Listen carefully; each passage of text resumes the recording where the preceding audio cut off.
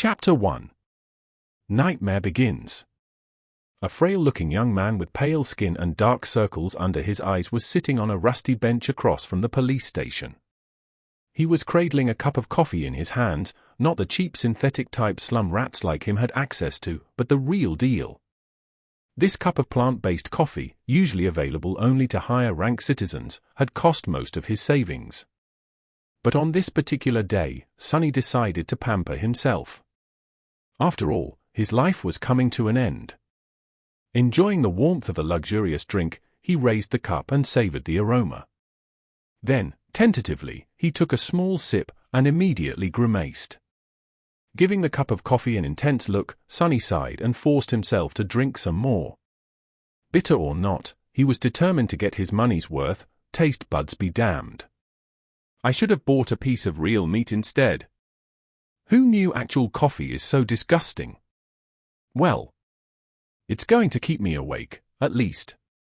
He stared into the distance, dozing off, and then slapped himself in the face to wake up. Shaking his head and cursing, Sonny finished the coffee and stood up. Rich people living in this part of the city were rushing past the small park on their way to work, staring at him with strange expressions. Looking haggard in his cheap clothes and from the lack of sleep, unhealthily thin and pale, Sonny was indeed out of his place here. Also, everyone seemed so tall. Watching them with a bit of envy, he tossed the cup into a garbage bin. I guess that's what 3 full meals a day would do to you. The cup missed the bin by a wide margin and fell on the ground.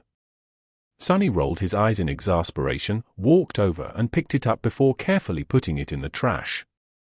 Then, with a slight grin, he crossed the street and entered the police station. Inside, a tired-looking officer gave him a quick glance and frowned with obvious distaste. Sonny looked around with curiosity, noting reinforced armor plates on the walls and poorly hidden turret nests in the ceiling. The officer, too, looked scruffy and mean. At least police stations remain the same wherever you go. Then he scratched the back of his head and added, as demanded by the 3rd Special Directive, I am here to surrender myself as a carrier of the nightmare spell. The officer's expression instantly changed from irritated to wary. He looked the young man over once again, this time with piercing intensity. Are you sure you are infected? When did you start showing symptoms? The officer became visibly paler. Then, with a hurried motion, he pressed a button on his terminal and bellowed, Attention! Code black in the lobby. I repeat. Code black. The nightmare spell first appeared in the world a few decades ago. Back then, the planet was just starting to recover from a series of devastating natural disasters and subsequent resource wars. At first, the emergence of a new disease that caused millions of people to complain about constant fatigue and sleepiness did not attract a lot of attention. But when they started to fall into an unnatural slumber with no sign of waking up even days later, governments finally panicked. Of course, by then it was already too late, not that an early response could have made any difference. When the infected started dying in their sleep, their dead bodies turning into monsters, no one was ready. Nightmare creatures quickly overwhelmed national militaries, plunging the world into complete chaos. No one knew what the spell was, what powers it possessed, and how to fight it.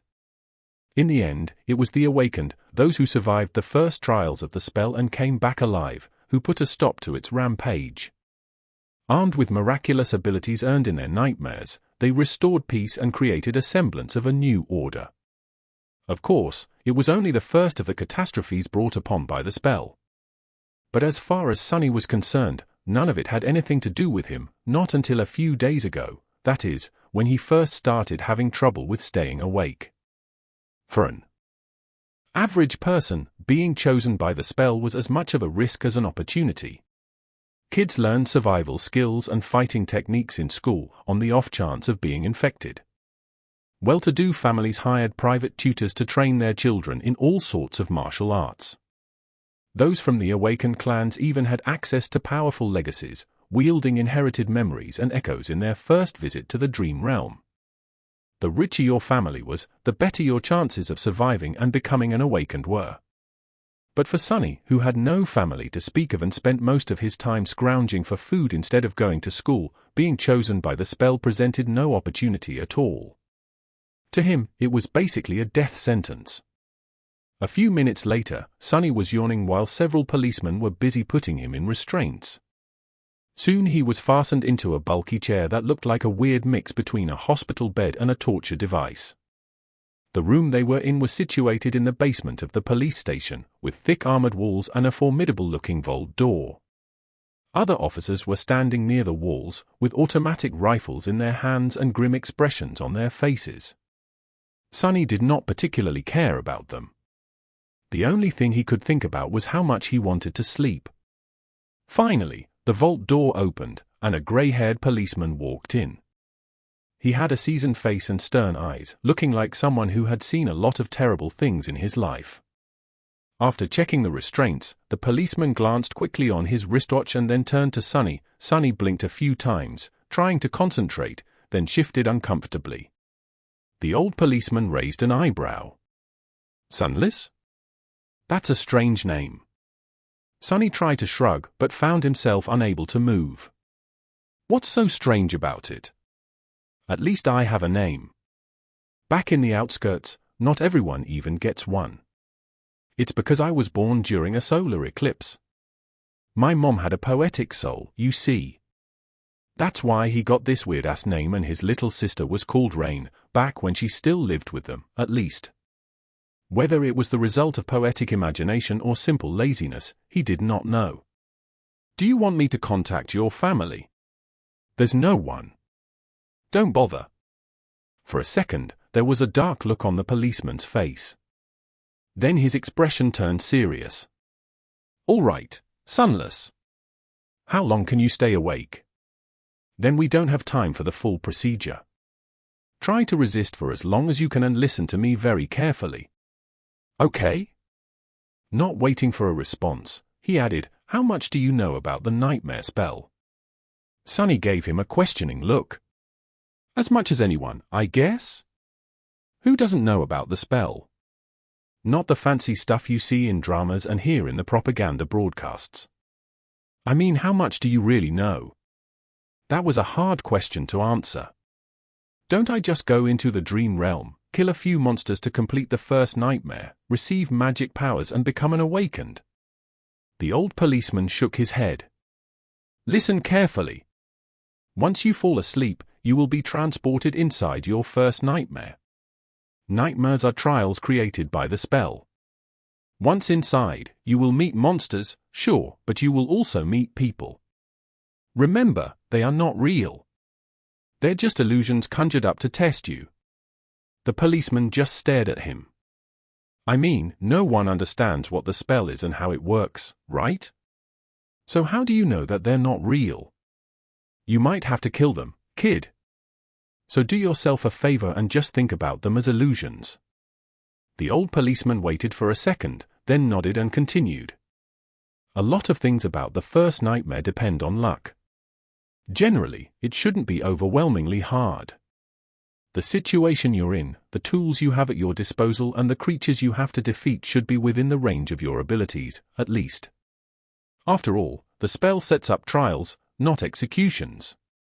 You're a bit disadvantaged due to, well, your circumstances.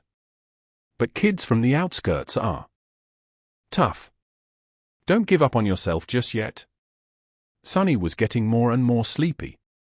It was becoming hard to follow the conversation.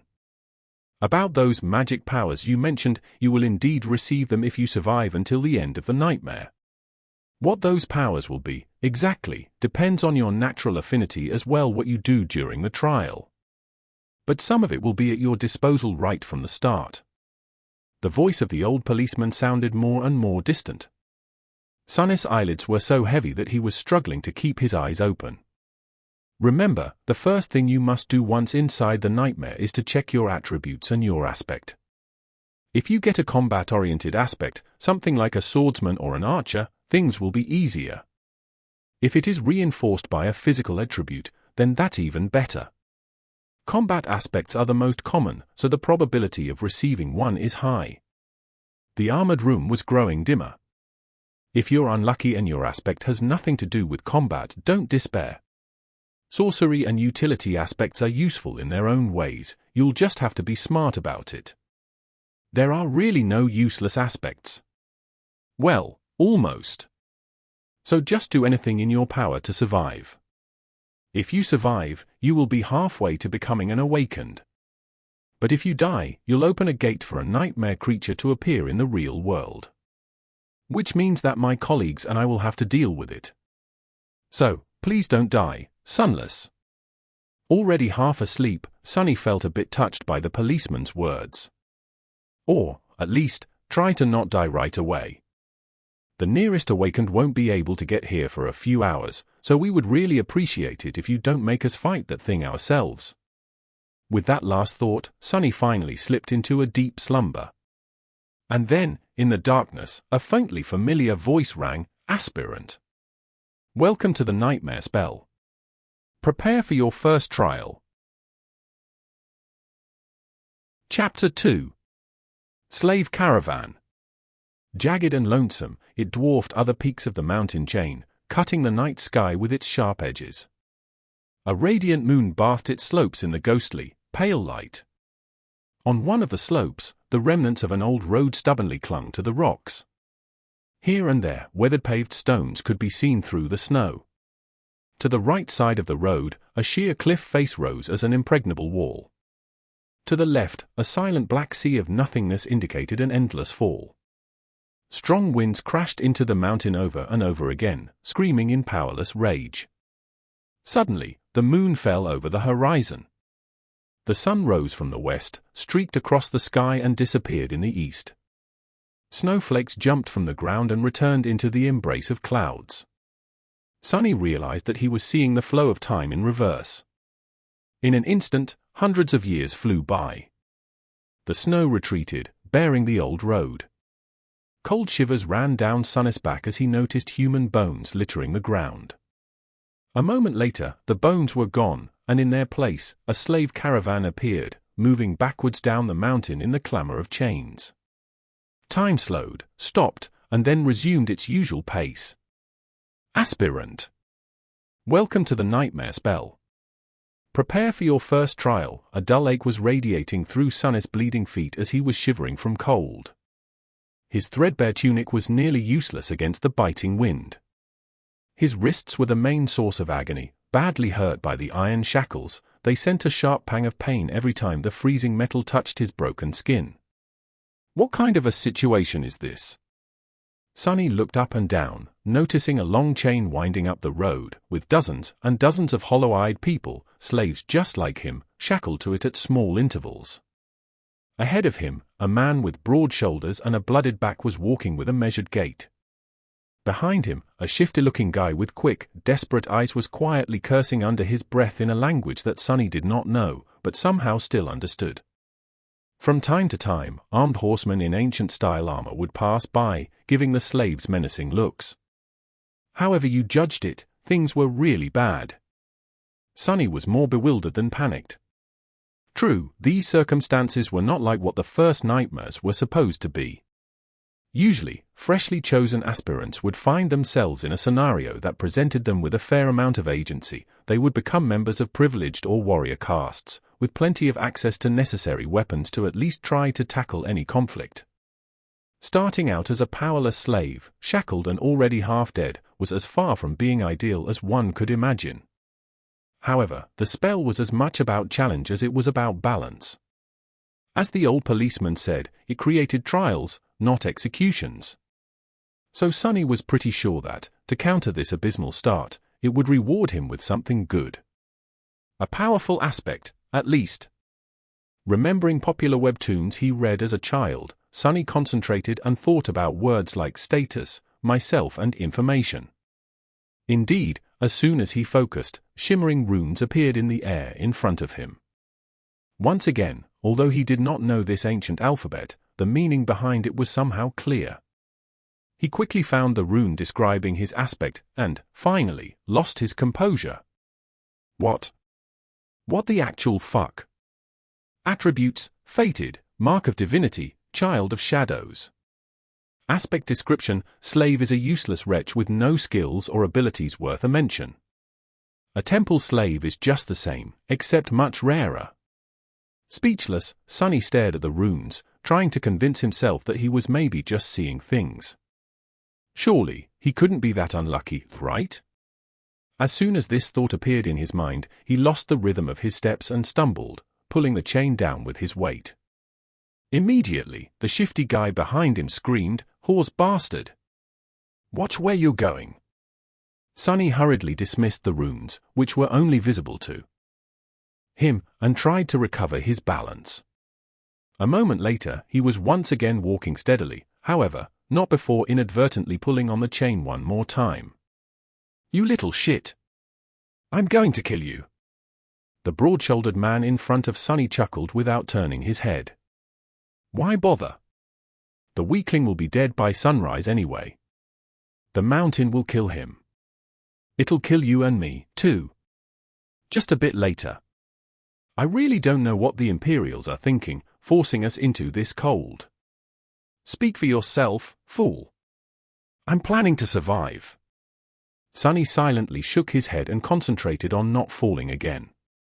Suddenly, a third voice joined the conversation from somewhere further back. This one sounded gentle and intelligent. "This mountain pass is usually much warmer this time of year. We just had really bad luck. Also, I would advise you against harming this boy." Sonny turned his head slightly, listening. "Haven't you seen the markings on his skin? He is not like us, who fell into slavery due to debts, crimes, or misfortune. He was born a slave.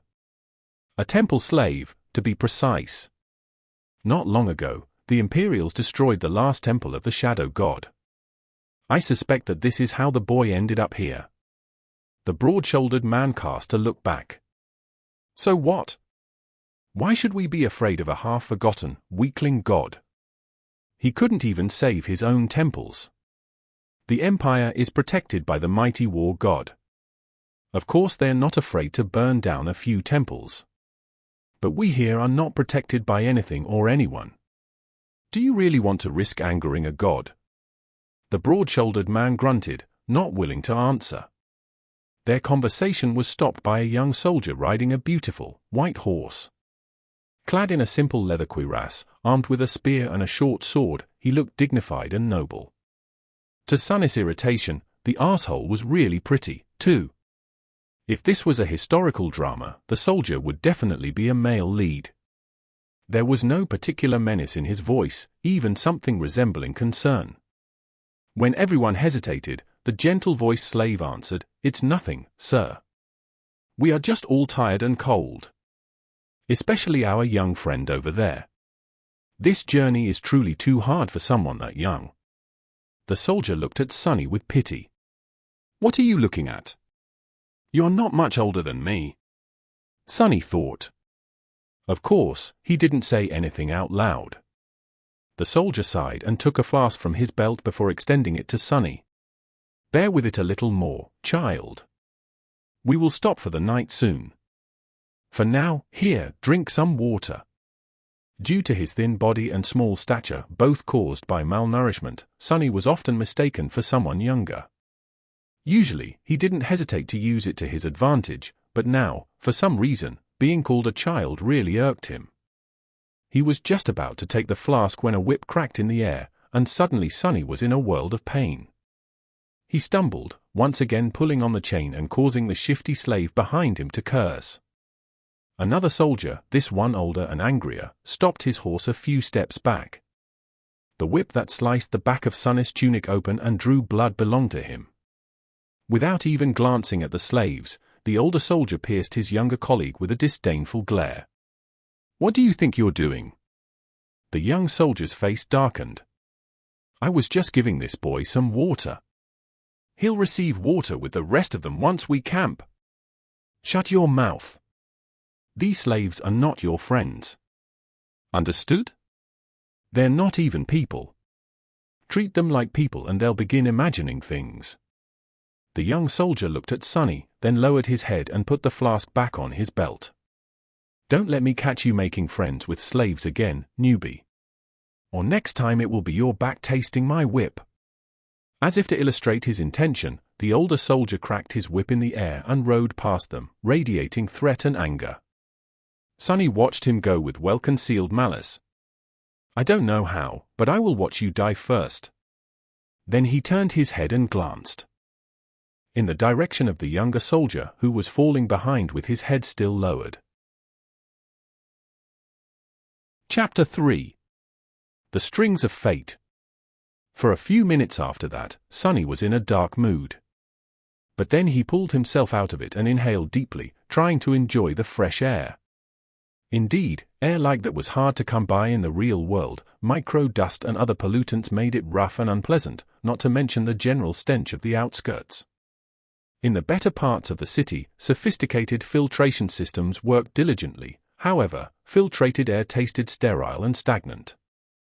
Only the very rich had access to truly pleasant breathing. And here he was, able to enjoy an unlimited amount of pristine, delicious air like a second-generation chaebol. Truly, being chosen by the spell has its benefits.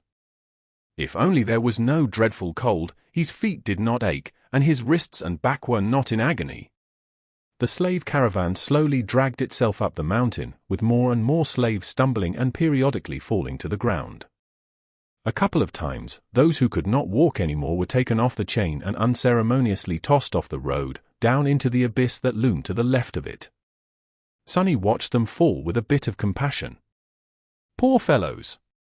Rest in peace, you pitiful souls. All in all, he was in good spirits. It was a bit strange to feel good amidst this disaster of a nightmare, but, thankfully, Sonny had time to prepare himself for this eventuality. When the symptoms of the spell first appeared, he did not handle it well. Dying before you even turned 17 was not something one could easily cope with. But, in the end, it only took Sonny several days to come to terms with it. After visiting his parents' makeshift resting place, well, actually, since he was too poor to afford even the cheapest slot in the remembrance facility, it was just 2 lines carved into an old tree, and adding a 3rd line for himself, Sonny suddenly became relaxed and carefree.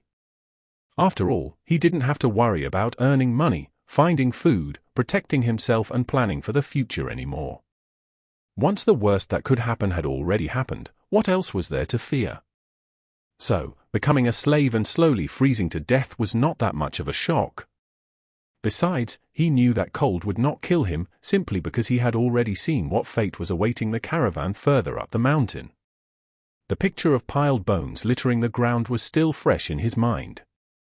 Most likely, it was a pack of monsters that were going to do the caravan in, and by the look of it, the attack was going to take place in a matter of hours, not days.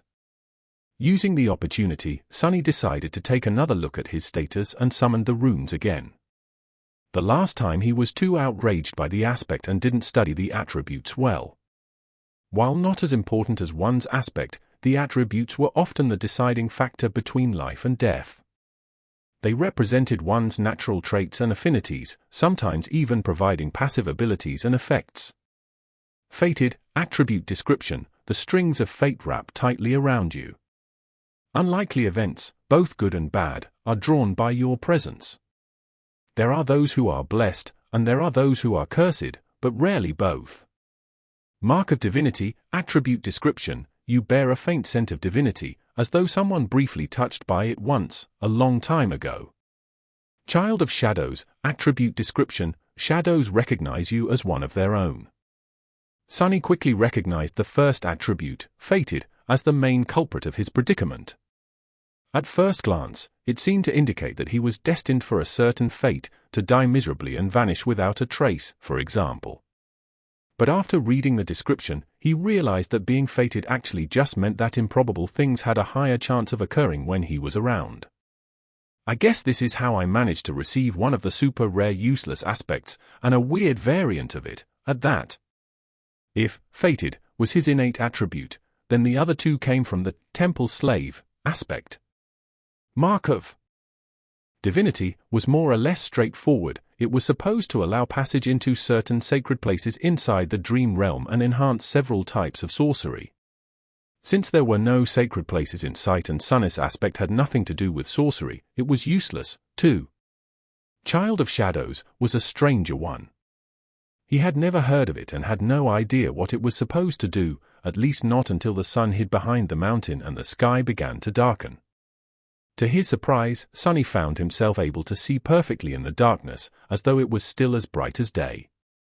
This ability alone was nothing to scoff at, and it was quite possible that Shadows would reward him with some other, yet unknown, gifts. Finally something good. I wonder if... Stop the caravan. Prepare to camp.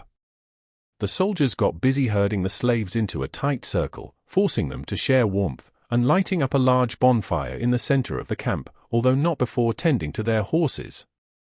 The heavy wagon carrying food, water, and other cargo, to which the main chain was firmly affixed, was pushed forward to block the wind. While looking around, Sonny noticed the young soldier from before watching the mountain with a complicated look on his face. Soon, the bonfire was blazing. The stronger slaves tried to find their way closer to the fire, while the weaker ones, like Sonny, were forced to sit at the outer end of the circle, with their backs freezing in the cold. Of course, any movement was encumbered by the fact that they were still shackled to the chain. That's why the familiar broad-shouldered slave ended up just where he started despite all of his efforts to get closer to the flame. Damn Imperials, he hissed, clearly irritated. The soldiers walked among the slaves, giving them water and food. Sonny, just like everybody else, received a few sips of icy water and a small piece of rock-hard, moldy bread. Despite its unappetizing look, he forced himself to eat the whole thing just to be left as hungry as he was before. By the looks of it, he wasn't the only one. The shifty slave that had been walking behind him looked around in anguish. By all the gods, they used to feed me better even in the dungeons. He spat on the ground, desperate. And most of us innocent men in the dungeon were there waiting to visit the gallows, too. A few steps away from them, where the paved road ended and sharp rocks began, a scattering of bright red berries were growing from the snow. Sonny had noticed them before, clustering here and there along the road, and even noted how pretty those resilient things looked contrasted against the white. The shifty slave's eyes glistened as he tried to crawl towards the berries on all fours. I would advise against eating those, friend. It was the gentle-voiced slave again. Sonny turned around and finally saw him in the flesh for the first time. It was a tall man in his 40s, lean and strangely handsome, with a dignified look of a scholar. How a man such as him ended up a slave was a mystery. Yet there he was. You and your advice again. What? Why? The scholar smiled apologetically. These berries are called bloodbane. They grow in the places where human blood was spilled. That's why there's always a lot of them along the slave trade routes. Bloodbane is poisonous. A few berries might be enough to kill an adult man. The shifty slave flinched back and glared at the scholar. Sonny did not pay them a lot of attention. Because, while looking around, he finally recognized the site of the camp as the place where, in his vision at the start of the nightmare, the bones of the slaves were buried under the snow. And he was willing to bet that whatever it was that killed them all was going to happen soon. As if to answer his thoughts, a thundering noise rang from above. And in the next second, something massive came crashing from the sky. Chapter 4. Mountain King. Turning in the direction of the thundering noise, many slaves raised their heads, only to see rocks and heavy shards of ice raining on them from above. They instantly panicked, lurching away in a cacophony of screams. Shadows happily danced on black stones as, entangled by the thick chain, those slaves fell to the ground and pulled others with them. Sonny was one of the few that remained upright, mostly because he was ready for something like this to happen. Calm and collected, he gazed at the night sky, his attribute-enhanced eyes piercing the darkness, and took one measured step back. In the next second, a piece of ice the size of a man's torso hit the ground right in front of him and exploded, showering everything around with sharp shards. Others weren't that quick. As ice and stones continued to rain, many were wounded, and a few even lost their lives. Agonizing wails filled the air. On your feet, fools! Get to the wall! The veteran soldier, the one who had whipped Sonny a few hours before, was shouting angrily, trying to get the slaves to move towards the relative safety of the mountain slope. However, before anyone could heed his command, something massive came crashing down, sending a tremor through the stones beneath their feet. It fell right between the caravan and the mountain wall, plunging everything into silence for a few seconds. At first, it looked like a lump of dirty snow, roughly round in shape and as tall as a mounted horseman. However, once the creature unfurled its long limbs and rose, it towered over the stone platform like a nightmarish omen of death. That thing must be at least 4 meters tall, Sonny thought, a bit stunned. The creature had 2 stumpy legs, an emaciated, hunched torso and disproportionately long, multi-jointed hands, 2 of them, each ending with a set of horrifying bone claws, and another 2, these ones shorter, ending with almost human-like fingers. The thing that at first glance looked like dirty snow turned out to be its fur, yellowish-grey and ragged, thick enough to stop arrows and swords. On its head, 5 milky, white eyes regarded the slaves with insect-like indifference. Beneath them, a terrible maw crowding with razor-sharp teeth was half open, as though in anticipation. Viscous drool was running down the creature's chin and dripping into the snow. What unnerved Sonny the most, though, were the strange shapes endlessly moving, worm-like, under the creature's skin. He could see them clearly because, unfortunately, he was one of those unlucky souls closest to the monstrosity, getting a nauseating first-row view. Well, that is just too much, he thought, stupefied. As soon as Sonny finished that thought, all hell broke loose. The creature moved, slashing its claws in his general direction. But Sonny was 1 step ahead. Without wasting a single moment, he jumped sideways, as far as the chain allowed, conveniently placing the broad-shouldered slave between himself and the monster. His quick reaction saved his life, as those sharp claws, each as long as a sword, sliced through the broad-shouldered man a fraction of a second later and sent streams of blood flying through the air. Drenched in the hot liquid, Sonny hit the ground, and his fellow slave, now simply a corpse, fell on him from above. Temporarily blinded, Sonny heard a chilling howl and felt an enormous shadow passing over him. Immediately after, a deafening chorus of screams filled the night. Not paying it any attention, he tried to roll the corpse to the side, but was stopped by a forceful lurch of the chain that twisted his wrists and filled his mind with white-hot pain. Disoriented, he felt himself being dragged a few steps, but then the chain suddenly slackened, and he was able to control his hands again. See, things could have been worse. Putting his palms against the dead man's chest, he pushed with all the strength he had. The heavy corpse stubbornly resisted all his attempts, but then finally fell sideways, setting Sonny free. However, he didn't get to celebrate this newly found freedom, as his blood suddenly turned to ice. Because at that moment, with his palms still pressed against the broad-shouldered slave's bleeding body, he clearly felt something wriggling under the dead man's skin. You just had to think about how things could get worse, right, you idiot, he thought, and then flinched back. Pushing the corpse with his legs, Sonny crawled as far away from it as he could, which was about 1.5 meters, thanks to the ever-present chain. He quickly glanced around, noticing a mass of dancing shadows and the silhouette of the monster rampaging amidst the screaming slaves on the opposite end of the stone platform. Then he concentrated on the dead body, which was starting to convulse with growing violence.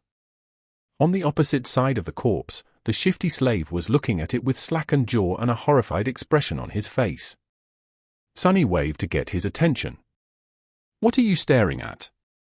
Move away from it." The shifty slave tried, but immediately fell down. The chain was twisted between the 3 of them, pinned down under by the broad-shouldered man's weight. Right under his eyes, the corpse was going through a nightmare-inducing metamorphose.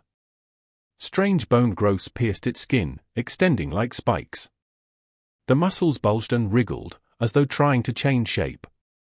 The fingernails were turning into sharp claws, the face cracked and split, bearing open a twisted mouth with one too many rows of blooded, needle-like fangs.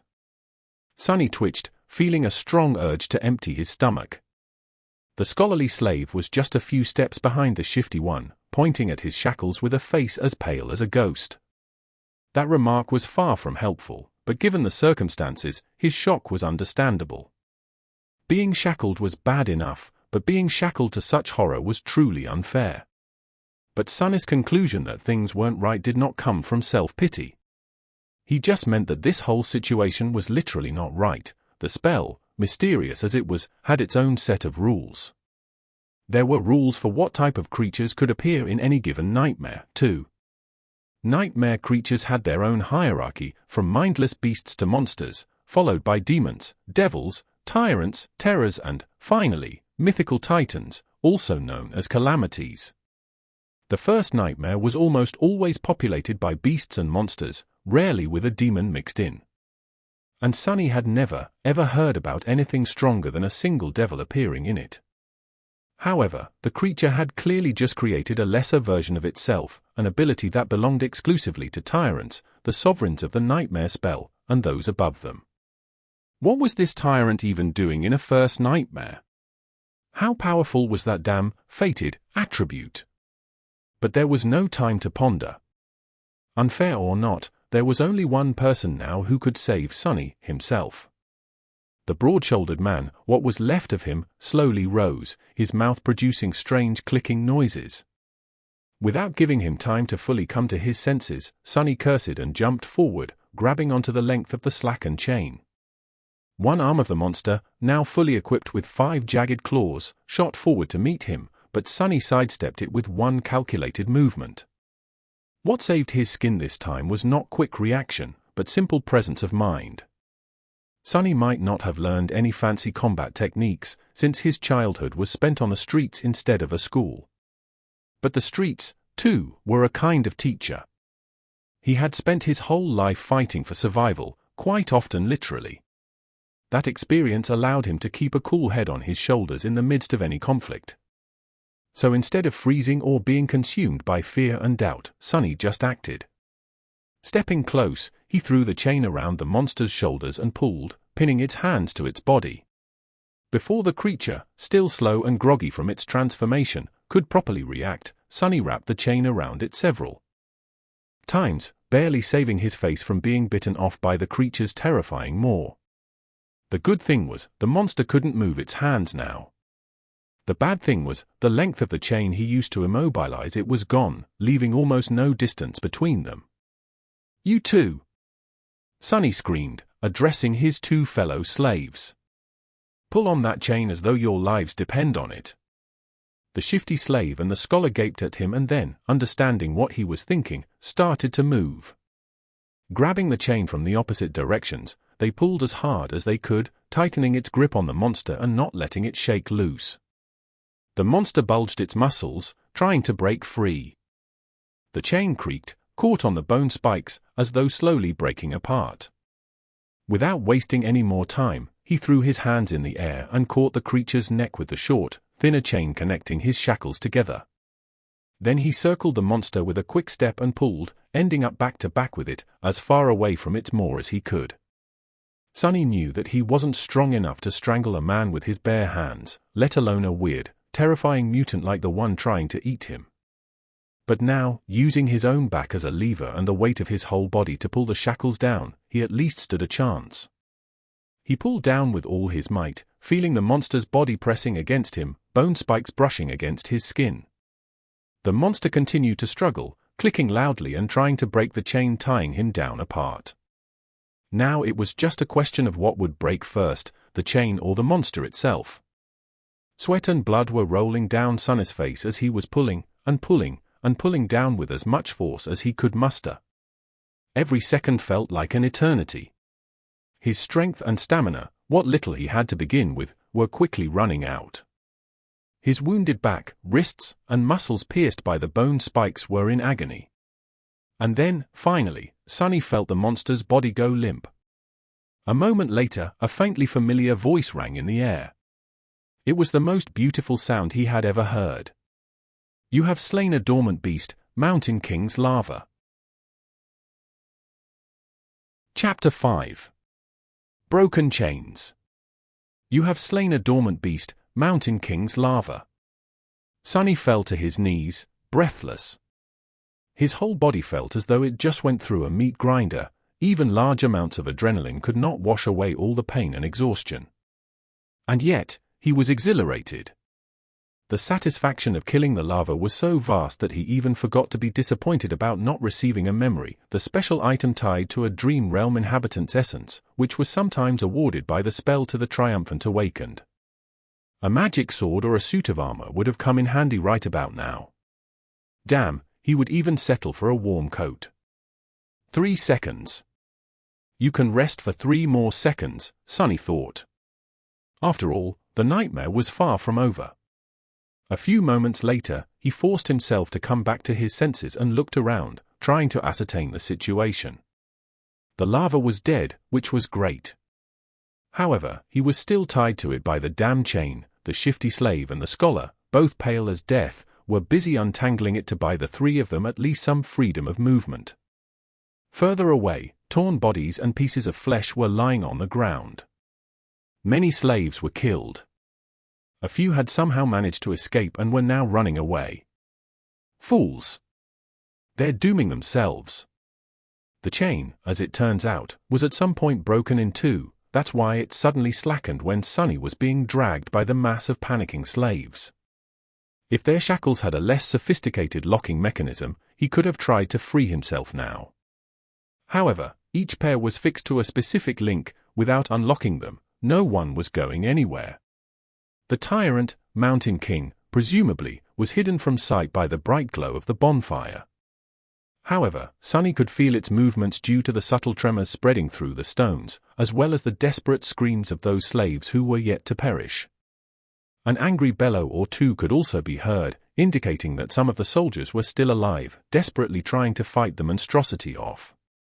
What pulled his attention the most, though, was the fact that several of the main bodies were starting to move. One after another, 4 more corpses slowly rose to their feet. Each beast looked as disgusting as the first one had, and not a bit less deadly. The nearest was mere meters away from Sunny. And then, weakly, I want to wake up. As strange clicking filled the air, one of the beasts turned its head toward the 3 slaves and gnashed its fangs. Shifty fell on his ass, whispering a prayer, while Scholar just froze in place. Sunny's eyes darted to the ground, trying to find something to use as a weapon. But there was not a single thing he could use. Full of vitriol, he simply wrapped a length of chain around the knuckles and raised his fists. The lava dashed forward with incredible speed in a flurry of claws, fangs, and terror. Sunny had less than a second to react. However, before he could do anything, a nimble figure moved past him, and a sharp sword flashed in the air.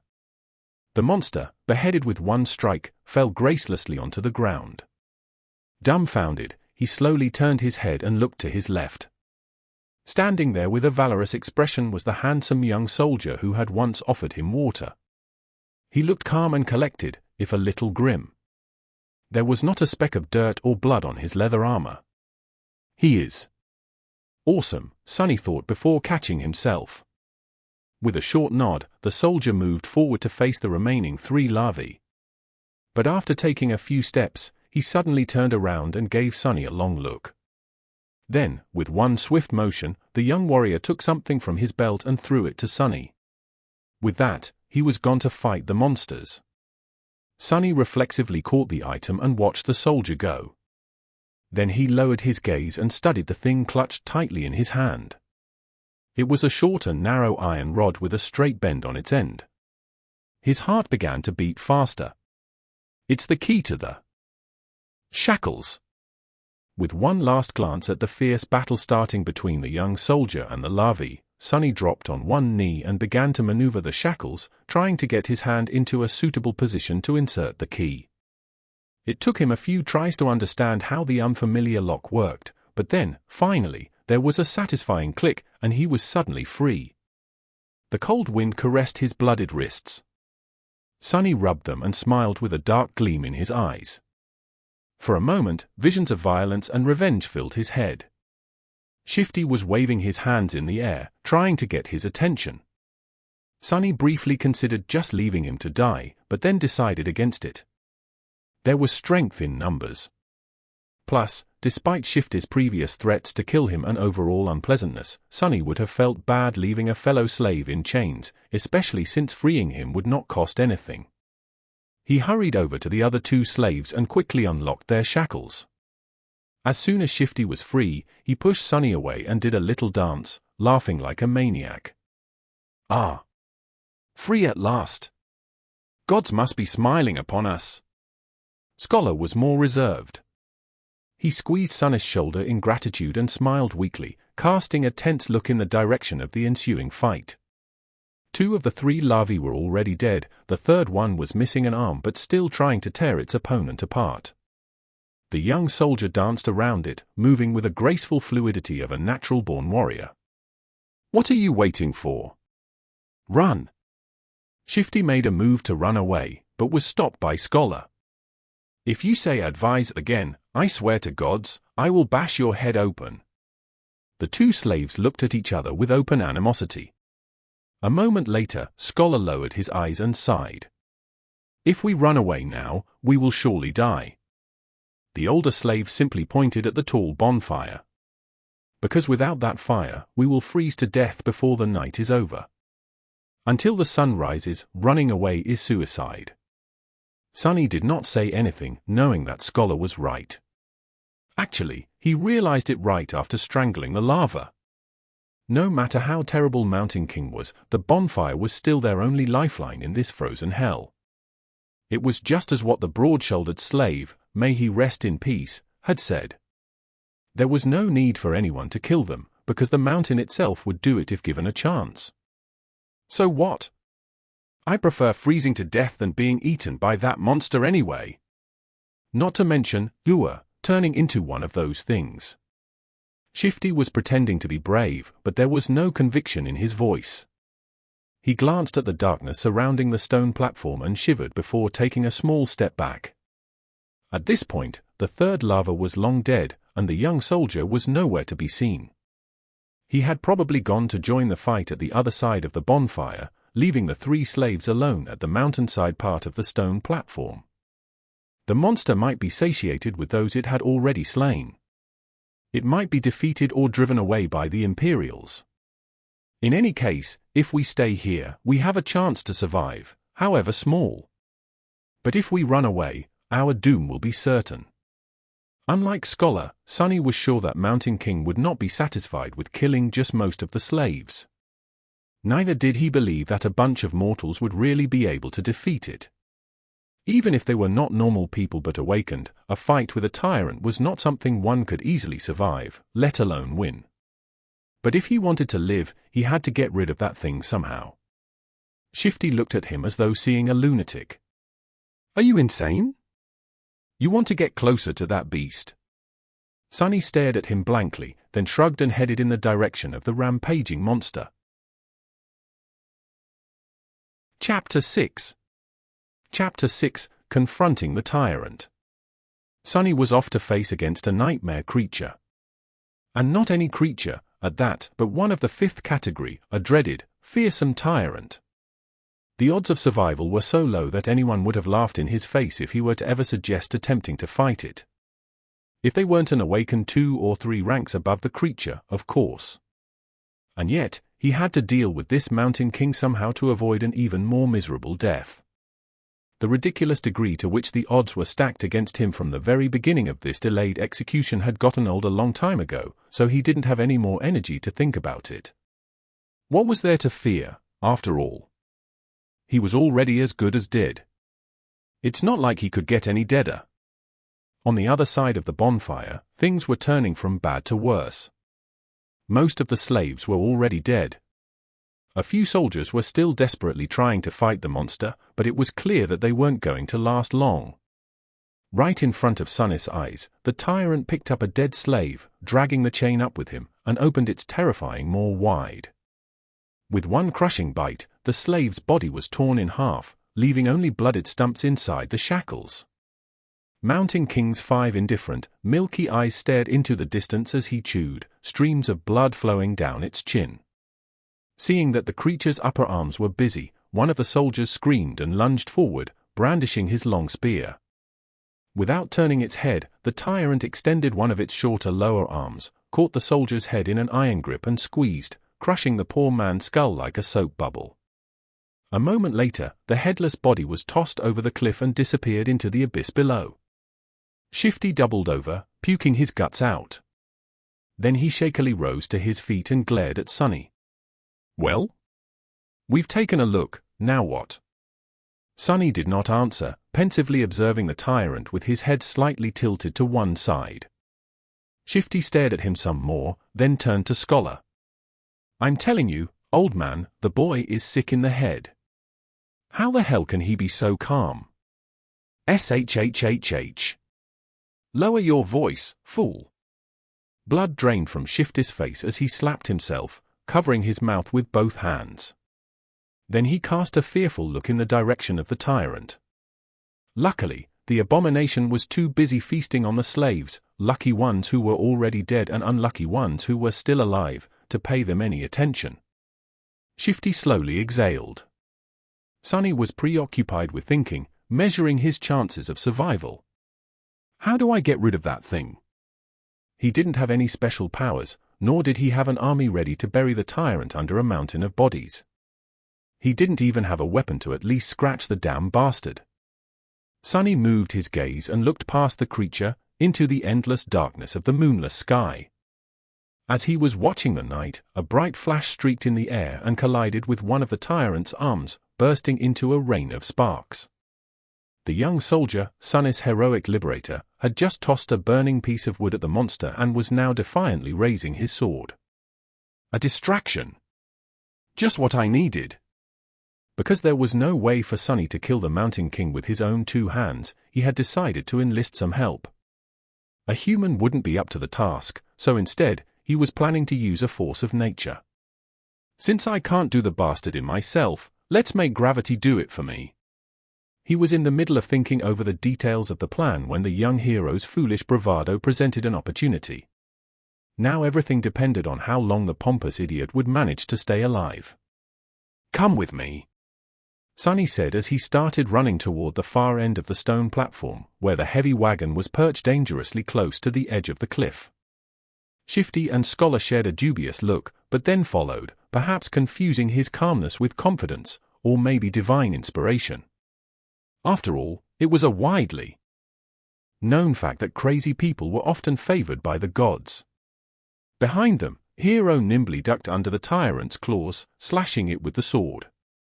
The sharp edge slid ineffectively across the dirty fur, not leaving even a scratch on the creature's flesh. In the next second, the Tyrant moved with frightening speed, throwing all four of his hands in the direction of its new, irritating foe. But Sonny had no way of knowing. He was running with all his speed, getting closer and closer to the wagon. Once there, he hurriedly looked around, checking if there were any larvae close by, and moved to its rear wheels. The wagon was left at the upper end of the stone platform, where it narrowed and turned back into the road. It was turned sideways to block the wind, with its front facing the mountain wall and its back facing the cliff. There were two large wooden wedges placed under the rear wheels to prevent the wagon from rolling backward. Sonny turned to his companions and pointed at the wedges. "When I tell you, remove both of them. Then push. Understand?" Shifty stared at him with a dumbfounded expression on his face. Scholar just looked at the wedges and then at the Tyrant. Hero, miraculously, was still alive. He was weaving between the creature's limbs, always just half a second away from being completely eviscerated. From time to time, his sword flashed in the air, but to no avail. Mountain King's fur was too thick, and his skin too tough to be harmed by mundane weapons. There was a hint of apprehension on the young warrior's face. All the other soldiers, as far as Sonny could see, were already dead. So he really needed the one to live a little bit longer. The next moment, Sonny was running again, trying to follow the chain from the brace where it was affixed to the wagon. The thing he was searching for was hard to notice due to all the bodies, blood, and viscera littering the stone platform, but for once, luck was on his side. A short amount of time later, he had found what he needed, the torn end of the chain. Finding the nearest set of shackles, Complete with a horribly disfigured body of a slave locked in them, Sonny plopped down on his knees and started to fumble with the key. There was a muffled scream, and with a sideways glance, he noticed Hero flying through the air, finally caught by one of the Tyrant's strikes. Incredibly, the young soldier managed to land on his feet, sliding several meters across the stones. All of his limbs were still in place, there were no terrible wounds on his body, either. Without skipping a beat, Hero rolled forward, picking up his sword from where it fell on the ground, and then rolled once more, this time sideways, narrowly avoiding a heavy stomp from the creature's foot. Rolling? Who the hell rolls around in this situation? Without any more time to waste, Sonny finally managed to unlock the shackles. Shaking the dead slave out of them, he then promptly locked them once again, this time around the chain itself, ending up with a makeshift slipknot and a loop. Now everything depended on his resolve, hand-to-eye coordination, and luck. Turning to Shifty and Scholar, who were still waiting by the wagon, he screamed, then, picking up a sizable length of chain, Sonny stood up and faced the Tyrant. Hero spared him half a glance. His eyes lingered on the chain for a moment and then quickly followed it to the wagon. Then, without showing a hint of emotion, the young warrior doubled his efforts, drawing the creature's attention away from Sonny. So he's smart, too. What a scam. Clearing his head of all unnecessary thoughts, Sonny concentrated on the weight of the chain in his hands, the distance between him and the Tyrant, and his target. Time seemed to slow down a bit. Gathering all of his strength, Sonny spun and threw the chain in the air, as though a fisherman casting his net. The loop opened as it flew, closing in on the position of the fight between Hero and the Tyrant.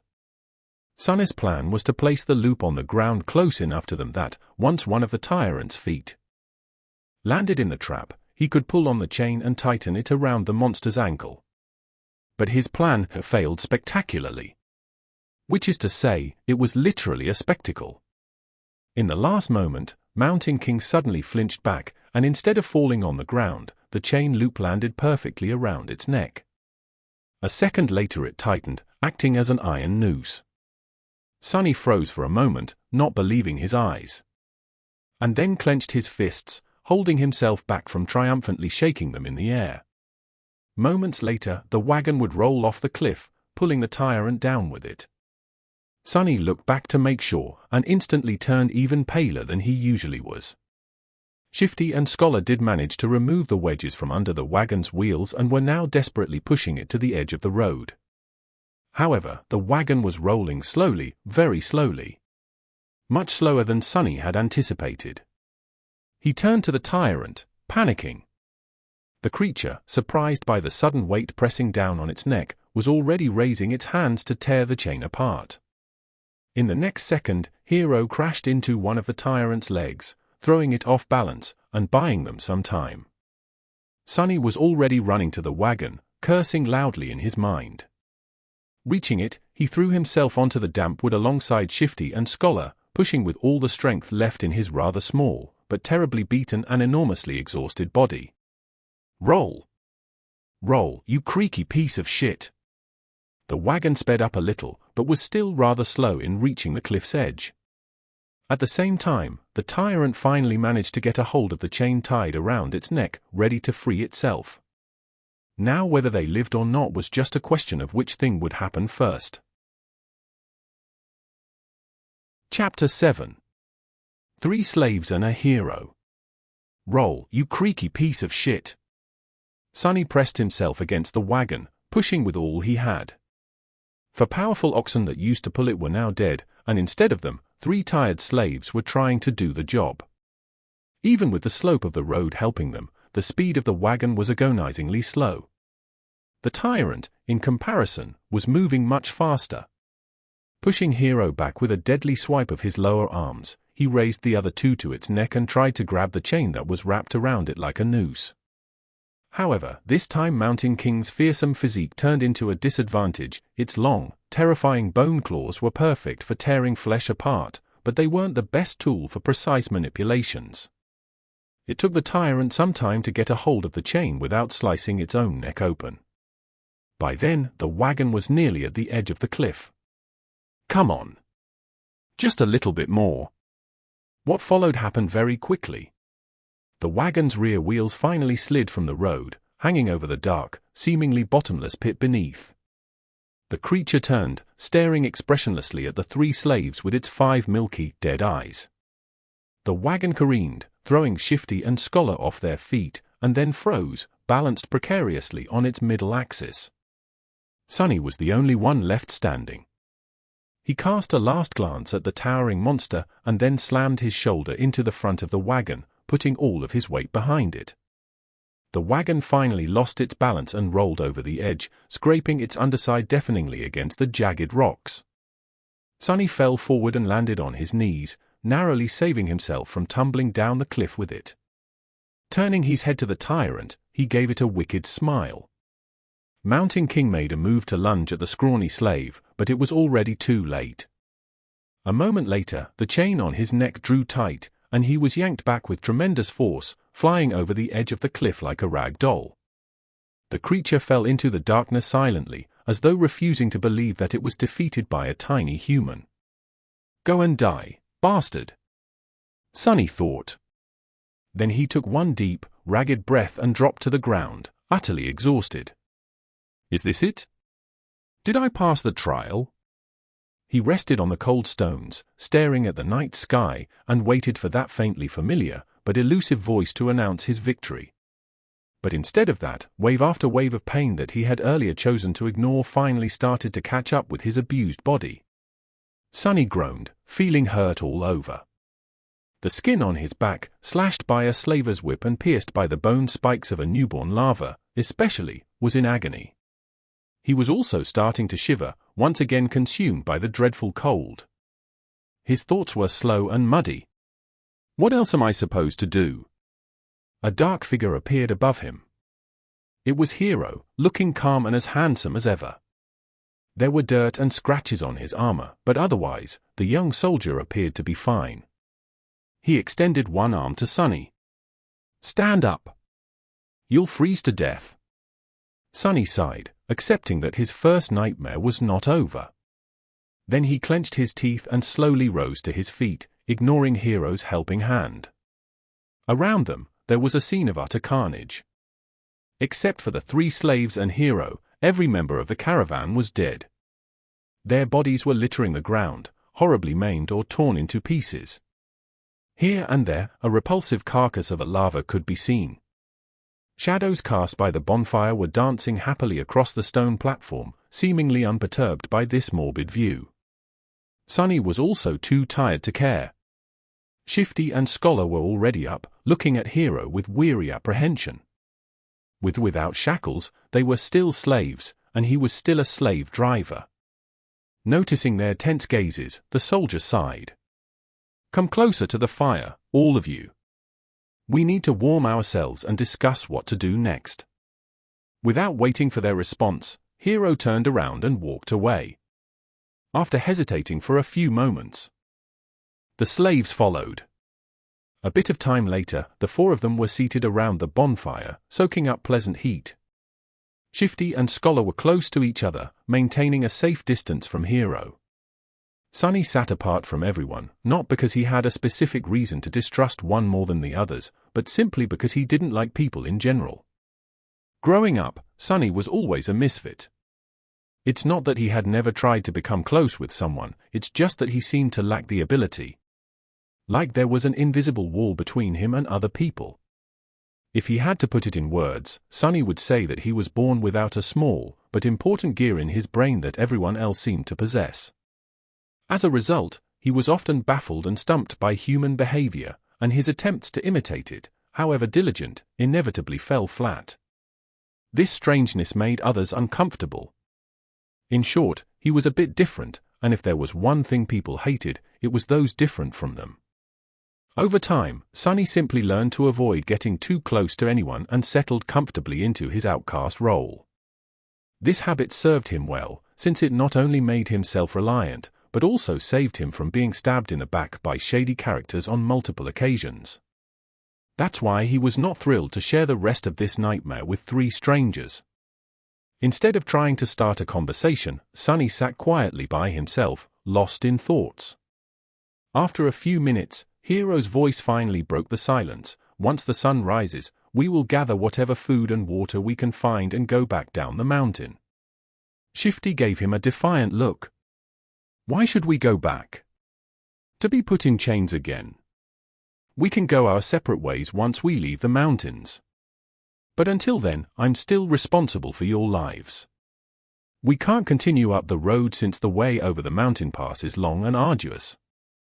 Without the supplies that were stored on the wagon, your chances of making it are not high. That's why going back is our best hope.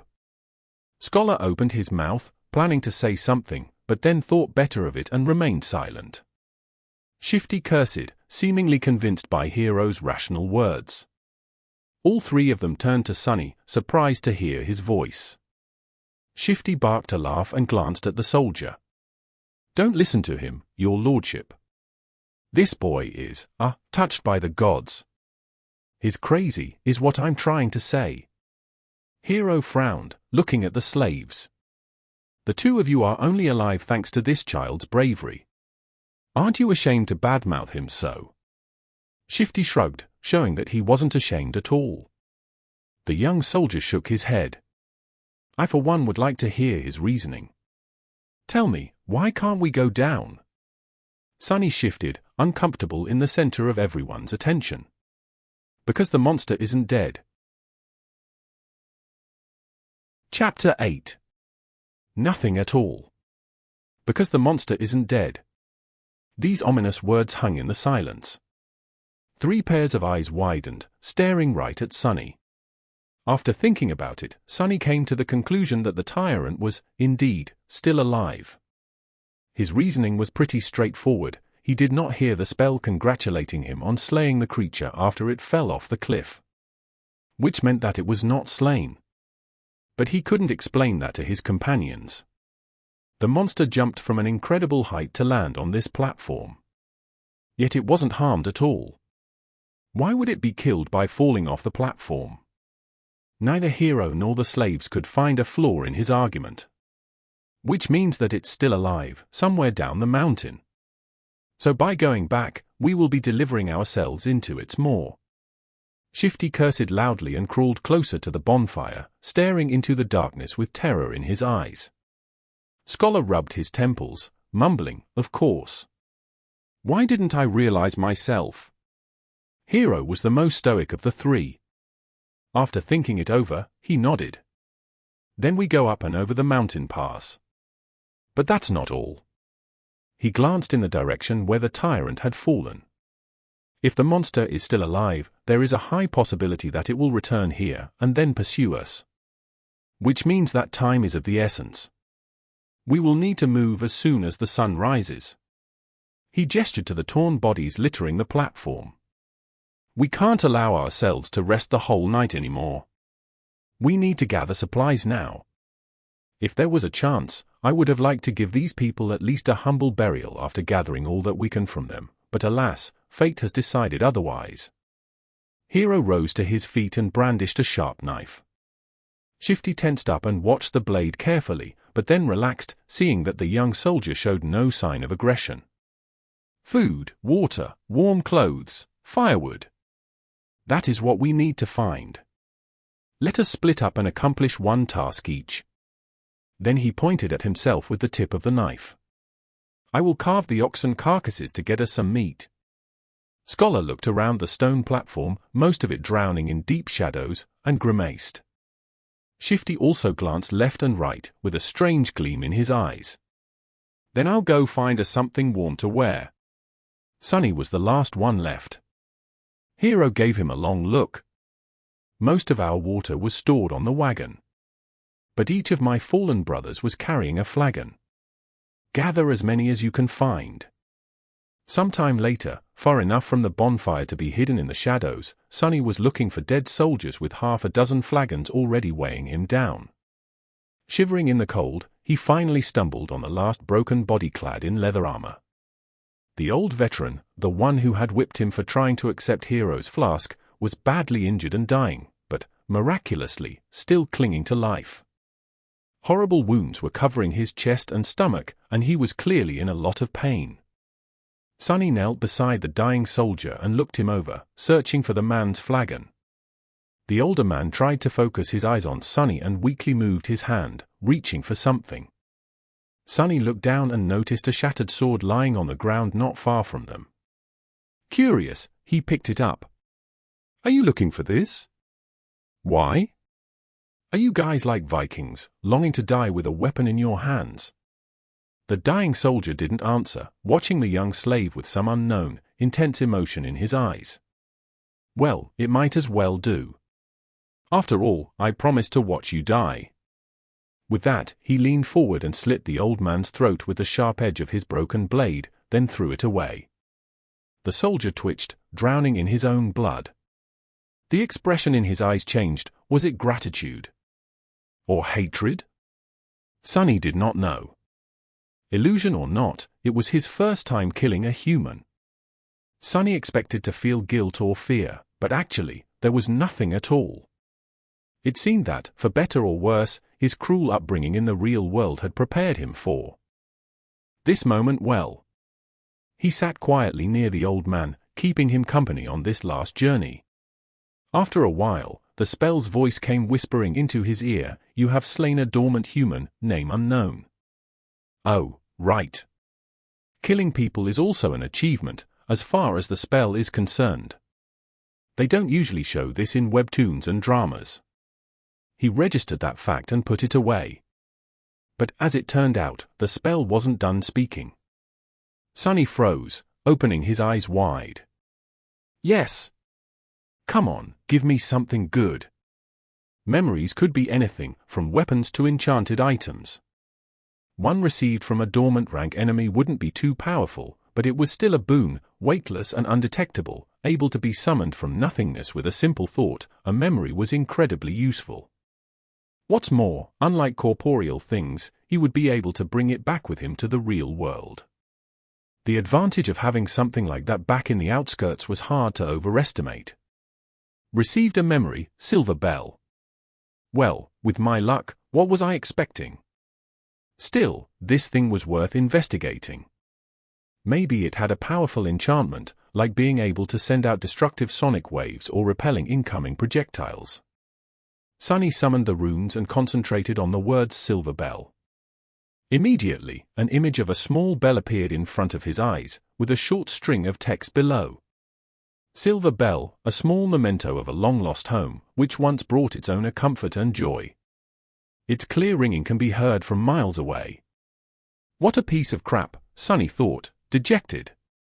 His first memory turned out to be pretty much useless, like everything else he possessed.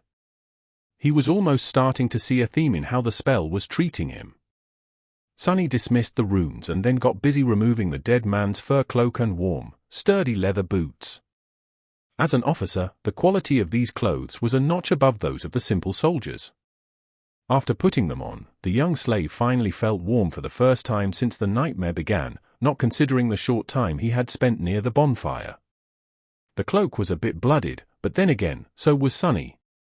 He looked around, easily piercing the veil of darkness with his tenebrous eyes.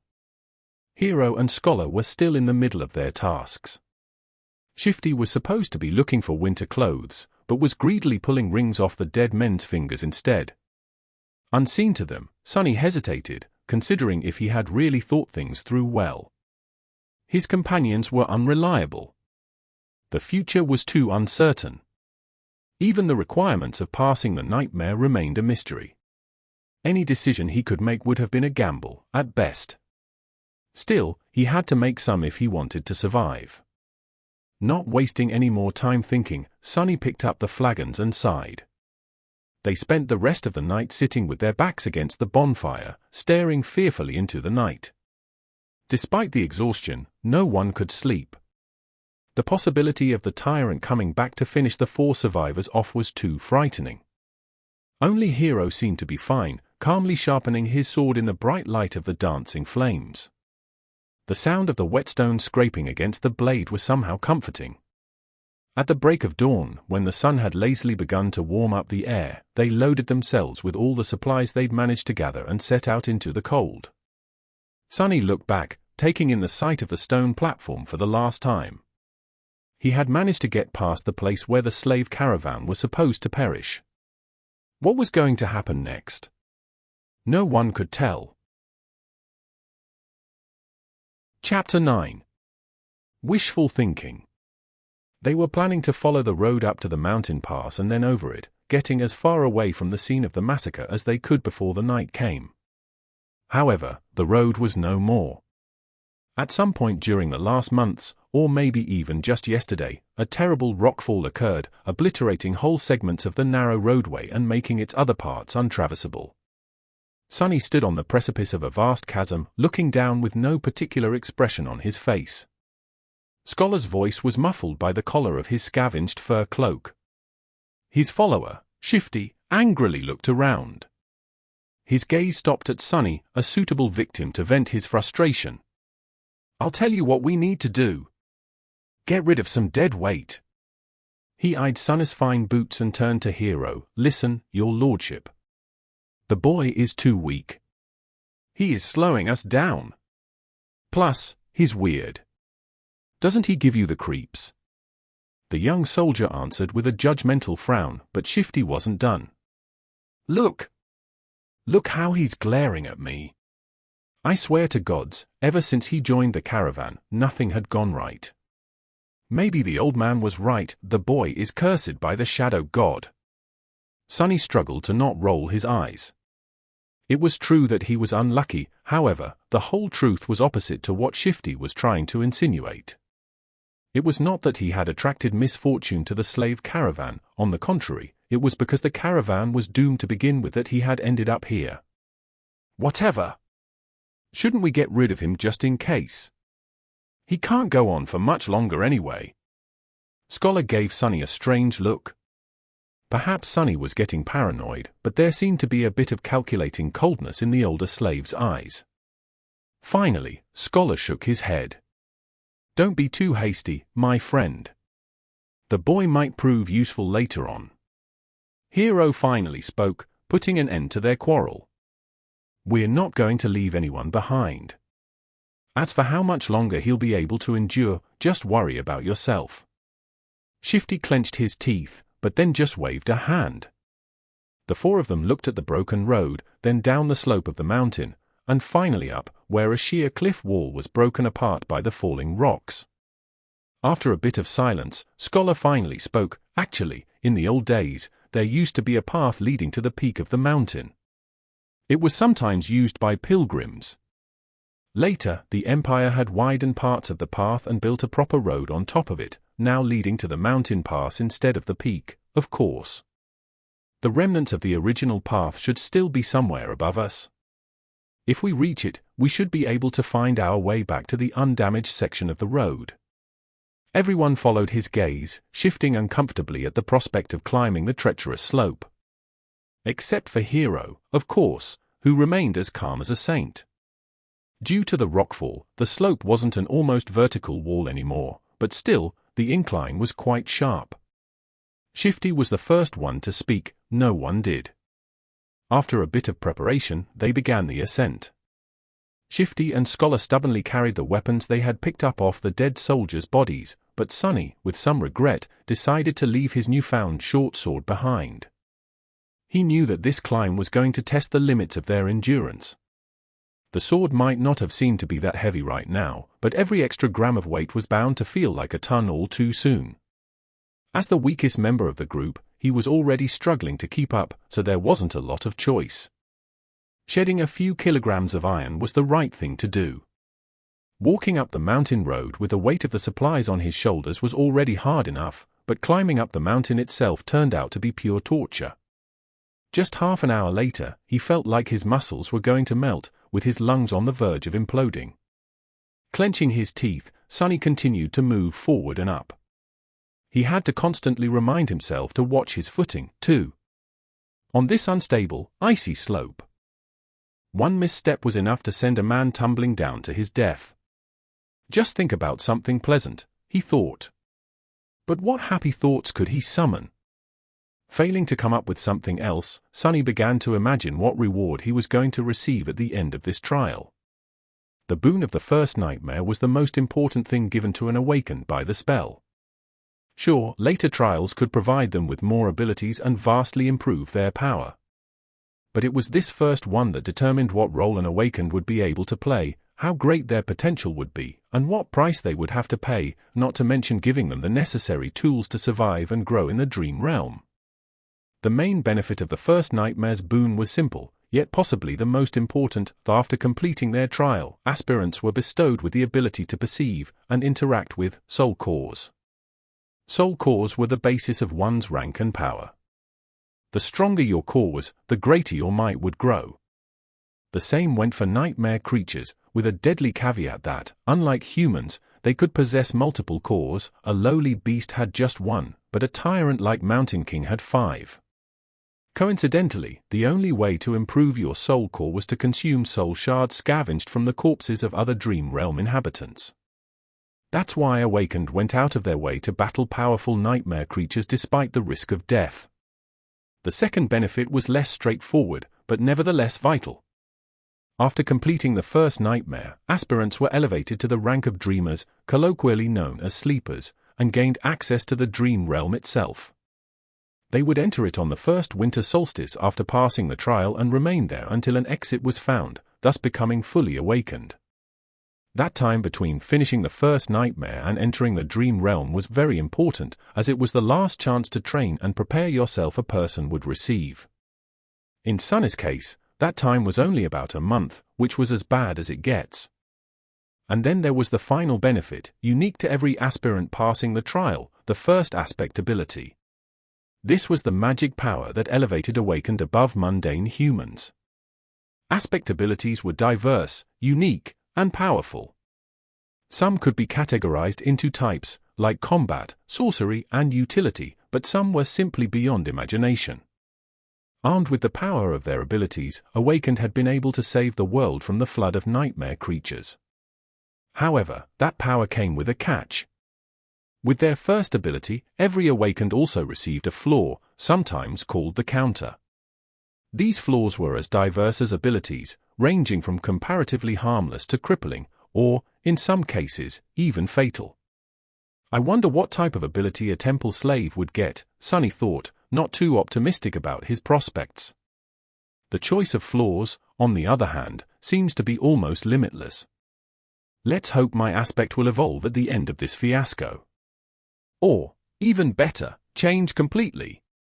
If the aspirant performed especially well, there was a chance of his given aspect going through an early evolution. Aspects, just like soul cores, had ranks based on potential power and rarity. The lowest rank was called dormant, followed by awakened, ascended, transcendent, supreme, sacred and divine, although no one has ever seen the last one. With the amount of crap it had put me through, the spell, if it has any conscience, has to give me at least an awakened aspect. Right? Or maybe even an ascended one. Finally, there was a tiny possibility of receiving a true name, something like an honorary title bestowed by the spell to its favorite awakened. The name itself had no benefit, but every famous awakened seemed to have one. It was considered to be the highest mark of excellence. However, the number of people who had managed to get a true name during their first nightmare was so small that Sunny didn't even bother thinking about it. Who needs excellence? Give me power. He cursed, feeling that this attempt at wishful thinking had only made him more depressed and angry. Maybe I'm allergic to dreaming. An allergy like that would be truly ironic, considering that he was destined to spend half of his remaining life in the dream realm, if he even survives long enough to get there, that is. However, Sunny's mental escapade was not completely useless. Looking up from the slippery rocks under his feet, he noticed that the sun was already considerably lower. Come to think of it, the air also seemed to be much colder. At least it helped me pass the time, Sunny thought. Chapter 10. First Man Down. By the time they decided to stop, Sunny was on the verge of fainting. After hours and hours of traversing the rough mountain slope, his body was almost at its limit. However, to everyone's surprise, Shifty seemed to be doing even worse than him. The roguish slave's eyes were muddy and unfocused, aimlessly wandering around. His breath was ragged and shallow, as though something was exerting pressure on his lungs. He looked feverish and unwell. As soon as Hero found a suitable place for a camp, Shifty simply collapsed on the ground. The most unnerving part about all of this was the lack of angry cursing that they had already gotten used to. The slave lay silent and motionless, with only movements of his chest betraying that he was still alive. Several moments later, he uncorked his flagon with a shaky hand and greedily drank a few large gulps. "Conserve your water," Hero said, a hint of concern somehow finding its way into his usually stoic voice. Disregarding these words, Shifty drank more, emptying the flagon completely. Scholar didn't look much better than him. The arduous climb took a heavy toll on the older slave. Despite the unbearable cold, he was sweaty, with bloodshot eyes and a grim expression on his face. Being the weakest of the three, Sonny had somehow managed to endure the best. "Can't we just melt the snow once there's no more water?" Hero gave Scholar a complicated look. "There might come a time when we won't be able to make a fire, as to not attract unwanted attention." No one commented, knowing perfectly well whose attention they had to avoid. The memory of Mountain King's horror was still fresh in their minds. Luckily, today Hero had managed to find a natural alcove in the mountain wall, perched precariously behind a narrow ledge. The fire was well hidden by the rocks, allowing them to enjoy its warmth without the fear of being noticed. No one was in the mood to talk, so they just roasted slices of oxen meat above the flames and ate in silence. By the time the skies had turned completely black, Shifty and Scholar were already asleep, lost in the thrall of their own nightmares. Hero took out his sword and moved to the edge of the rock outcropping. "Try to rest, as well. I'll take the first watch." Sonny gave him a nod and lay down near the fire, dead tired. Falling asleep inside a dream was a new experience for him, but, unexpectedly, it turned out to be quite mundane. As soon as his head touched the ground, his consciousness slipped into darkness. After what felt like only a second, someone had gently shaken him awake. Groggy and disoriented, Sonny blinked a few times, finally noticing Hero hovering above him. These two didn't look too well, so it's better to give them some time to recover. Don't let the flames go out and wake us up once the sun starts to rise. Or if the beast appears. Sonny silently rose and changed places with Hero, who added a couple of logs into the fire and was soon fast asleep. For a few hours, he was on his own. The skies were black, with dim stars and a sharp crescent of the newborn moon. However, its light was not enough to pierce the darkness that enveloped the mountain. Only Sonny's eyes seemed to be able to do so. He sat quietly, looking down the way they came. Despite the fact that they had managed to climb quite high during the previous day, he could still see the distant ribbon of the road.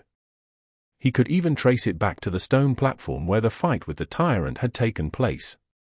The tiny dots littering the stones were the dead bodies of the slaves. As he was watching them, a dark figure slowly crawled on the platform from beneath the cliff. It stayed motionless for a while and then moved forward, scraping its claws against the ground. Every time a claw hit one of the bodies, the Tyrant would grab and bring it to its maw. The wind brought the muffled sounds of crunching bones to Sonny's ears. He flinched, accidentally pushing a small rock off the ledge. It fell, hit the slope and then rolled down, causing a few more to follow. The noise of these falling rocks sounded like thunder in the silent night. Far below, the Tyrant suddenly turned its head, looking directly at Sonny. Sonny froze, petrified. He was scared to make even the tiniest sound. For a while, he even forgot to breathe. The Tyrant was staring directly at him, not doing anything. A few torturous seconds passed, each feeling like an eternity. Then the Tyrant calmly turned away and continued to devour dead slaves, as though he had not seen Sonny at all. It's blind, Sonny suddenly understood. He inhaled, watching Mountain King with widened eyes. It was true. The creature could not see. Looking back at everything that had happened earlier, he grew more and more certain of his guess. Those milky, expressionless eyes. Come to think of it, he never saw the Tyrant moving them at all. And back when Sonny was pushing the wagon off the cliff, the Tyrant only reacted after the wagons had started to fall, scraping loudly against the rocks. Of course. It was all making sense now. At the break of dawn, Sunny had woken the others up. Hero had hoped that a full night's rest would do Shifty and Scholar some good, but his hopes were crushed. Somehow, the two slaves looked even worse than before. It was as though yesterday's climb had overstrained Scholar too much. However, Shifty's condition could not be explained by simple overexertion. He was deadly pale and shaky, with half-conscious eyes and a lost look on his face. Scholar, who himself was not doing very well, helplessly shook his head. It might be the mountain sickness. It affects different people differently. His voice sounded raspy and weak. I'm fine, assholes. Get out of my face. Shifty had trouble forming full sentences, but still insisted that he was all right. Hero frowned and then took most of the supplies the defiant slave was supposed to carry before adding them to his own load. After hesitating a little, he gave some to Sunny, too. Did anything happen while we were asleep? Sunny stared at him for a few seconds. The young soldier's frown deepened.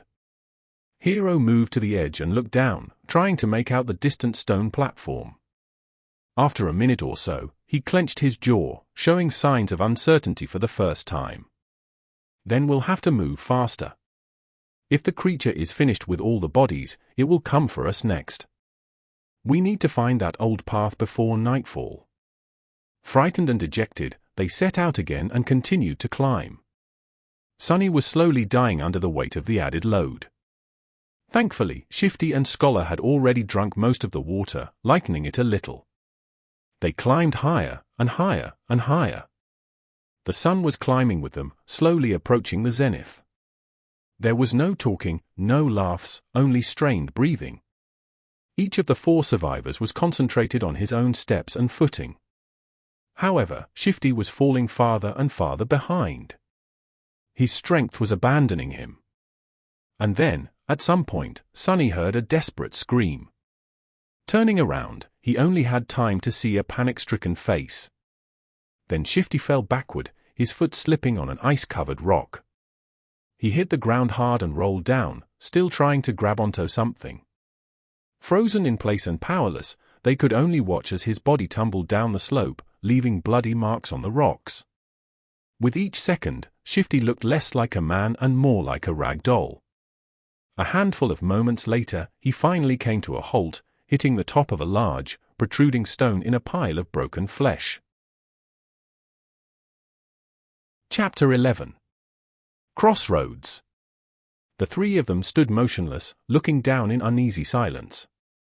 What happened to Shifty didn't come as a shock, but it was still a hard thing to digest. An ominous feeling settled in their hearts, seeing the broken body of their companion. It was too easy to imagine one of them sharing the same fate. After a minute or so, Scholar finally sighed. It's a good thing that you took most of the supplies he had been carrying. A bit heartless, but not wrong, Sunny thought, giving the older slave a careful look. Scholar frowned, realizing that his mask of a kind-hearted gentleman had slipped for a second, and hurriedly added in a somber tone, "May you rest in peace, my friend." Actually, Sunny had not believed in his benevolent act for a second. Every kid from the outskirts knew that people who acted kind for no reason were the ones to be most wary of. They were either fools or monsters. Scholar didn't seem like a fool, so Sunny became cautious of him from the moment they met. He got this far by being a mistrustful cynic, and there was no reason to change now. "We have to go," Hero said, casting one last look down. His voice was even, but Sunny could feel a well of emotion behind it. He just couldn't tell what that emotion was. Scholar sighed and turned away, too. Sunny stared at the blooded rocks for a few more seconds. Why do I feel so guilty, he thought, bewildered by this unexpected reaction. He got what he deserved. A little unsettled, Sunny turned around and followed his 2 remaining companions. Just like that, they left Shifty behind and continued to climb. At this altitude, traversing the mountain was getting harder and harder. The wind was slamming into them with enough force to throw a person off balance if they were not careful, making every step seem like a gamble. The air was becoming too thin to breathe. Due to the lack of oxygen, Sonny was starting to feel dizzy and nauseated. It was as though they were all slowly suffocating. Altitude sickness was not something one could overcome with effort. It was subtle and overbearing at the same time, affecting the strong and the weak with no regard to their fitness and endurance. If his luck was bad, an elite athlete could succumb to it faster than a random passerby. It was just a question of your body's innate aptitude and adaptability. Lucky ones were able to get over it after experiencing mild symptoms. The others were sometimes crippled for days or weeks, suffering from all kinds of torturous side effects. Some even died. As though all that wasn't bad enough, it was getting colder, too. The warm clothes and fur weren't enough to keep the chill at bay anymore. Sonny felt simultaneously feverish and freezing, cursing every decision he had made in his life to end up here, on the endless icy slope. This mountain was not a place for humans. A few hours passed. Despite everything, the three survivors continued to struggle forward, slowly moving higher and higher. Wherever that old path Scholar had talked about was, by now, it couldn't have been far. At least that's what Sonny was hoping for. But at some point, he started to doubt if the path even existed. Maybe the older slave lied. Maybe the path was long ago destroyed by ravages of time. Maybe they had already missed it without even noticing. Just as he was about to fall into despair, they finally found it. It was weathered and narrow, barely enough for two people to walk side by side. The path wasn't paved, but rather cut from the black rock by some unknown tool or magic, winding its way up the mountain like a tail of a sleeping dragon. Here and there, it was hidden beneath the snow. But most importantly, it was flat. Sonny had never been that happy to see something flat in his life. Without saying a word, Scholar dropped his rucksack and sat down. He was deathly pale, gasping for air like a fish out of water. Despite that, there was a slight grin on his face. Hero gave him a nod and looked around. A few seconds later, he turned back to the triumphant slave. "Stand up. It's not time to rest yet." Scholar blinked a few times, then glanced at him with pleading eyes. Just give me a few minutes." The young soldier was going to retort, but Sonny suddenly put a hand on his shoulder. Hero turned to face him. Sonny gestured down, back the way they came. Hero stared at him for a few moments, clearly failing to understand what Sonny was trying to say. "Oh, right. They don't know that Shifty's name is Shifty." "Whom?" Awkward. He wanted to explain, but both Scholar and Hero seemed to have grasped his meaning. Simultaneously, they moved to the edge of the stone path and looked down, trying to spot the place where Shifty had met his end. Indeed, the splattering of blood could still be seen on the jagged rocks, but the corpse itself was nowhere to be found. Scholar flinched back and crawled as far away from the edge as he could. The young soldier also backed away, instinctively grabbing the handle of his sword. The three of them exchanged tense looks, clearly understanding the implication of Shifty's disappearance. "It's the monster," Scholar said, even paler than before. "It's following us." "You are right. And if it is that close, we will inevitably be forced to fight it soon."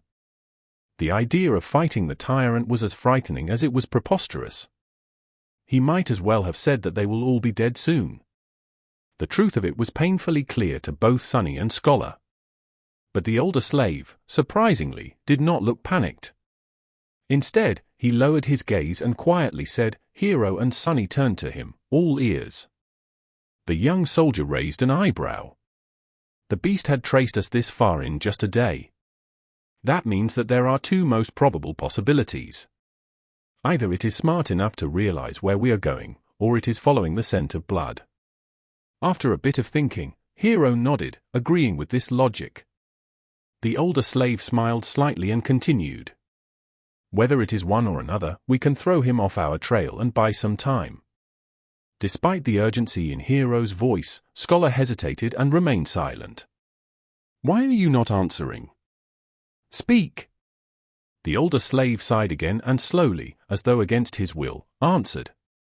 Sonny was waiting for this moment for a while now. We'll just have to make the boy bleed. Drag him down the path, then leave him there as bait and go up instead. His sacrifice will save our lives. If Sonny wasn't mad and scared witless, of course, he would have smiled. His judgment, it seems, was eerily on point. Affirmation was always nice, but not in the situation where being right also meant potentially being used as monster bait. He remembered the words Scholar had spoken back when Shifty was campaigning to have Sonny killed. Don't be too hasty, my friend. The boy might prove useful later on. These words, which had sounded benevolent then, now turned out to hide a much more sinister meaning. Now it all depended on whether or not Hero would decide to follow through with Scholar's plan. The young soldier blinked, astonished. What do you mean, make him bleed? It's simple, really. If the monster knows where we are going, we have no choice but to abandon our plans to reach the mountain pass and go over the peak of the mountain instead. If the monster is following the scent of blood, we have to use one of us as bait to mislead it. Only by leaving a bleeding man further down the path can we reliably avoid the pursuit no matter how it is tracking us. Hero stood motionless, his eyes jumping between Scholar and Sonny. After a few seconds, he asked, How can you bring yourself to propose something so vile? The older slave masterfully pretended to look aggrieved and somber.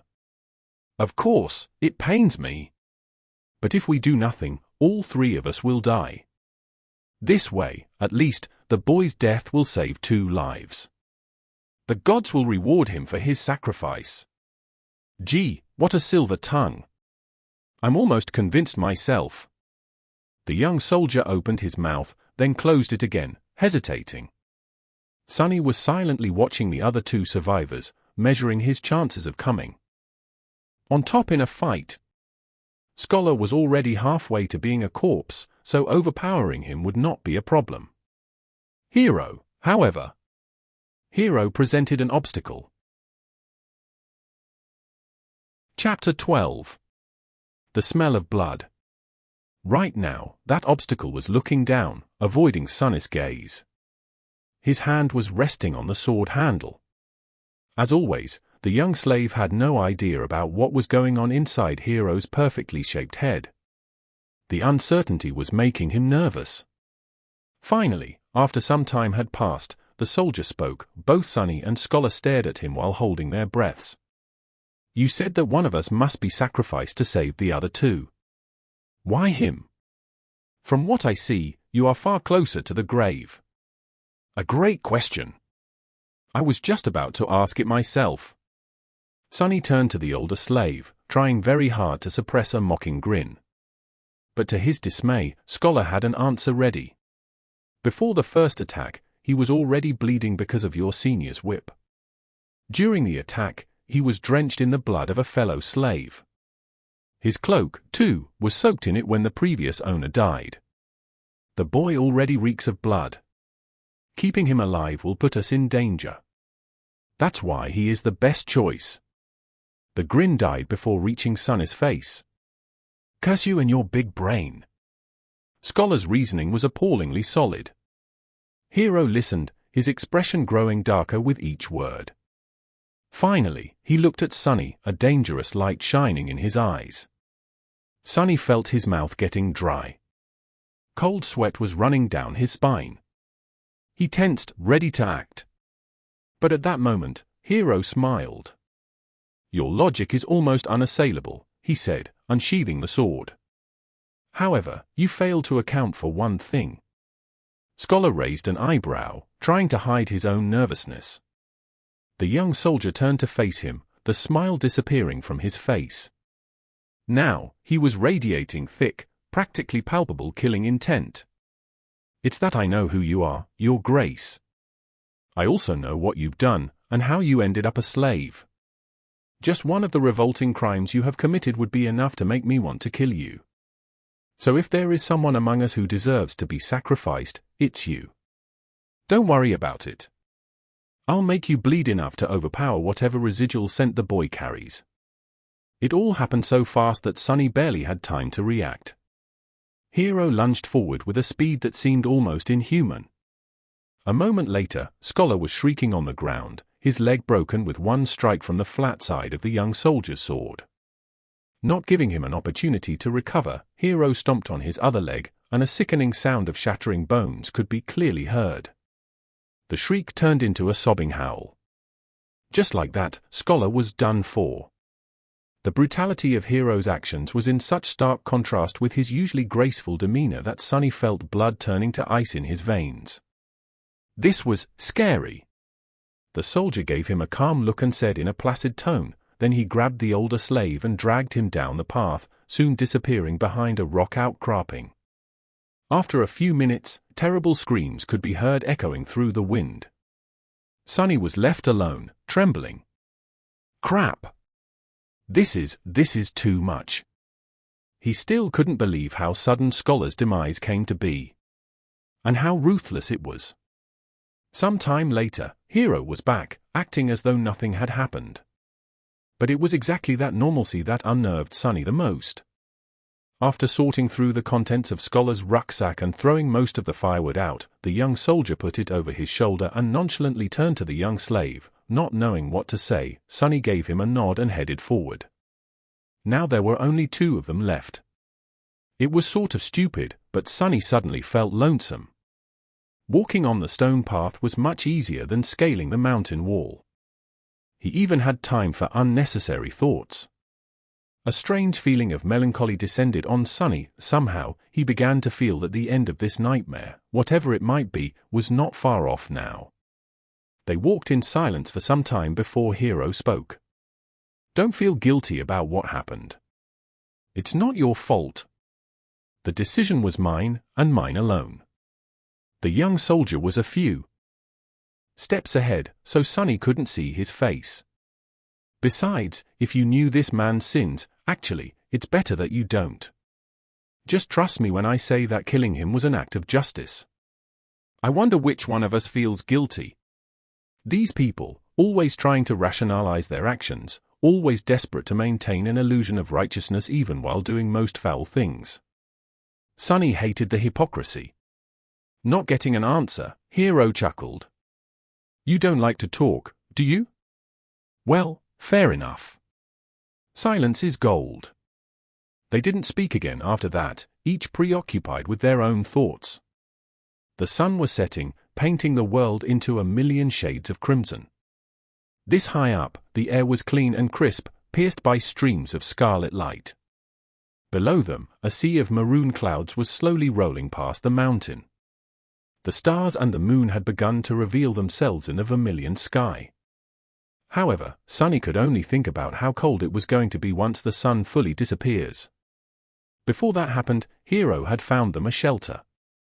Not far from the path, hidden behind some tall rocks, was a narrow crevice that extended into the slope of the mountain.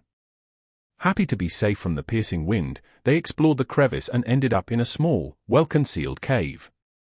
Sonny made a move to unbundle some firewood, but Hero stopped him with a shake of his head.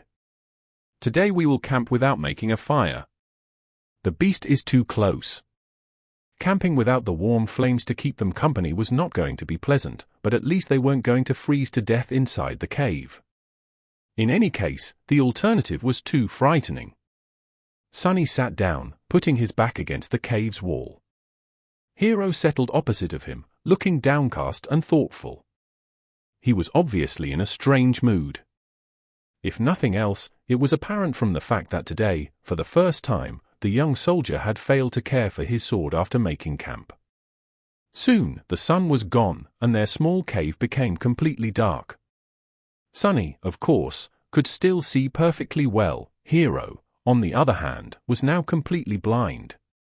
In the darkness, his handsome face looked noble and, for some reason, sorrowful. Sonny studied it, not willing to fall asleep. After a while, Hero suddenly spoke in a quiet voice. You know, it's strange. Usually, I can feel someone's presence even in absolute darkness. But with you, there's nothing. It's like you are just one of the shadows. With only silence to answer him, he smiled. The question echoed in the darkness. Sunny, who had never spoken with Hero unless there was an urgent need to, and even then only using a few words at best, felt like there was a strange intimacy between them now.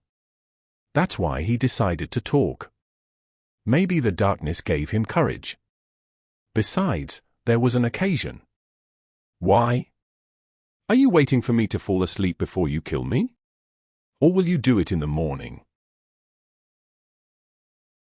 Chapter 13.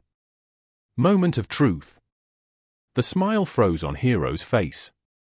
He lowered his head, as though in shame. After a minute or so passed, shrouded in heavy silence, he finally answered. Yes. I thought that if I do it when you sleep, you won't have to suffer.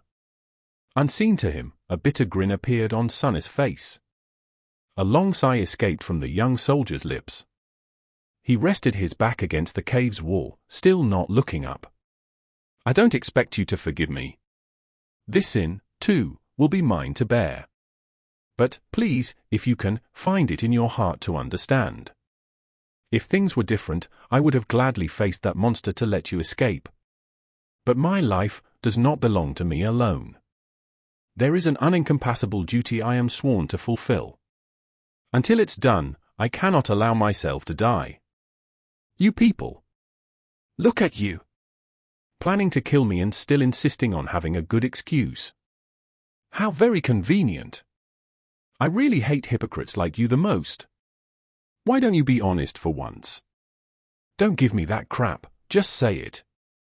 I'm going to kill you because it's easy. I'm going to kill you because I want to survive.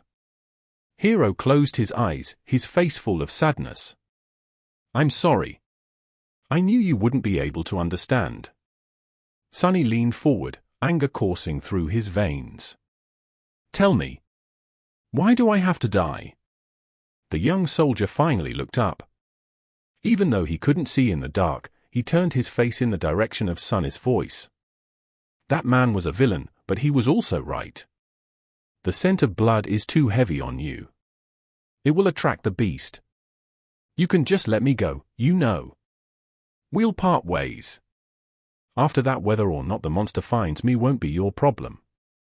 Dying in that creature's maw is too cruel a fate. It's better if I do it myself. You are my responsibility, after all. Sunny leaned back, dejected. After a short while, he quietly said, You know, when I just came here, I was ready to die. After all, in this whole world, 2 worlds, actually, there's not a single soul who cares whether I live or die. When I'm gone, no one will be sad. No one will even remember that I existed. There was a forlorn look on his face. A moment later, however, it was gone, replaced by mirth. But then I changed my mind. Somewhere along the way, I decided to survive. I must survive, no matter what. Hero gave him a thoughtful look. To live a life worth remembering. Sunny grinned. A dark gleam appeared in his eyes. The young soldier was silent for a few moments, then nodded, accepting this answer. He rose to his feet. Don't worry. I'll make it quick. Aren't you overly confident? What makes you think you'll be able to kill me? Maybe I'll kill you instead. But in the next second, he staggered and fell on one knee. The young man's face turned deathly pale, and with a pained groan, he suddenly vomited blood. A satisfied smile appeared on Sunny's face. Hero was standing on his knees, the lower part of his face covered in blood. Astonished, he was staring at his hands, trying to understand what had happened to him. With wide eyes and a pale face, he turned to Sunny. Was that thief right? Did you put the curse of the Shadow God on us? I wish that I had the ability to throw divine curses around, but no. To tell you the truth, I don't have any abilities at all. That's why I poisoned you all. Hero flinched, trying to comprehend his words. After the Tyrant first attacked, you sent me to search for water. While gathering flagons from the dead soldiers, I squeezed bloodbane juice into each one, except my own, of course. Not enough to taste it, but enough to slowly kill anyone who would drink from them. The soldier gritted his teeth, struggling through pain. A sudden realization appeared on his face. So that's why the other two were in such bad shape. Shifty drank the most, so his condition worsened the fastest. Scholar was also not long for this world, but you finished him off before the poison could. Yourself, however, it was as though Bloodbane had no effect on you at all. I was really starting to get worried. He thought about something, then looked at Sonny with surprise. But back then you didn't know that we will turn on you. Oh, please. It was obvious. Shifty was the kind of man who would kill for a pair of boots. Scholar was like a wolf in sheep's clothing. People are selfish and cruel in the best of situations. Was I supposed to believe that those two weren't going to do something terrible to me when faced with certain death? You? A disdainful expression appeared on Sonny's face. You are the worst of them. Sonny looked at him and leaned forward.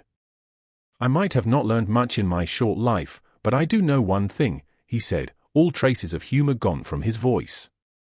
Now there was only cold, callous contempt. Sonny's face hardened as he spat. There is nothing more pathetic than a slave who begins to trust his slaver. Hearing these words, Hero lowered his head. You are a wicked little shit, aren't you? But Hero wasn't listening to him. Good. This is good. My conscience will be clearer. The young slave sighed in irritation. What are you mumbling about? Just die already. Hero chuckled and suddenly pierced him with a stare. Somehow, he didn't look so sick anymore. You see, that plan would have worked if I was a normal human. But, alas, my soul core has awakened long ago. I've slain countless enemies and absorbed their power. Bloodbane poison, unpleasant as it might be, can never kill me. Sonny turned around and tried to run away, but it was already too late. Something hit him in the back, sending his body crashing into the rock wall. With a scream, he felt a sharp pain piercing his left side. Rolling out of the cave, Sonny clutched his chest, scrambled back onto his feet and ran, trying to escape the narrow crevice. He managed to reach the old path, finally being able to see the stars and the pale moon shining brightly in the night sky. But it was as far as he was able to get. As the cold voice sounded behind him, Sonny froze. If Hero really had an awakened soul core, he had no chances of getting away from him. In a fight, he had no chances at all. The young slave obediently turned, holding his hands up. He looked at Hero, who was wiping the blood off his face with a displeased look in his eyes. The two of them stared at each other, shivering in the murderous cold. Was it worth it? No matter. Despite it all, I will be true to my promise. I'll make it quick. The soldier unsheathed his sword. However, a small silver bell suddenly appeared in his hand. Where were you hiding that thing? Sonny shook the bell. A beautiful, clear ringing sound flowed over the mountain, filling the night with an enchanting melody. The young slave dutifully stopped. Right under Hero's bewildered eyes, the silver bell disappeared into thin air. He looked at Sonny, stumped and suspicious. Tell me. What did you just do? But Sonny didn't answer. In fact, he hadn't said a single word ever since escaping the cave. Right now, he wasn't even breathing. Hero, on the other hand, continued to speak. Tell me right now or you will regret it. Why are you not saying anything? The shivering boy just stared at him, completely silent. No, he was staring into the darkness behind him. Chapter 14. Child of Shadows. Sonny had no choice but to resort to one last, desperate gamble. He had no chance against the enemy in a direct confrontation, at least not without an advantage. Bloodbane poison was supposed to be his hidden card, but turned out to be nearly useless. Being able to see in the dark did not help that much, too. Somehow, Hero was able to perceive their surroundings even without any light. Whether he was using his sense of hearing or some magical ability, Sonny did not know, not that it mattered now that they had left the cave and were standing under the moonlit sky. Now he had only one advantage left. The fact that he knew that the Tyrant was blind and Hero did not. Acting on that knowledge, however, was easier said than done. That's why he tried to stay as quiet as possible and rang the silver bell. If the description did not lie, its ringing could be heard from miles away. Surely, the Tyrant was going to hear it, too. Now Sonny only had to stay silent, stall for time and hope that the monster would come. As he did so, Hero's bewilderment slowly turned into anger. "Tell me right now or you will regret it." His voice was quite threatening, but still, the young slave did not answer. He just shivered in the cold and tried not to groan despite the pulsing pain in his chest. But Sonny did not dare to answer. He held his breath and watched, horrified, as the familiar colossal figure appeared behind Hero. His lungs were on fire, and his heart was beating like crazy. It was beating so loud that he was even afraid that the blind Tyrant would hear it. But, of course, it couldn't be louder than Hero's voice, who was still talking, turning himself into the only source of noise on this mountain. At the last second, a hint of understanding appeared in the young soldier's eyes. He began to turn around, his sword rising with lightning speed. A massive hand appeared from the darkness and caught him into an iron grip. The bone claws scraped against the armor, pulling it apart. Mountain King dragged Hero back, paying little attention to the sword biting into its wrist. Viscous saliva was streaming from its opened maw. Petrified by fear, Sonny slowly turned his back to them and took a couple of steps up the old, winding path. Then he darted away, running as fast as he could. Behind him, a desperate scream tore apart the silent night. Then a hungry roar followed. It seemed that Hero wasn't going down without a fight, even though his fate was already sealed. But Sonny didn't care. He was running away, climbing higher and higher. "I'm sorry, Hero," he thought. "I did say that I will watch you die, but, as you know, I am a liar. So go and die on your own." A lonesome dark mountain stood tall against the raging winds. Jagged and proud, it dwarfed other peaks of the mountain chain, cutting the night sky with its sharp edges. A radiant moon bathed its slopes in the ghostly light. Under that light, a young man with pale skin and black hair reached the peak of the mountain. However, his looks didn't match the magnificence of the scene. Wounded and staggering, he looked pathetic and weak. The young man looked like a walking corpse. His coarse tunic and cloak were torn and smeared with blood. His sunken eyes were cloudy and lifeless. His body was bruised, beaten, and cut. There were specks of bloody foam on his lips. He was hunched over, cradling the left side of his chest. Each step caused him to moan, ragged breath barely escaping through gritted teeth. Sonny was hurting all over. But most of all, he was cold.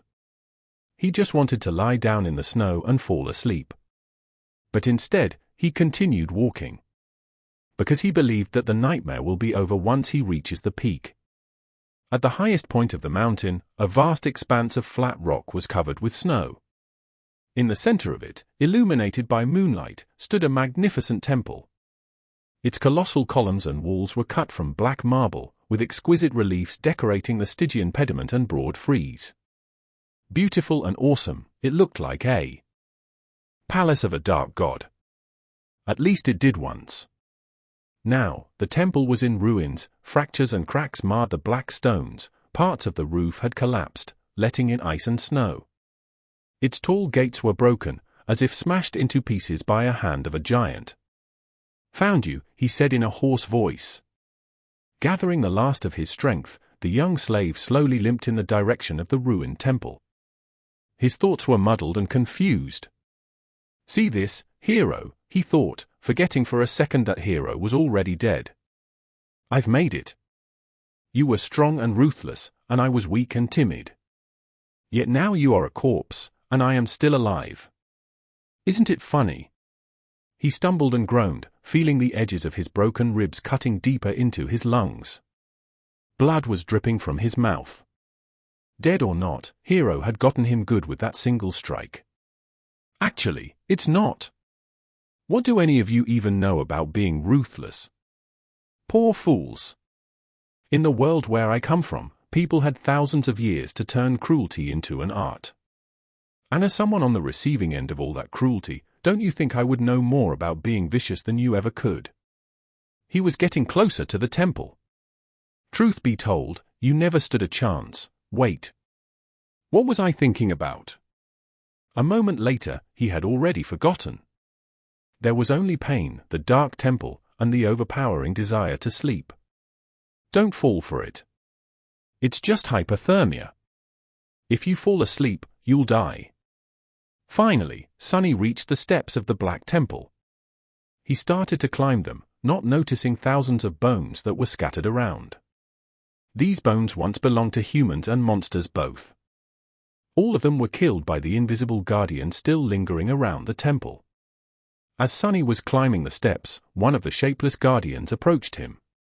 It was ready to snuff out the spark of life that was burning weakly in the defiler's chest, but then stopped, sensing a faint, strangely familiar scent coming from his soul. The scent of divinity. Sorrowful and lonesome, the guardian moved aside, letting Sonny pass. Oblivious, he entered the temple. Sonny found himself in a grandiose hall. Cascades of moonlight were falling through the holes in the partially collapsed roof. Deep shadows were surrounding these circles of silver light, not daring to touch them. The floor was covered in snow and ice. At the far end of the hall, a large altar was cut from a single piece of black marble. It was the only thing inside the temple untouched by snow. Forgetting why he came here, Sonny headed for the altar. The altar was dry, clean, and as wide as a bed. Sonny climbed on it and lay down. It seemed like he was going to die.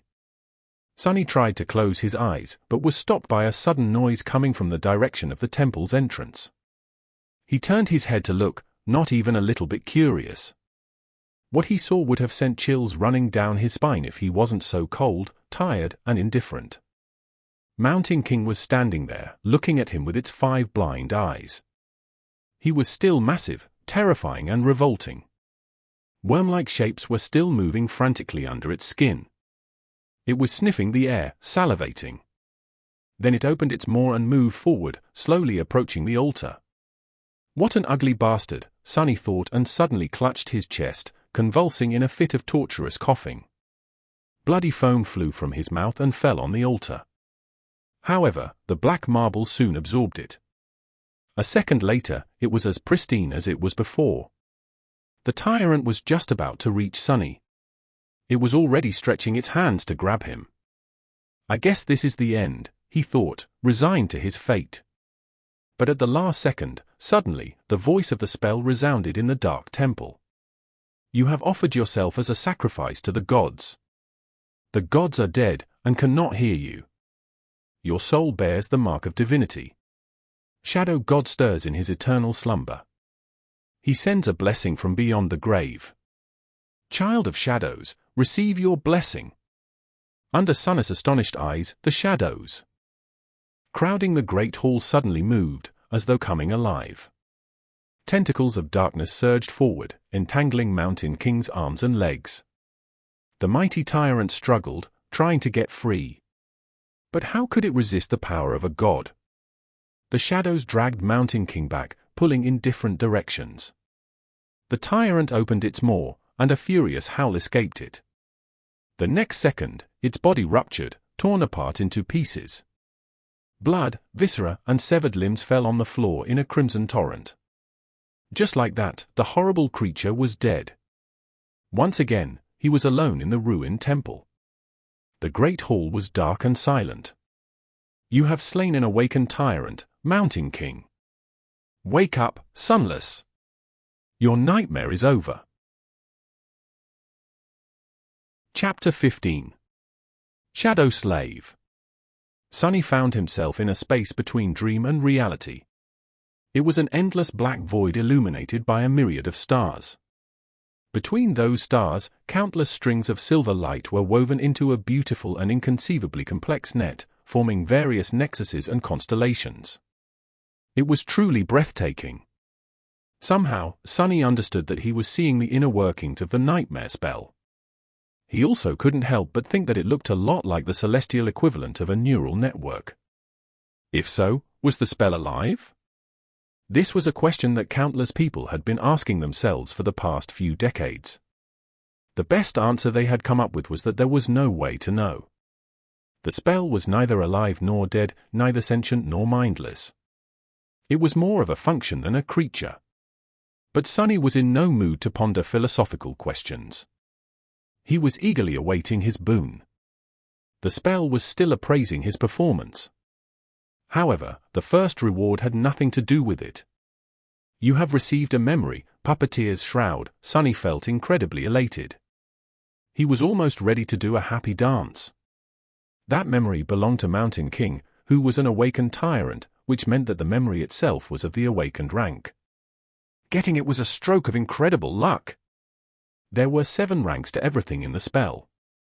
These ranks were, in order of growing power, dormant, awakened, ascended, transcendent, supreme, sacred and divine, with the exclusion of nightmare creatures, who were ranked as dormant, awakened, fallen, corrupted, great, cursed and unholy. From the spell's point of view, Sonny was a dormant human. Having a memory of a higher rank than his own soul core would be of great help once he enters the dream realm. The power gap between different ranks simply could not be overestimated. He wanted to take a look at the Puppeteer's Shroud, but there was no more time. The spell was done with its appraisal. Here in the void, its voice didn't sound subtle and familiar anymore. Rather, it seemed like the universe itself was speaking. Sonny held his breath, listening. Aspirant. Your trial is over. A nameless slave ascended the Black Mountain. Both heroes and monsters fell by his hand. Unbroken, he entered the ruined temple of a long-forgotten god and spilled his blood on the sacred altar. The gods were dead, and yet they listened. You have defeated a dormant beast, Mountain King's lava. You have defeated 3 dormant humans, names unknown. You have defeated an awakened human, Aura of the 9. You have defeated an awakened tyrant, Mountain King. You have received the Shadow God's blessing. You have achieved the impossible. Final appraisal, glorious. Your treachery truly knows no bounds. That final part was not really necessary, as far as Sonny was concerned, but he was still pretty satisfied with the praise from the spell. He felt like his chances of evolving his aspect to an awakened, or even ascended one were pretty high. His overall power was still dependent on the rank of his soul core, which would remain dormant until much later, but the rank of the aspect itself would do wonders for his overall potential. Dreamer Sunless, receive your boon. He was an aspirant no more. Sonny grinned. You have been bestowed a true name, Lost from Light. His jaw dropped. A true name. He had received a true name. Never in his wildest dreams did Sonny dream of becoming one of the chosen few to accomplish such feat, and in his very first nightmare to boot. Not even all of the saints could boast of having one. He was an elite now, a bona fide cream of the crop. Your aspect is ready to evolve. Evolve aspect. What kind of a question is that? Sonny crossed his fingers and said yes. Dormant aspect temple slave is evolving. Sonny was standing on his knees, stupefied. The shock was so great that for a second there he lost all control over his limbs and fell. He raised a trembling hand and rubbed his eyes, making sure that he was awake. Or rather conscious, since technically, he was still sleeping in the underground vault of the police station. Confused by all this terminology, Sonny silently summoned the runes and found the lines describing his aspect. Aspect description: you are a miraculous shadow left behind by a dead god. As a divine shadow, you possess plenty of strange and wondrous powers. However, your existence is empty and lonesome. You mourn the passing of your former master and long to find a new one. Ability description: find a worthy master and let them know your true name. Once they recite it out loud, you will be bound to their will, unable to disobey any command. It is improper for a shadow, let alone a divine one, to walk around without a master. First of all, Sonny felt his heart beating faster. He heard it right. All the suffering and horror he had experienced in the first nightmare paid off in the end. A divine aspect, he had received a divine aspect. Anything above awakened was rare and immensely valuable. People with ascended aspects were rare enough to be fought over by various factions. The factions themselves were built around singular powerhouses with transcendent or supreme aspects. And he had never, ever heard of anyone acquiring a divine one. Never! Anything with a divine prefix was so hard to find that it mostly lived in the realm of myths and legends. After all, the human race had not reached that high yet. It was only slightly more than a decade since humans managed to finally conquer the third nightmare and receive the ability to evolve their cores to transcendent rank. As transcendents, or saints, as they were called in the real world, powerful awakened ruled over the dream realm, but even they did not dare to face nightmare creatures of higher ranks. Subsequently, there were not a lot of memories and echoes of supreme rank around, let alone sacred, or divine. The same went for aspects. He grinned, driven half-mad by joy and arrogance. However, his jubilation was a little muddied. After all, there was that weird innate ability. Of course, he had no intention of becoming someone's magical slave, with no free will of his own. To hell with that. But it wasn't that bad.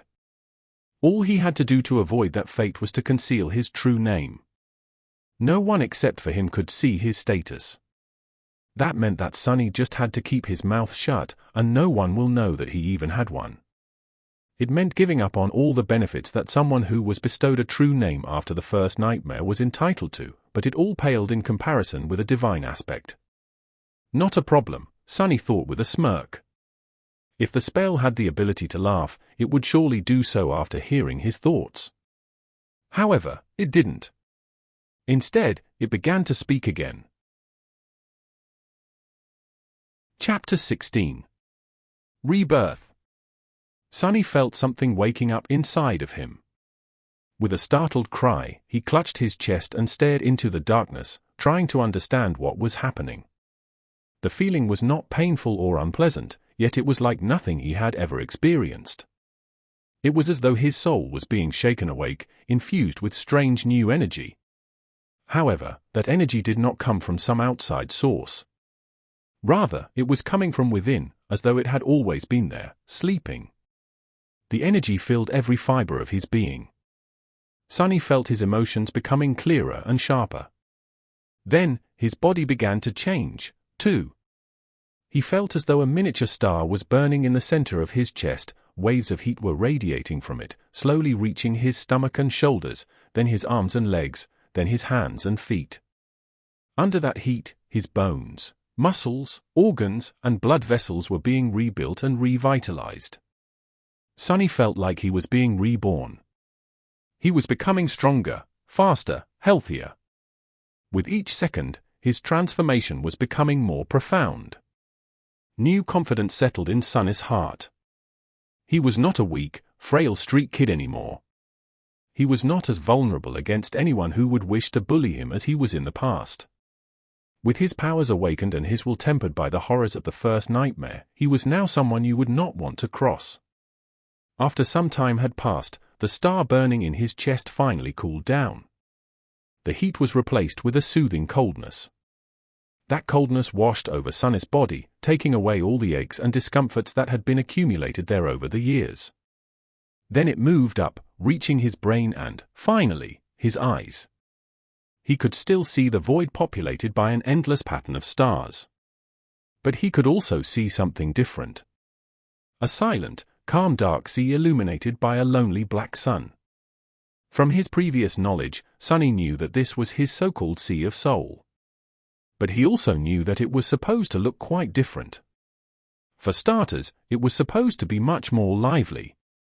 The star hanging above, the visual representation of his soul core, was supposed to be burning with bright light, filling the soul sea with a warm, blinding shining.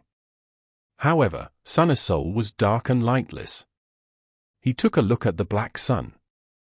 At a closer examination, it actually turned out to be transparent.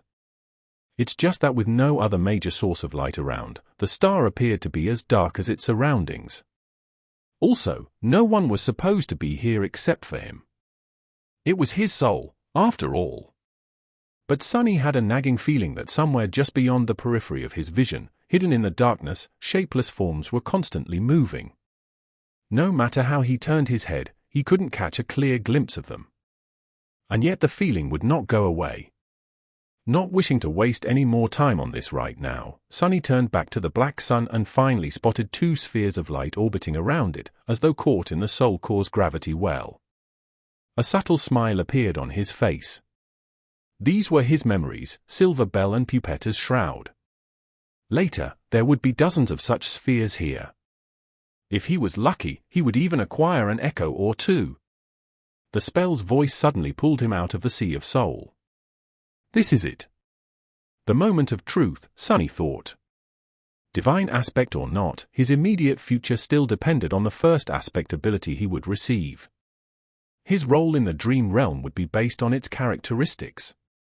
If it was a combat ability, he would be most useful on the front lines of the bloody battles against the nightmare creatures. If it was tied to sorcery, he would likely become a powerful, but fragile ranged fighter. If it was something having to do with utility, he would be a vitally important part of the behind-the-scenes workings of the dream realm. Utility abilities were also extremely valued in the real world, where Awakened performed many tasks that kept it going. If he was lucky, he could even become a healer. Healers were very rare, and as such, sought after specialists. Aspect ability name, Shadow Control. Sonny hurriedly summoned the runes. He wanted to go to the description of his new ability right away, but then decided to give his overall information a look first. Where the rank of his soul core was supposed to be written, a mysterious shadow cog appeared instead. Sonny looked at it, blinking. He had never heard of anyone having a different kind of core before. Was he that unique? This enigmatic shadow core would certainly explain why his sea of soul looked so strange.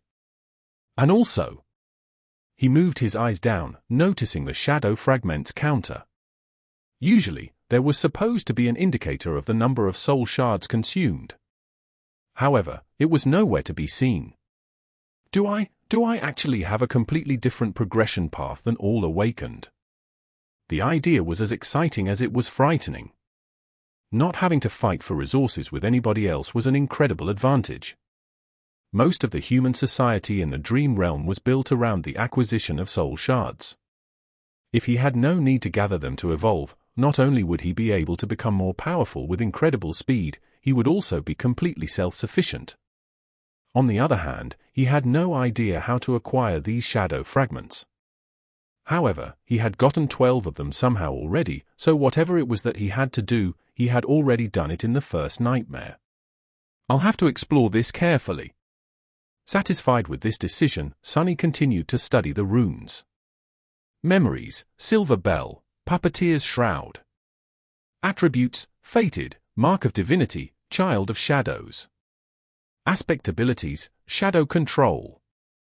Aspect ability description, your shadow is more independent than most. It is an invaluable helper. What is that supposed to mean? Sonny held his breath and began to read the description again, but at that moment, a new set of runes appeared just below it. Simultaneously, the spell's voice resounded in the black void. Sonny read the runes, and his eyes widened in horror. Chapter 17. 3 simple words. He closed his eyes, then opened them again, hoping that the runes would disappear. But the runes were still there, shining slightly, as though mocking him. Flaw description, you cannot lie. Sonny stared at these 3 simple words, feeling like there was a bottomless abyss opening right beneath his feet. The spell, which was usually frivolous with its descriptions, decided to be straight and on point this time. There were only 3 words. They left him no room to maneuver. Can't lie. I can't lie? Me? How am I supposed to live if I can't lie? Sonny's very survival was predicated on his ability to deceive and outsmart other people. Even the spell itself congratulated him on his treachery. Without the ability to lie, he wouldn't be able to achieve anything. His heart suddenly felt as though it was about to stop. If he could only tell the truth, How was he supposed to hide his true name? Wouldn't anyone be able to turn him into an obedient slave by simply asking a couple of innocent questions? Sunny was about to scream and curse, but at that moment, the spell spoke again. The black void spun and disappeared. The armored ceiling of the police station's vault hung above him. No one would call its aesthetics beautiful, but to him, it was the most majestic sight. Only now did he realize how much he had missed the real world. It was safe and familiar. There were no monsters or slavers, well, at least officially. There was no constant fear of torturous death. In addition, Sunny felt incredible. The cold that had crept deep into his bones during the nightmare was gone, taking with it all the pain that his wounded body had been enduring day after day. His feet and wrists were not in agony, his back had forgotten the bite of the whip, and he could even breathe without feeling the sharp edges of his broken ribs cutting deeper and deeper into his lungs. The sudden disappearance of pain, coupled with the new vitality that permeated his body, almost made Sunny cry. He slowly looked down and then froze, breathless. On a cheap plastic chair placed beside his reinforced medical bed sat the most beautiful woman he had ever seen. She had short, raven-black hair and icy blue eyes. Her flawless skin was smooth, supple and as white as snow. Actually, this was Sunny's first time meeting someone as pale as he himself was. However, while Sunny's pallor looked strange and unhealthy, the beautiful stranger was nothing short of striking. The woman seemed to be in her late 20s. She was wearing a dark blue uniform with silver epaulets and black leather boots. The jacket of her uniform was casually unbuttoned, revealing a black tank top beneath. Currently, she was stretching her arms above her head, clearly bored and sleepy. The gesture forced the thin fabric to tighten, provocatively accentuating her full breasts. Mesmerized, Sunny almost missed the fact that there was a shoulder insignia on the woman's left sleeve. There were 3 stars on it. 3 stars, hey, he thought, distracted. 3 stars means an ascended, hey yeah. Wait. An ascended. But before Sunny could fully digest the meaning of this word, he realized that the woman was staring at him, too. What are you looking at? She said, not a gram of humor in her voice. Sunny blinked a couple of times, embarrassed, and quickly came up with an excuse. Then he opened his mouth and answered. A second later, his eye widened in absolute horror. Because he wasn't planning to say those words at all. His mouth moved on its own. A wave of terror suddenly drowned his mind. The woman slowly smiled with a dangerous gleam in her eyes. Then, without any warning, she moved her hand and slapped Sunny across the face. Sunny's whole body was turned around. If it wasn't for the restraints holding him in place, he would have probably flown off the bed. For a moment, he even saw stars. But it could still be considered getting off lightly. An ascended, the woman was an ascended. She could have torn his head clean off with a flick of a finger. Why did he have to offend someone so powerful, of all people? Meanwhile, the woman cleared her throat and crossed her arms. Sunny held his numb cheek and carefully nodded. Good. Let me give you a piece of advice, don't just say anything that comes to your mind. Especially to girls.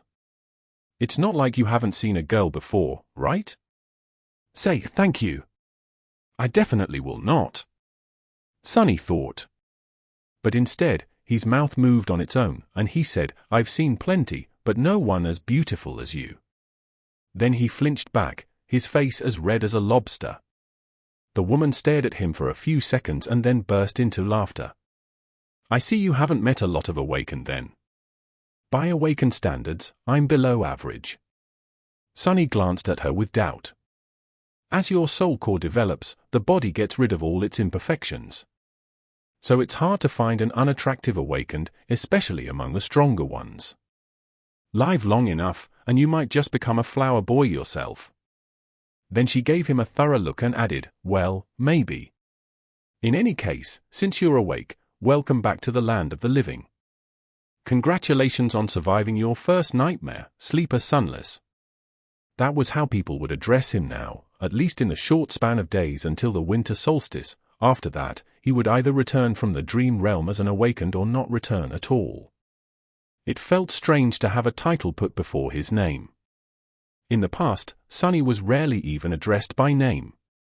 People mostly called him things like boy, punk, brat or hey, you. But now he even had a title. Actually, the correct term was dreamer.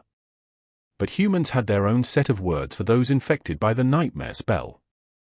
Carriers who had just finished their first nightmare were called sleepers because of how they interacted with the spell. Basically, once his spirit enters the spell, his body was going to fall into slumber. That slumber would continue for days, weeks, or even months, however long it takes him to escape the dream realm. Hence the term sleeper.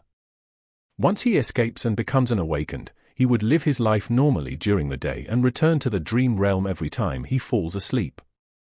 The awakened were called the same by the spell and the humans. That word was also sometimes used as a general term for all carriers. Then, if he were to decide to enter a second nightmare and manage to survive, he would become an ascended. People called them masters. Masters could enter and exit the dream realm as they wished. Some even chose to never come back there at all. More than that, they traveled between the worlds physically, not just in spirit. And then, above the masters, there were saints, those who had conquered the third nightmare and earned the right to call themselves transcendent. They were as powerful as demigods, and even more rare. Not only could they travel between the real world and the dream realm, but they could also take others with them. The beautiful woman stood up and approached the reinforced medical bed. With practiced moves, she began to undo the restraint holding Sonny in place. "I am Ascended Jet. You can call me Master Jet. These past 3 days, I was on watch duty due to your nightmare. Right before I fell asleep, the policeman told me that an awakened would arrive in a few hours to monitor my condition. To kill the nightmare creature if I die and let it through." Sonny was unwilling to open his mouth, terrified that all sorts of truths would come spilling out. But there were things he simply had to know. "Master Jet? I have a question. Why would a master be put on watch duty? Isn't it below your pay grade? You're smarter than you seem. Recently, there was a lot of gates opening in this sector. Most of the local awakened are either wounded or occupied with the cleanup. Or dead. It's always like that close to the winter solstice." She opened the final restraint and took a step back. "Plus, there's not a lot of awakened who, like me, directly work for the government. It's by far the least lucrative or glorious career one of us can choose. Would you abandon wealth and fame to work abysmal hours and risk your life, fueled only by altruism and sense of duty?" Sonny wanted to say something flattering. Instead, he looked Master Jet right in the eyes and smirked. "Of course not. I'm not an idiot." She stared at him with a humorless expression. Sonny thought that he was going to get slapped again. "See, I was right. You really are smart." Chapter 18. Absence of light. Sonny was enjoying a hot shower. After their short conversation, Master Jet had sent him to clean himself, saying that he reeked of nightmare. The unnatural slumber of the spell would slow down the body's metabolism, and the medical apparatus he had been strapped into was supposed to take care of the rest, but he was still asleep for 3 whole days. Even if only psychological, the scent of bloodshed and despair lingered around him. "Ah, I'm in heaven," Sonny thought, willing himself to temporarily forget about the looming disaster of the floor. He was alone in the police station showers, relaxing under the streams of hot water. After a bit of time had passed, Sonny reluctantly turned the tap off and walked over to the towel rack. Coincidentally, he saw himself reflecting in the mirror. The changes in his physique were subtle, but noticeable. His pale skin seemed a little healthier, his muscles a bit more pronounced. He looked slender and lean instead of emaciated and frail as he did before. There was a slight luster to his dark hair and a shine to his eyes. However, he was still rather diminutive. Not exactly a picture of masculine handsomeness, to say the least. "Flower boy, huh?" Sonny thought, full of bitterness.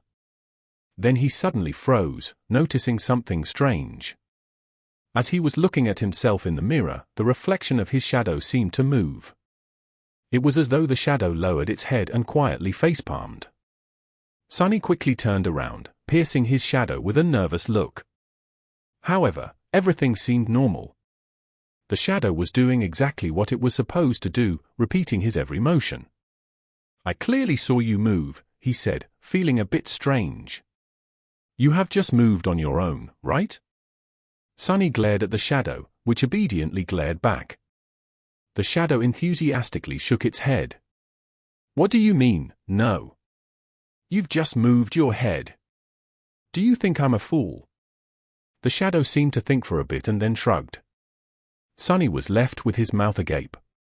"Your shadow is more independent than most. It is an invaluable helper," he muttered finally. Right. This was how the spell had described his aspect ability. But what exactly could his shadow do? He decided to experiment a little. "Hey, you. Tell me what you can do." The shadow was silent and motionless. "Right.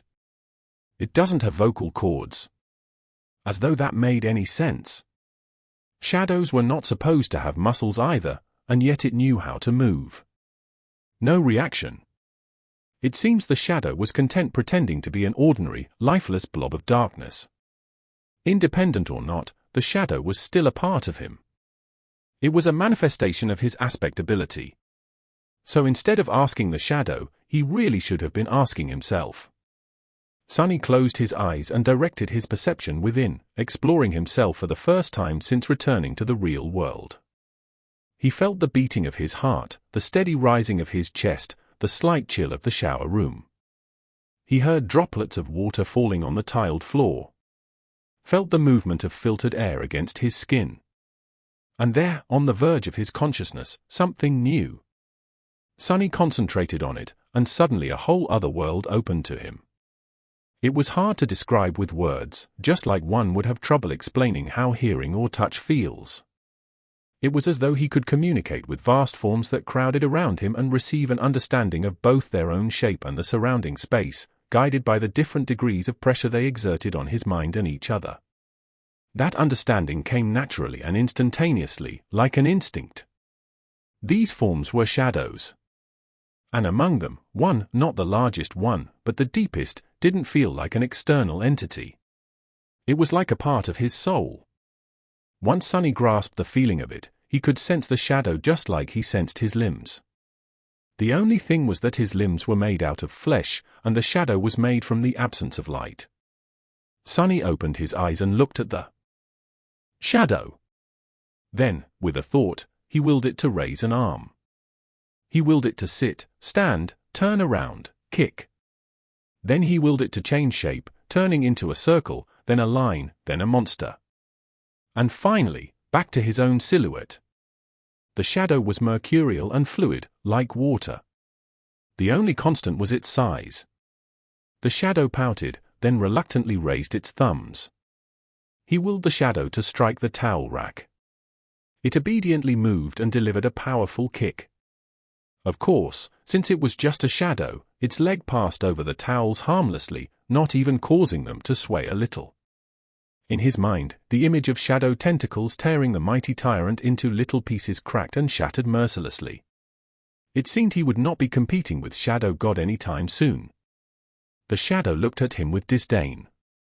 Then it shrugged and stopped moving altogether, clearly offended. Sonny sighed and took a towel off the rack. "All right. I will explore it later." A few minutes after that, he was wearing a clean police-issued tracksuit and heading for the cafeteria. Master Jet was waiting for him at one of the tables, with 2 trays full of steaming synthetic food in front of her.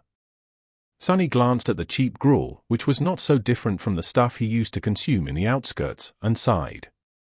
Somehow, he had expected his first meal after becoming a sleeper to be more lavish. He sat down and began to wolf down the gruel ravenously. He was very, very hungry. In the process, his thoughts began to wander. Sonny stole a glance at Jet and wondered. The spell told him to find a master, and the next thing he knew there was a woman calling herself master right in front of him. He tried to imagine being an obedient slave to someone like her. Weird thoughts started to appear in his mind. You know what, Sonny, he thought with dark irony. Knowing your luck, this would be a perfect moment for her to ask. Sonny choked on the gruel. He felt his mouth beginning to open, and put all of his will into staying silent. A second passed without him saying anything. Then a weird pressure appeared in his mind, which soon turned into blinding pain. He endured it for a couple more seconds before giving up. I was thinking that it would be a perfect moment for you to ask me about what I am thinking, he finally said. All right. Are you almost finished with your food? Then I'll begin. As per protocol, I am obligated to inform you of a few things. It is mostly a formality. First of all, concerning your nightmare. You are entitled to receive free psychological counseling. No matter what traumatic experience you have encountered, there is no shame in asking for help. Your mind is as important as your body, it's only right to keep it healthy. Are you interested? Sonny shook his head. Jet shrugged and continued, as you wish. You can also talk to me. Was it very hard? It was simultaneously much worse than I expected and exactly as bad as I expected. She nodded, satisfied with that explanation. That's a good attitude. I won't pry any further. Us outskirt rats are way more resilient than people think. Sonny looked at her in surprise. Master Jet, you grew up in the outskirts. What? You can't tell because of my exquisite manners and polished exterior. He blinked a couple of times, surprised. After thinking for a while, he added, Are there a lot of people like us among the awakened? No. There's not. In fact, they can be counted on one hand. As expected. Odds were really stacked against people like them. That made the 3 stars on Jet's insignia even more exceptional. One day, I'll be a master too. So, what happens now? What else are you obligated to tell me? Sonny had no idea what he was supposed to do after leaving the police station. The winter solstice was just several weeks away. That's basically it. There are some additional hoops to jump through, mostly having to do with your family, but, well, I've read your file, so I know it doesn't apply. The only thing left is to decide how you will be preparing for your first journey into the dream realm. She looked at her communicator and grimaced. I must say, your luck is exceptionally bad. There's not a lot of time at all. First of all, you are free to do what you want. No one is forcing you to make a certain decision. That is to say, you can choose to prepare on your own, or not prepare at all. Party until the lights go out. Sonny was not very well versed in partying. However, I would advise against that. As a sleeper, you are also entitled to enroll in the Awakened Academy. You'll be provided with food, lodging, and a wide choice of preparatory classes. This late into the year, you won't be able to learn a lot. But it's better than nothing. She was silent for a few seconds, then added, more importantly, you will get acquainted with most of the people who will enter the dream realm with you. Some of them might become your companions for life. And some may end up trying to end that life once we're inside the spell, Sonny added, reading between the lines of what Master Jet had said. So, what do you say? Do you want me to take you to the academy? Sonny thought about it. Strangely, his floor was silent, not forcing him to answer one way or the other. Is it because I haven't made up my mind yet? Finally, he looked down at his empty tray and made a decision. Free lodging and food, you say? Yeah. I want to go to the academy. Chapter 19. Crossing the bridge. Sonny was standing in front of the massive, seemingly indestructible red gates of the Awakened Academy. The academy was, in fact, a city within the city. It was built like a fortress, with a high wall made of hard alloy, deep moat and numerous large-caliber turrets which were placed in certain positions to create a deadly air suppression dome. No nightmare creature, not even colossal titans, were supposed to be able to break through its defenses. It was a legendary place. Actually, many of the most popular webtoons, youth dramas, and novels took place right behind that wall. Adventures, rivalries, and romantic entanglements of the young awakened heroes were the mainstream theme of modern entertainment. Never in his wildest dreams did Sonny imagine actually becoming one of these heroes. Of course, how things really were differed a lot from how it was portrayed in the media.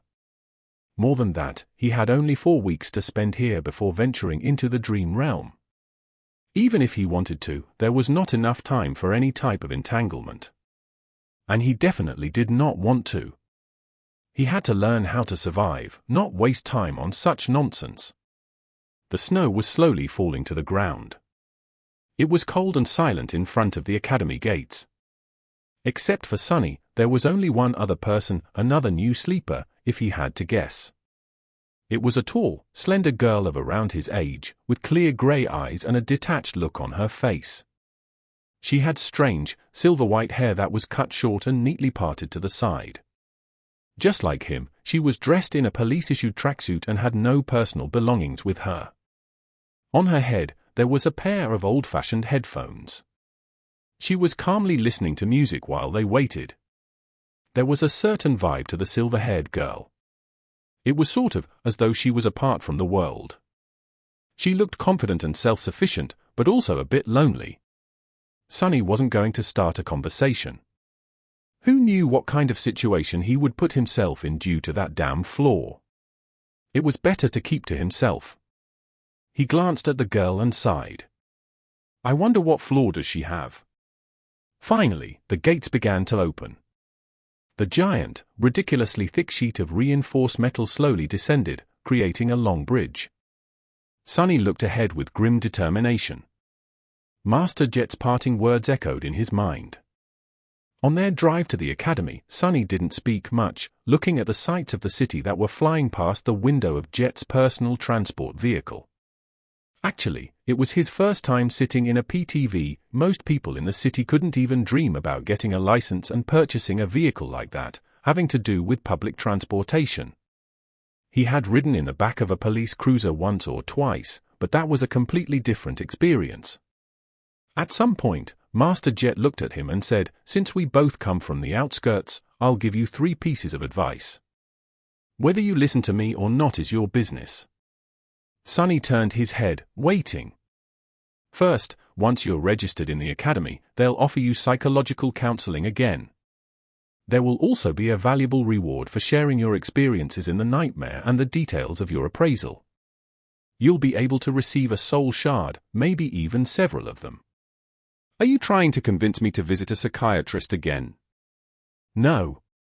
I'm telling you to refuse.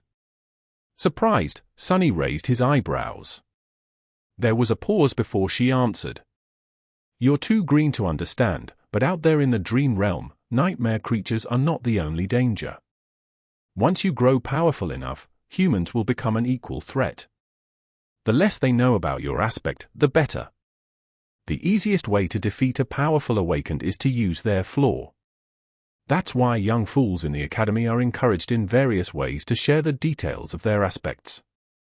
I'm not saying that the government will leak your information, but once 2 people know a secret, it's no longer a secret. And there's a lot of people working for the government. Second, there will be a lot of courses to choose from. All types of combat training, deep dives into nightmare creature categories and vulnerabilities, basics of various types of sorcery, artifact study, and so on. Sonny gulped. Actually, he was already agonizing about what weapon to train with. For weeks was not enough to master a weapon, but at least he would have a basic understanding of it. Disregard all of that. The only course you have time to attend is wilderness survival. It's different for city kids, who learn all sorts of useful things in school and from their tutors. But we don't have that advantage, do we? What was the biggest threat to your life during the nightmare? Sonny thought about it. On the surface, the most dangerous thing he faced was the Tyrant, followed by Hero. Oro of the 9. But actually, what almost killed him in the end was Smart. You only know how to survive in the city. But the dream realm is mostly made of wilderness. Do you know how to make a fire? How to procure food? How to find safe shelter? No.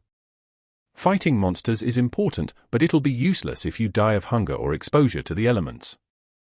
Trust me. I've learned it the hard way. Sonny nodded, angry at himself. It was so obvious, yet he never even thought about these seemingly simple things. He was blinded by his past habits and experience. Human brains were like that. Once accustomed to a certain way of living, it was hard to see past the already familiar routines. It was lazy thinking at its worst. At that point, Master Jet had stopped the car and opened the door, getting out. Sonny followed her and was momentarily stunned, staring at the colossal metal gates in front of them. This was the famous Awakened Academy. After a few seconds, he shook off his amazement and turned to his senior. "This is as far as I go," she said, looking cheerlessly at the walls of the academy. "I've already notified them. Someone will come fetch you in a while." There was something dark in the depths of her icy blue eyes. Sonny suddenly felt a cold feeling spreading through his body. Master Jet glanced at him, then sighed. "Remember, no one can survive in the dream realm alone. That's not an opinion, that's a fact. Try to get along with your peers, even if they don't treat you well. It might save your life." Then she suddenly smiled and patted him on the shoulder. "You've done well to survive until now. Make sure to keep yourself alive in the future, too." Then she got back into her PTV and drove off. Just like that, she was gone. The end of the metal bridge hit the special grooves in the ground and stopped moving after a set of loud clicks. Sonny looked ahead, wondering what kind of life he was going to be living in the next 4 weeks. Keep your flaw and aspect secret, learn to survive in the wilderness, be nice to other sleepers. It didn't sound too hard. But, for some reason, he was sure that these weeks were going to be as challenging as his first nightmare. Or maybe even worse. Seemingly free of such concerns, the silver-haired girl walked forward and stepped on the bridge. Sonny sighed and reluctantly followed. Chapter 20. Outcast once again. The sleeper part of the compound was relatively small and situated in the southern part of the academy, surrounded on all sides by training fields and parks. It was a low, modern building constructed with reinforced materials. Like the majority of buildings in the academy, most of it was hidden below the ground, leaving only a couple of floors above it. With its white, pristine alloy walls and wide windows, it must have looked beautiful in the summer, contrasted against all the greenery around. Inside, the building was spacious and well-lit. Sonny and the silver-haired girl were taken to a large hall where 100 or so of young men and women, sleepers of the same unfortunate timing as the two of them, were already waiting for the beginning of the induction ceremony. Most of them were nervous, tense, and excited. Logistics of the academy were a constant headache for the administrators since the rate at which the spell-infected people was always chaotic. There was no way to orderly structure for batches of sleepers to undergo any type of standardized education on a shared schedule. Some of them had a full year to prepare for the dream realm, some only months, some even mere days. That's why these induction ceremonies were held each month at the beginning of the year and then every week once the winter solstice began to loom near.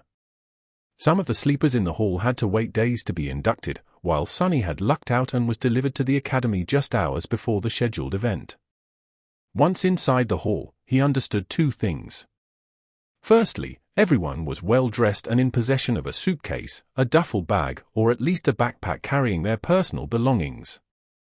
They were obviously coming prepared, most likely from home, sent off by their families. So Sonny and the silver-haired girl, who came empty-handed and wearing simple police-issued clothes, were not a norm like he had assumed, but actually an eye-catching anomaly. Secondly, Master Jet was not being overly humble when she called herself below average by Awakened standards. Even though these young people were just starting their paths as Awakened, their looks were dazzling. Everyone was handsome, beautiful and radiated health. Still, I feel like none of them compare. She might not be as perfectly shaped, but I don't know, she has a presence. It's like shadows become deeper and the temperature drops by a couple of degrees when she's in a room. Was this the difference between a sleeper and a master? But all of these thoughts were just him trying to postpone the inevitable. Sonny already knew that he was in for a wild ride. Because he could not lie, and all of these excited youths, regardless of their clothes, gender, and looks, wanted to do one thing. Every one of them wanted to talk with fellow sleepers. They wanted to discuss their nightmares, their future journey into the dream realm, and everything in between. They wanted to ask questions. They wanted to be asked questions. They wanted to discuss something important or just chit-chat about stupid things. It's a nightmare, Sonny moaned, disturbed and fearful. I'm doomed. Then, with a bit of grim determination, he gritted his teeth and slowly exhaled.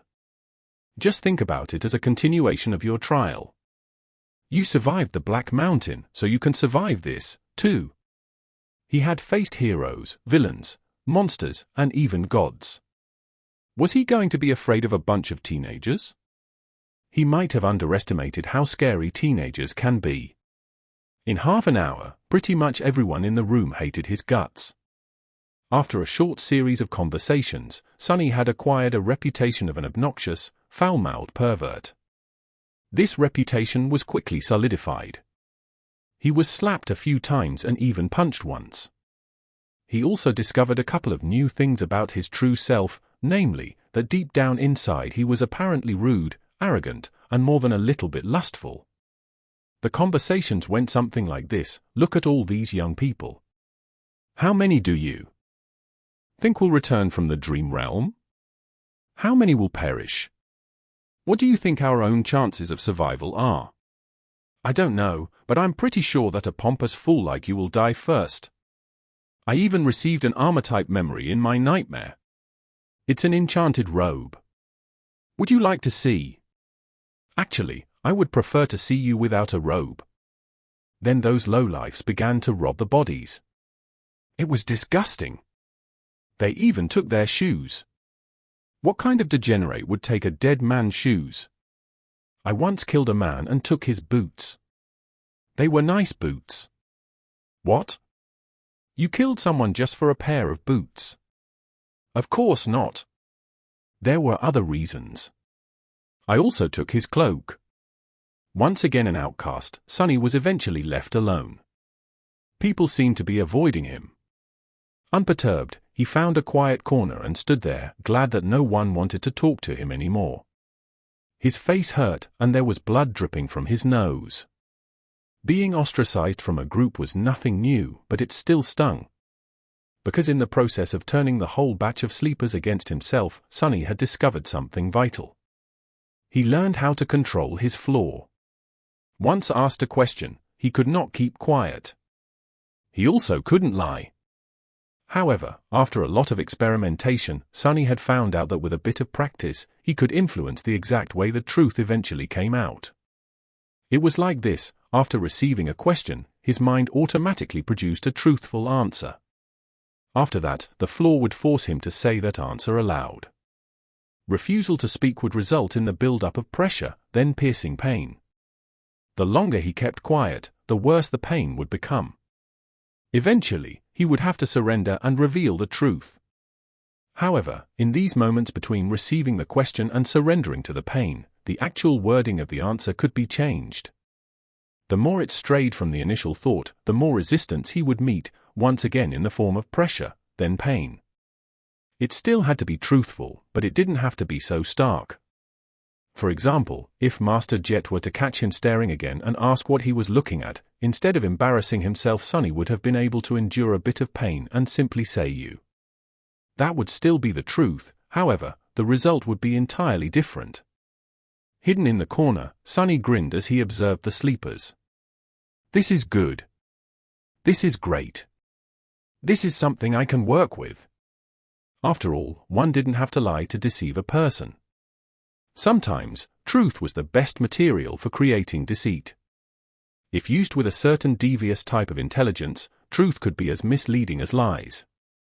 For example, in one of his previous conversations, Sonny had confessed that he had once stolen boots from a dead man.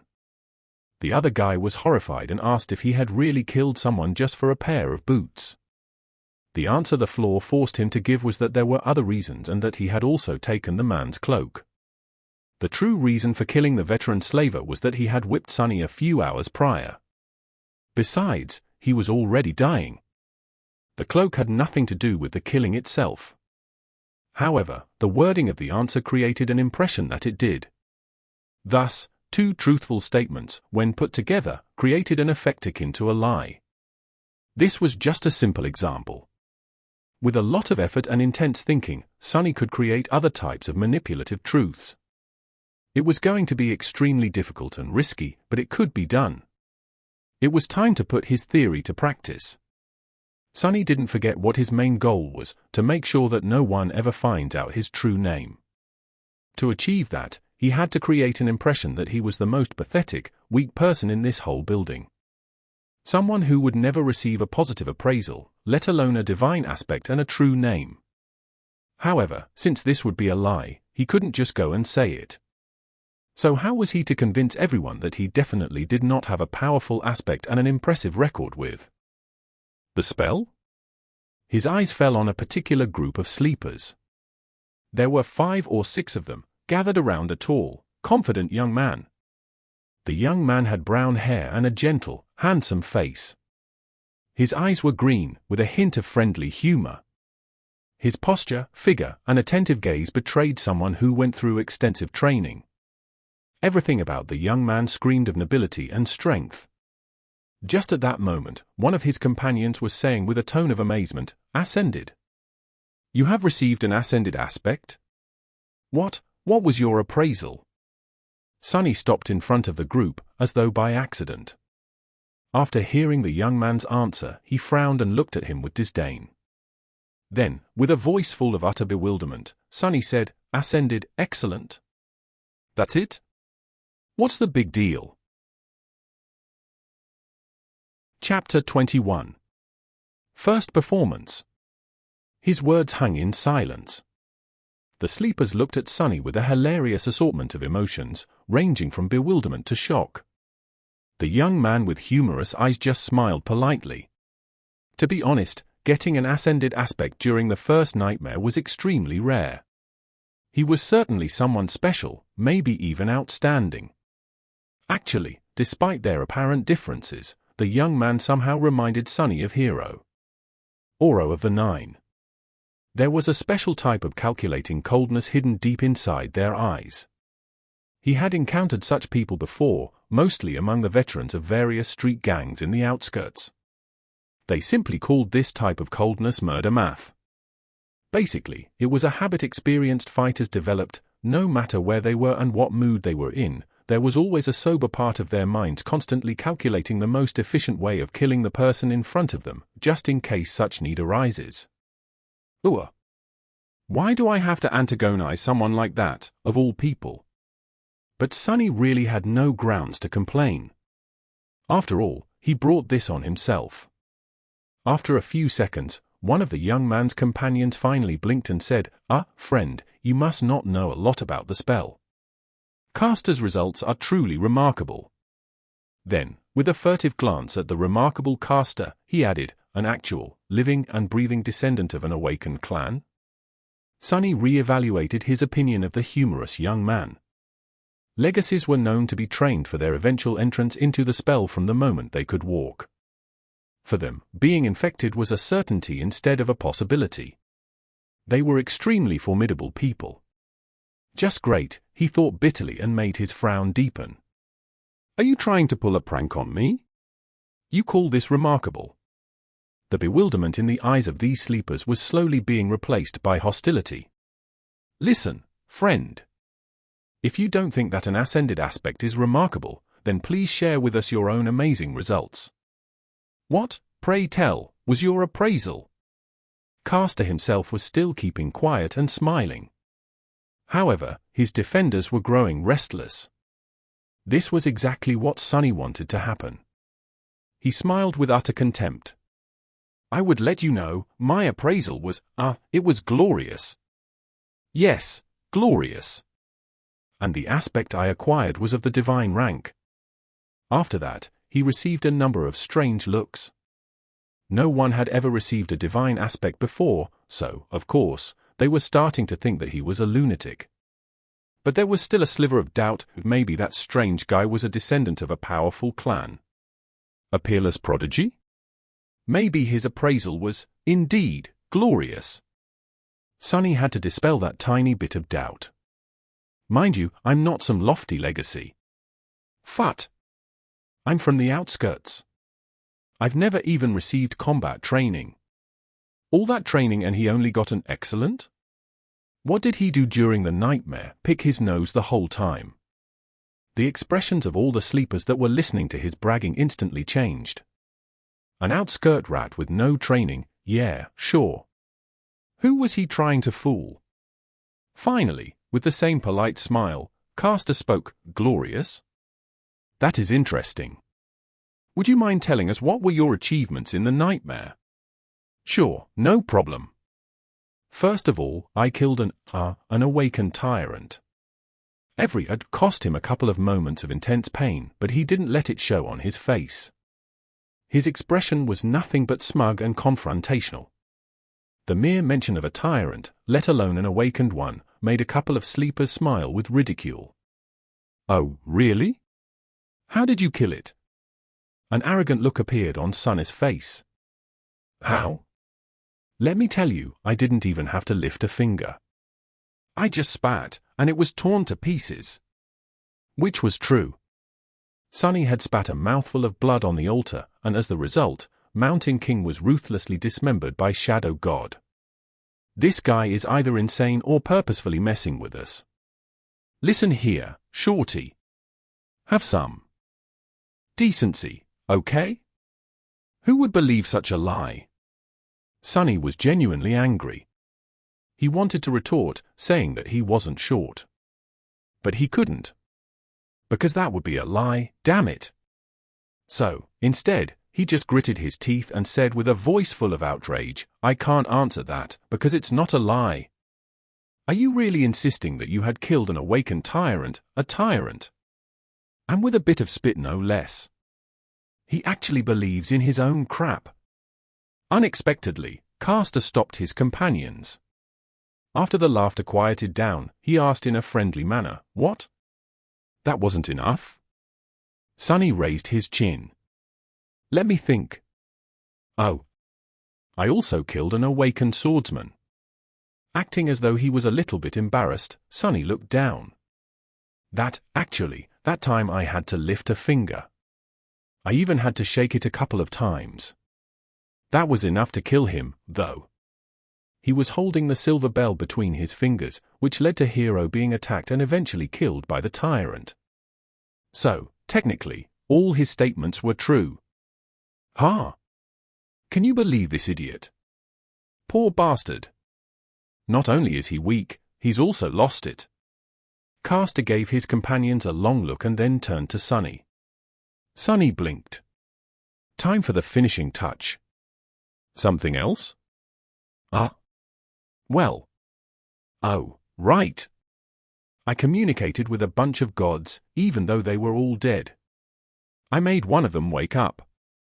He gave me a blessing. I was blessed by a god, do you all understand? The sleepers were silently shaking their heads or looking at him with pity. Caster sighed. I see. Well, in comparison to your achievements, mine do look rather average. Thank you for sharing with us. I hope you'll be as successful once we enter the dream realm. Sonny smiled with a look of smug superiority on his face. With that, he turned around and walked away. He was pretty sure that after this performance, no one would ever believe that he actually had some kind of a powerful aspect or did anything worthy of notice during the nightmare. He only told them the truth and yet managed to make everyone believe in the opposite of the truth. What did they think of him now? They thought that he was weak, grew up without any education in the outskirts, and had no training. More than that, he was apparently either insane or incredibly stupid. His temper was terrible. Truly pathetic and pitiful fellow. Now, whenever he was asked about his aspect, he could just honestly say that it was of the divine rank, and be laughed at. People would rather believe that the spell had ceased to exist than that he was someone noteworthy. He could even scream about his accomplishments from the roof, and no one would believe him. Subsequently, no one would ever suspect that he had a true name. Just you wait, fools. One day I'll be the one laughing. As Sonny was walking away, he heard one of the sleepers talking to Caster. Why didn't you put that lunatic in his place? He has belittled you. After a short pause, Caster answered. His voice sounded low and mellow. Poor kid must have lost his mind in the nightmare. It often happens. He'll most likely die soon, so being kind is the least I can do. The corner of Sonny's mouth twitched. He knew that Caster's words were based on a false assumption, but, for some reason, still felt a cold chill running up his spine. Chapter 22. Corpse Corner. Satisfied with his performance, Sonny walked back to the deserted corner of the hall. He felt people looking at him with mockery, contempt, and pity. No one seemed to be willing to stay close to him. It was just as well, he didn't want to be bothered anyway. Still, weren't their reactions a bit exaggerated? It's not like he was carrying an infectious disease. Well, except for the spell. But it wasn't really a disease, which everyone here should have known already. Finally, he extricated himself from the crowd and reached the corner. For some reason, sleepers were unwilling to approach it. Currently, there was only one girl sitting quietly on the bench. Sonny gave her a look. The quiet girl was delicate, demure, and very pretty. Her clothes were tidy and neat. They weren't very expensive, but still rather tasteful. With her pale blonde hair, big blue eyes, and exquisite face, she looked like a beautiful porcelain doll. However, there was something wrong with her. Sonny frowned, trying to understand what exactly about the girl made him uncomfortable. After a while, he realized that her empty, expressionless stare was reminding him of Mountain King. Startled, Sonny understood that the girl was blind. It took him a couple of seconds to compose himself. A bit disheartened, he carefully sat on the opposite end of the bench. The girl wouldn't have survived the first nightmare if she had been blind prior to entering the spell. Which meant that she lost her sight as the result of the appraisal. Suddenly, Sonny felt very apprehensive. A cold sensation spread through his chest. And I thought my flaw was bad. No matter what aspect ability the blind girl had received in exchange for her sight, it was effectively a death sentence. A blind person had no chances of surviving in the dream realm, at least not with a dormant core. In some sense, the girl was already dead. She was effectively a walking corpse. Feeling extremely disturbed, Sonny turned away and studied the crowd of sleepers. Now he understood why people were trying to avoid this corner. The girl was surrounded by an invisible, but almost palpable aura of death. Sleepers usually weren't very superstitious, but anyone would feel uncomfortable in her company. Armed with this knowledge, Sonny suddenly saw a pattern in how the young people in the hall were grouped. Instinctively, they all tried to stand close to those of their own circumstance. At the far end of the hall, closest to the stage, were one or two small groups. People in these groups were distinct from the rest of sleepers. They were all confident, calm, and had an air of readiness. These were the legacies. They were trained for the spell since birth and had the highest chances of survival.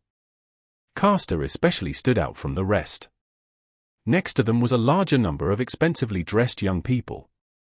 They were lively and excited, and only a little nervous. They were the scions of rich and high-ranking citizens.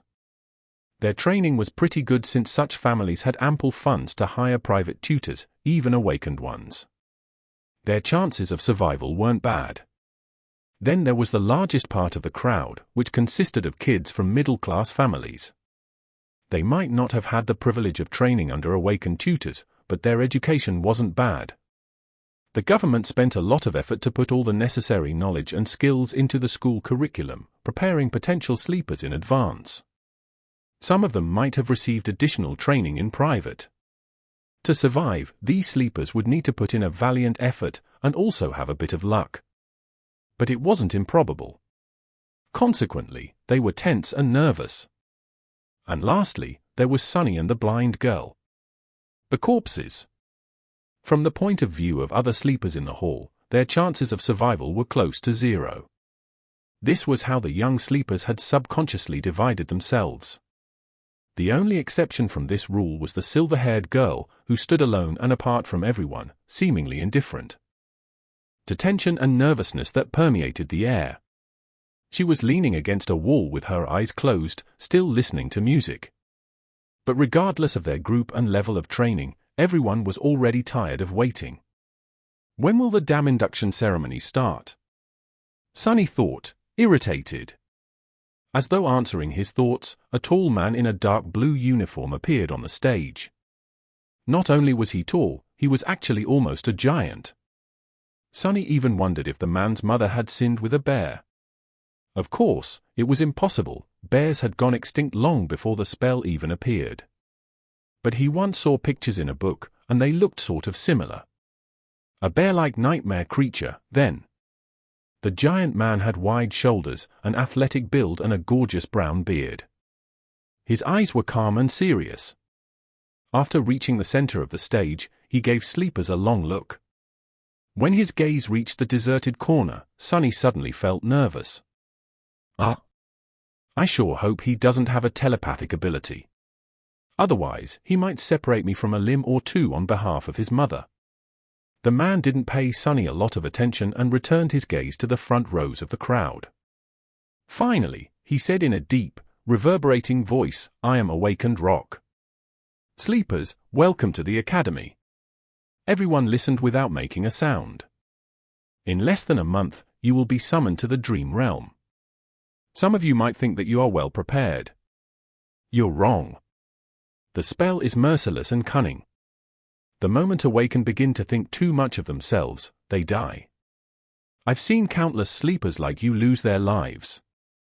I've also seen experienced masters lose theirs. Even saints are not assured to survive.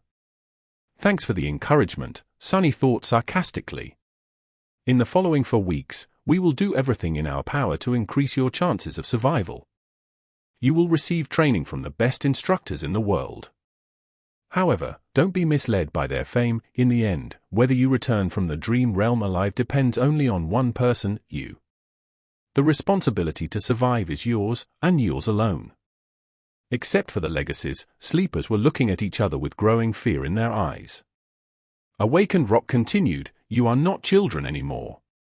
It's a shame, because you ought to be. But the spell has decided otherwise. You have been to the first nightmare, so you already know what it's like. Your parents, your teachers, and your friends can't help you anymore. Haven't had any of those in a long time." While listening to Rock's speech, Sunny couldn't help but feel a little excluded. It was all old news to him. However, he understood the instructor's purpose. He had to make young sleepers afraid, because fear was the only thing that would keep them alive. Finally, the speech got to the important part. Awakened Rock paused, giving kids listening to him a few moments to digest his words. Then, with a short nod, he continued, "Now we will talk about the difference between nightmares and the Dream Realm." Chapter 23. Dreams and Nightmares. That was something Sunny was keenly interested in. Of course, he had a general knowledge of how things were set inside the spell. But the first nightmare had already shown him that reality was different from how it was portrayed in popular culture in a number of small, but infinitely important ways. He needed to separate truth from the myths. And, of course, it was very advantageous to hear it from the mouth of someone who had actually been to the Dream Realm. So Sunny was all ears. Most people are aware of what nightmares are, because they have an impact on the real world and their lives. All of you have been warned before entering the first nightmare that, should you perish there, a nightmare creature would be allowed to cross the threshold and enter reality. Yup, that was the reason why Master Jet had to wait patiently by his side, prepared to deal with the monster if it appears. First nightmares are unique, because each of them is individual. That's why only a single creature can appear. However, starting from the second nightmare, things become much more dangerous. These nightmares are not tied to an infected person. Instead, they are born in the dream realm. While the seed of the nightmare is growing, any number of awakened can attempt to conquer it. Hunting down nightmares was the main responsibility of the awakened. Sunny knew that much. Should they all die or fail to find the seed before it matures, a gate will open in the real world, letting through countless monsters. You all know the consequences. Other awakened will be forced to withstand the onslaught on this side, but then there can be massive destruction or losses among the civilian population. Opening gates were something that every person on the planet feared. It was also the second disaster brought upon by the spell after the initial appearance of the nightmare creatures. The main difference was that, in that initial wave, there were only dormant beasts. However, gates had ranks of their own, and any type of creature could potentially step through. Not long before Sunny was born, a rank 5 gate opening left a whole continent uninhabitable. Luckily, high-rank gates were very rare. Awakened Rock's voice grew solemn. So it is not wrong to say that the purpose of the awakened is to enter the dream realm, seek out maturing nightmares and close them before any harm could befall the real world. From this, you can see that the dream realm and the nightmares are connected, but are not one and the same. If nightmares are the destination, then the dream realm is the road. But it is also so much more. Very romantic. Does Awakened Rock have poetic inclinations? Simply put, the dream realm is a world. It is vast, mysterious, and mostly unexplored. It is also dead. There is no life out there except for the nightmare creatures, corrupted ecosystems, and now us. But it wasn't always dead. We can tell that once, a long time ago, the dream realm was home to several primitive civilizations. There are a lot of ruins buried in its soil. From what Sunny knew, those lost civilizations were not really primitive, it's just that their development was centered around soul cores and mysticism as opposed to technology. So, basically, miracles and magic. What were their names? How did they fall? No one knew. Maybe they were destroyed by the spell. We don't know if the dream realm exists inside the spell as one of its illusions, just on an unimaginably larger scale, or if it's real, with the spell only serving as a pathway between two realities. However, we do suspect that the illusions conjured up inside the nightmares are based on its history. They are replicas of past events, somehow reconstructed from the depths of time. So, there might have been a real slave caravan on that Black Mountain once, a long time ago. Sunny remembered how time seemed to move in reverse at the beginning of his nightmare. He thought about how things would have ended up without his involvement. Did the nameless temple slave perish in Mountain Kingsmore with the rest of the caravan? Somehow, he felt that the nameless slave was not that simple. Otherwise, why would the spell remember him? And what about Hero? Was he able to escape? There are 4 main differences between the dream realm and the nightmares. Firstly, it doesn't have a story. There is no predetermined conflict you are forced to resolve. You can move freely and explore, provided that you have the strength to stay alive in the wilderness. Most people tend to stay close to one of the human citadels. That's good to know, Sunny thought, unconvinced. Sure, there were no predetermined conflicts in the dream realm. But with his fated attribute, he was pretty certain to end up in some kind of trouble.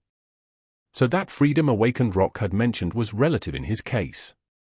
Meanwhile, the instructor continued, secondly, as I have already mentioned, there are no people in the dream realm except for those who came from the real world.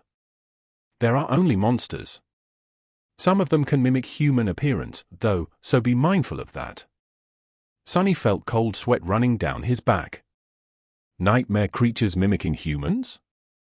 So creepy. Since when was that a thing? Why hasn't he ever heard about it? He stole a glance at the legacies standing in the first row and noticed that they did not show any sign of surprise. So, they knew. Thirdly, unlike the first nightmare, no nightmare creatures will appear in the real world if you die in the dream realm.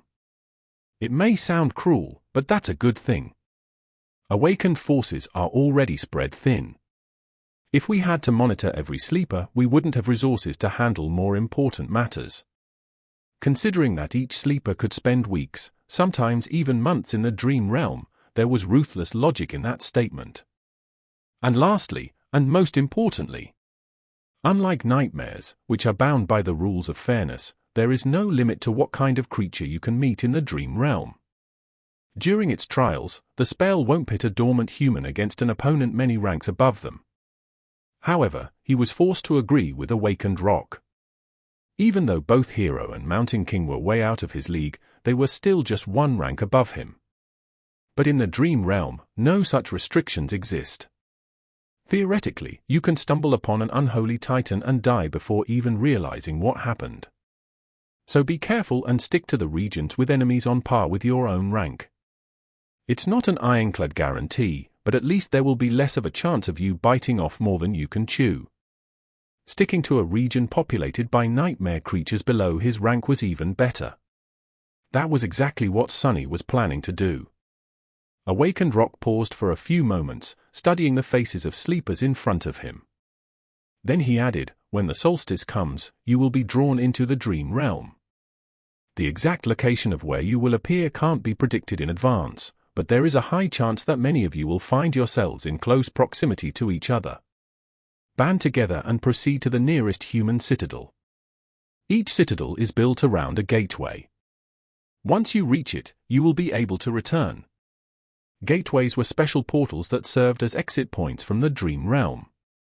Once sleepers reached such a portal, they would be able to escape back to reality and become awakened. Their core would evolve, and they would also receive a second aspect ability. After that, they would return to the dream realm each time they fall asleep.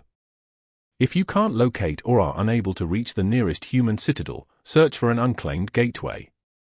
It will usually be inside or near the most prominent landmark of the region. Work together to defeat its guardians and come back alive. That is all for today. Next, follow the instructions sent to your communicators to find your assigned dormitory. Once settled, you may proceed to the cafeteria for some late supper. There will be a round of interviews after that to prepare your suggested curriculums. Get a good night's rest. Your training starts tomorrow. With that, he gave them a short nod and left. Can't be predicted in advance, ho. With his luck, he would either drop right in the middle of a prosperous human citadel and immediately roll into a gateway, or appear in some region of the dream realm so remote and deadly that no one had ever heard about it or returned from it alive. Since he couldn't do anything about it, Sunny wasn't very worried. There was something much more important on his mind. What, exactly, do they serve here for supper? Chapter 24. Moving up in the world. Everything having to do with sleepers was situated in the same building. Sunny followed the instructions sent to his communicator and quickly found the dormitories, which were situated on one of the lowest levels. To his surprise, he actually got a whole room to himself. It had a bed with a soft mattress, a table, a dresser, and even a separate bathroom. The materials were new and aesthetically pleasing, the air crisp and sterile. It was warm inside, and the outer wall was equipped with a hidden screen that seamlessly imitated a wide window, opening to a picturesque vista of a snowy park. There were even several sets of clothes with the Academy emblem provided to him for free. How extravagant, Sunny thought, a little stunned. Rationally, he understood that such an arrangement was not really luxurious. However, to him, who grew up wandering the outskirts, this room was like a palace. He scratched his head. Sunny glanced around, then winked at his shadow and smiled. "I guess we're moving up in the world, who?" The shadow didn't respond, apparently not very impressed. Perhaps it didn't care about such things. Right, what would a stupid shadow know? Sunny changed into new clothes and studied himself in the mirror. Then, remembering something, he summoned the runes. He finally had time to study the puppeteer's shroud.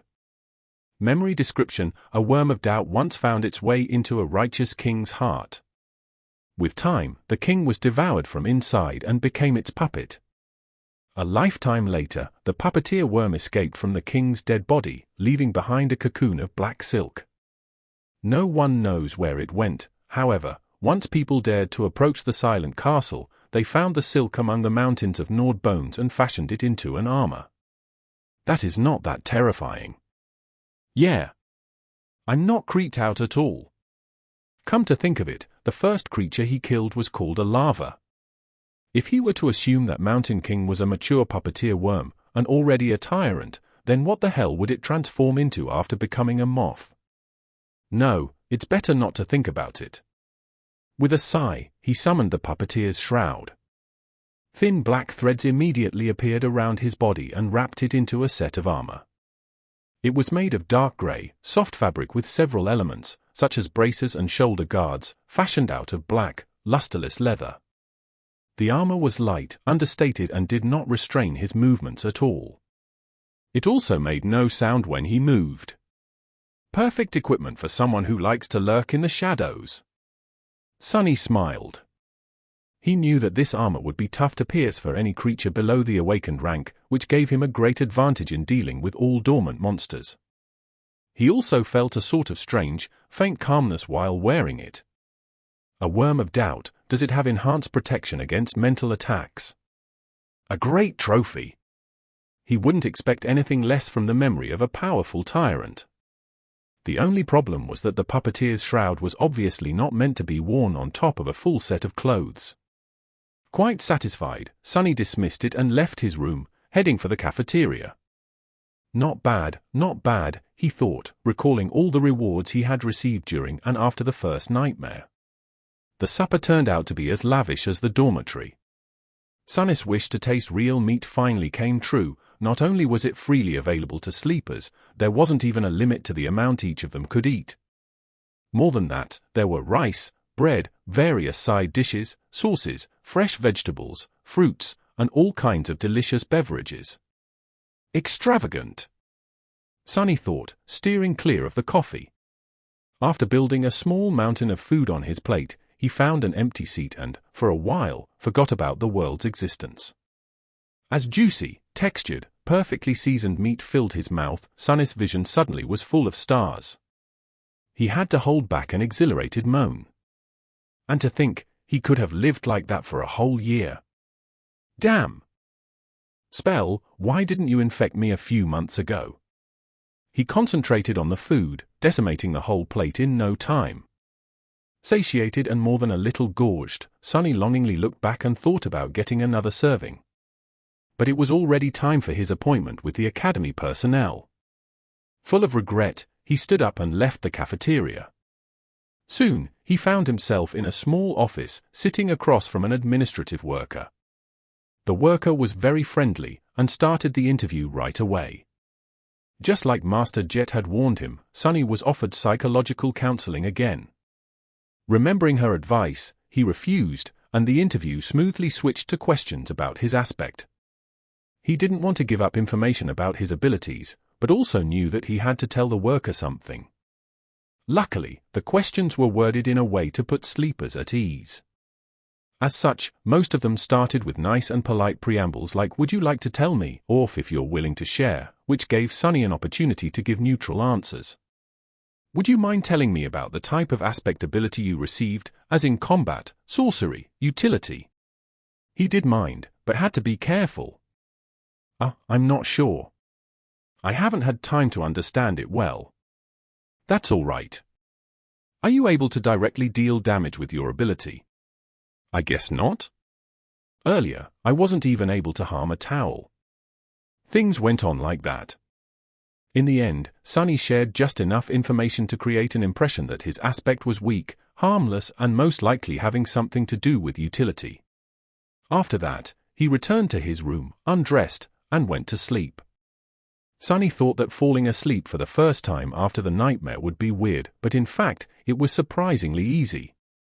Lying on a soft mattress, with his skin against clean bedsheets and a fluffy pillow under his head, he slept like a baby. Early in the morning, Sunny washed up in his private bathroom and, bursting with energy, hurried to get breakfast in a happy mood. The cafeteria was a bit crowded. After filling his plate with all kinds of delicious stuff, he quickly realized that the only place he could sit was near the blind girl from yesterday. Her table was empty, since no one wanted to be close to her. Sunny grimaced. It seemed that the two of them were doomed to be outcasts together for the remaining 4 weeks. He also felt uncomfortable in the company of someone who was practically a dead person, but there wasn't much of a choice. Losing his good mood, he sat at the blind girl's table and gave a cursory nod to the social worker who was helping her get around. After that, he tried to pretend that they didn't exist and concentrated on his food. However, before he could finish, a sudden commotion drew his attention. He looked up and noticed that a lot of sleepers were gathered around the large screen hanging on the wall of the cafeteria, their faces filled with excitement and awe. On the screen, a list of names was displayed, ranking the new batch of sleepers from weakest to strongest, most likely deduced from the results of the interviews. Not particularly interested, he quickly found his own name near the bottom of the list. The only sleeper who the Academy judged to be less likely to succeed than him was the blind girl. Turns out, her name was Cassie. But the commotion was a bit too loud to be just the result of the ranking. Curious, he moved his gaze up. The sleepers were restless. "I'm not seeing things, right? What kind of a monster is she?" Castor was placed in second place. And right above him, the portrait of the silver-haired girl could be clearly seen. To the right of it, 2 simple lines of text were displayed. Chapter 25. Wilderness Survival. So, the silver-haired girl, Nephis, also received a true name in her first nightmare. To get his own, Sunny had to deal with Hero and Mountain King while possessing a completely useless aspect, an impossible feat that seemed to have pleased the spell very much. I wonder how she had gotten hers. Sleepers in the cafeteria were struck dumb by the revelation of this achievement. They were staring at the screen with astonishment, fear and admiration. Listening to their excited whispers, Sunny felt a childish desire to scream, "Me too! I have one too!" Looking around, he noticed Castor's gaze fixed on the screen. There was a strange, somber expression on the humorous young man's face. But the weird thing about it was that, as far as Sunny could tell, Castor wasn't looking at the line of text containing the true name.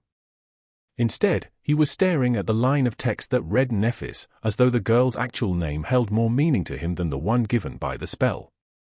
Interesting. Do they know each other? Why would a lofty legacy know someone who came to the Academy in a police-issued tracksuit? And speaking of Nephis, where was she? Sunny glanced around the cafeteria and quickly noticed the silver-haired girl, who was sitting quietly in a corner with a cup of coffee in her hands. She wasn't paying a lot of attention to the commotion, seemingly immersed in her thoughts. Her grey eyes were serious and distant. A sleeper with a true name? That's impossible. It's technically possible. Smile of Heaven received her true name in the first nightmare, I think. But yeah, I'm doubtful. Maybe she lied in the interview. Are you stupid? If it was that easy to deceive the administrators, the crazy pervert from yesterday would have been in the first place instead. Sunny's face twitched. Crazy pervert, huh? Well, why don't we just ask her? Suddenly, there was a deafening silence in the cafeteria. Following the suggestion, sleepers stopped talking and turned around, staring at Nephis. However, no one seemed to have the courage to approach her first. Finally sensing something, she raised her eyes and looked at them with surprise. Even the blind girl, Cassie, turned in the direction of her voice. After a couple of moments, Castor suddenly walked over and made a small bow. Lady Nephis. I am Castor from the Hanley clan. I see that your trial went well. Lady? Why is he addressing her that way? And he had to introduce himself, so they don't know each other? Interesting. Nephis seemed to be a little bit perplexed by the question. After thinking for a while, she smiled brightly and shrugged. Castor awkwardly returned the smile. I see. I am very glad that you returned unharmed. Not that I doubted your abilities. After that, she returned to her coffee, indicating that the conversation was over or simply oblivious to everyone's attention. There were a lot of thoughts on his mind. However, none of them could distract him from the most important thing, breakfast. A few seconds later, he had forgotten all about the awkward dynamic between Castor and Nephis and was happily shoveling down his food. The wilderness survival classroom was spacious, tastefully decorated, and completely empty. Sunny even thought that he was mistaken, but then spotted a gloomy instructor sitting behind a wide wooden desk. Noticing him, the instructor perked up. He was a lively old man with messy grey hair, absent-minded eyes, and a pair of bushy eyebrows that seemed to jump around on their own. "I'm Awakened Julius. You can call me Teacher Julius. Sit down, sit down. What's your name?" "Ah. What an ominous name. But that is good, very good. After all, we have to deal with a lot of ominous things." "Ah. I'm sorry, teacher. Did I come too early?" No, you're right on time." The instructor grunted with incredible contempt. "No one else is coming. Those brutes are only interested in swinging their fists and swords around. Very few are smart like you and know the true value of knowledge." "Oh. So. It was that unpopular." Sunny inwardly sighed, hoping that he won't regret the decision to abandon combat training in favor of this course. "Say, young man, why did you choose wilderness survival, of all things?" There was no point in hiding the true reason. Not that Sunny would have been able to anyway. The Awakened that monitored me during the first nightmare, Master Jet, had advised me to study it above all things. A very wise advice. That master truly knows what's important. Wait. Did you say Jet? Soul Reaper Jet? That murderous savage. HM. Who would have thought that a barbarian like her would know the value of intricate knowledge? Soul Reaper? Sunny's curiosity was piqued. "Teacher, do you know Master Jet?" Julius carefully looked behind his back before answering, "Who doesn't know the Soul Reaper? She might not be the most powerful Awakened out there, but she is certainly one of the most feared. That's because her aspect abilities disregard flesh and target soul cores directly. Which means that no amount of armor, damage resistance, and physical protection can stop them. The only good thing is that she's young and not likely to become a saint anytime soon, or even ever. Yes, luckily, there's a very low probability that she'll ever advance." Julius looked at him as though trying to comprehend how someone could be so ignorant. "Because of her problematic personality, of course. Who would want to help a psychopathic killer become a saint? You need a team of outstanding companions and a lot of support to attempt conquering the third nightmare. Soul Reaper Jet isn't. Wait." Suddenly, Julius frowned and leaned back. "Why am I gossiping with you? You're too young to know such things. More than that, it's not in my character to badmouth others behind their backs." "I would beg to differ," Sunny thought sarcastically, but didn't say anything out loud. He already got a lot of juicy information out of Teacher Julius. Maybe choosing wilderness survival was the right choice after all. "Let's get back to your curriculum. What other courses are you taking?" "None. For the next 4 weeks, I'll be fully concentrated on wilderness survival." Julius stared at him for a whole minute, an expression of utter astonishment written clearly on his face. Then, slowly, an excited gleam appeared in his eyes. Finally, he grinned. "Wonderful. This is wonderful. You're such an astute young man. Don't you worry. In 4 whole weeks, I will make you immortal." Sunny's lessons with Teacher Julius started pleasantly and without much tension, but just an hour later, he felt like his head was ready to explode. There was so much new information, and all of it was so strange and counterintuitive for someone who had never left the walled-off, sheltered confines of the city. From time to time, Julius gaped at Sunny's lack of knowledge and relevant experience. However, he had a good attitude and an endless enthusiasm for teaching. Whenever Sunny stumbled, he would patiently slow down and allow his student to catch up. The curriculum that Julius planned out was practically insane. There was an endless amount of theoretical knowledge to learn, practical lessons both in virtual reality and the real world, numerous subjects and weird things to study. There were even several lessons dedicated exclusively to learning the basics of several dead languages of the dream realm. Why would I need to learn new languages? Sunny thought with self-pity. The spell automatically translates everything. The spell is not a translator. Do you think it has the time to express the intricacies of human speech? Let's say you're seeking shelter in a ruin and find an inscription that reads certain death ahead. There are 30 words for death in the rune language. Just by knowing the runes, you'll be able to deduce what kind of danger there is.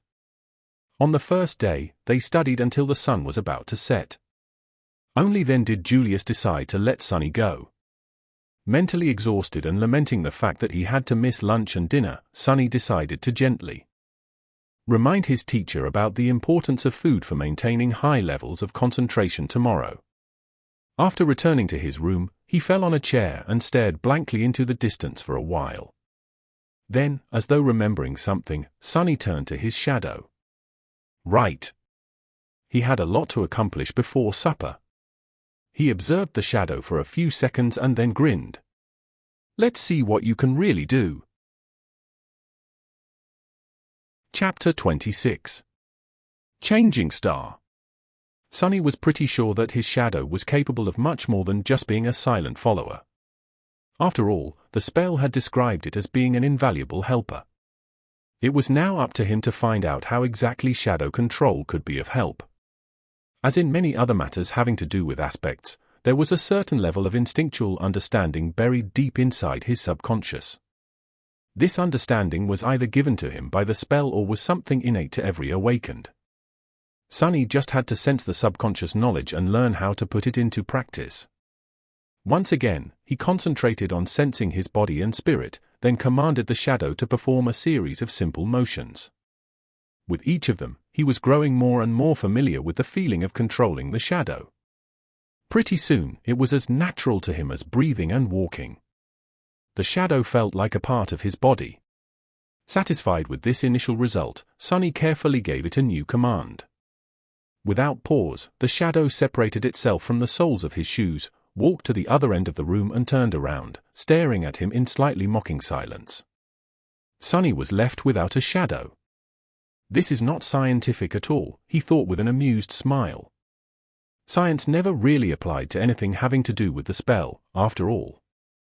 As the shadow walked away, he felt a very weird split happening in his mind. It was like his perception had separated into two distinct sources. One was his body, the other, his shadow. With a bit of trying, he managed to focus on the second source. Instantly, his vision blurred. Whoa! Sunny blurted, surprised. Whoa, the shadow heard from the other end of the room. Sunny blinked. In his mind, there now existed two pictures. One was of his room's door, with an indifferent shadow standing in front of it. The other was of a pale young man sitting on a chair, wide-eyed and bewildered. He raised an arm and waved it in the air. Simultaneously, the pale young man raised and waved his. I can perceive the world through my shadow. He sat for a while, thinking. An ability like that opened up a lot of possibilities. With his Child of Shadows attribute allowing him to see and move stealthily in the darkness and shadow control allowing him to send out a sneaky shadow as a scout, he was pretty much a perfect spy. A spy was someone who gathered information without exposing themselves to a lot of risk. A role like that suited Sunny's taste very much. Of course, spies were also able to strike from the shadows with deadly precision. Armed with information, they were masterful ambushers. With the prior knowledge of the opponent's weaknesses, their attacks were surgical and lethal. But any direct confrontation would mean putting himself in danger, so Sunny wasn't very keen on becoming an assassin. After all, his aspect still lacked the means of directly enhancing his combat performance. He looked at the shadow and gave it a command. With an exaggerated sigh, the shadow bent down and nimbly slid under the door. Instantly, he could see both the room and the hallway outside. Sonny closed his eyes to focus on the picture projected from the shadow. Moving stealthily from one shadow to another, it glided down the hallway. With a bit of timing and consideration, his scout was practically invisible. Sonny passed by a couple of sleepers and listened in on their conversation. Not finding it very interesting, he continued forward. Finally, the shadow stopped at a corner. To its left were the elevators, to its right, the way to the girls' dormitory. All sorts of provocative images immediately entered Sonny's head. Yes, with this ability, it was also very easy to fall into utter depravity. But no. He couldn't do it. Not because of some high moral principles. It's just that, with his reputation of a pervert, the chances of being asked if he had done something unbecoming were pretty high. So he needed the ability to honestly answer no. So, I probably shouldn't. Right. Of course. You're right. Don't even think about it. Back in his room, Sonny sighed with a lot of regret.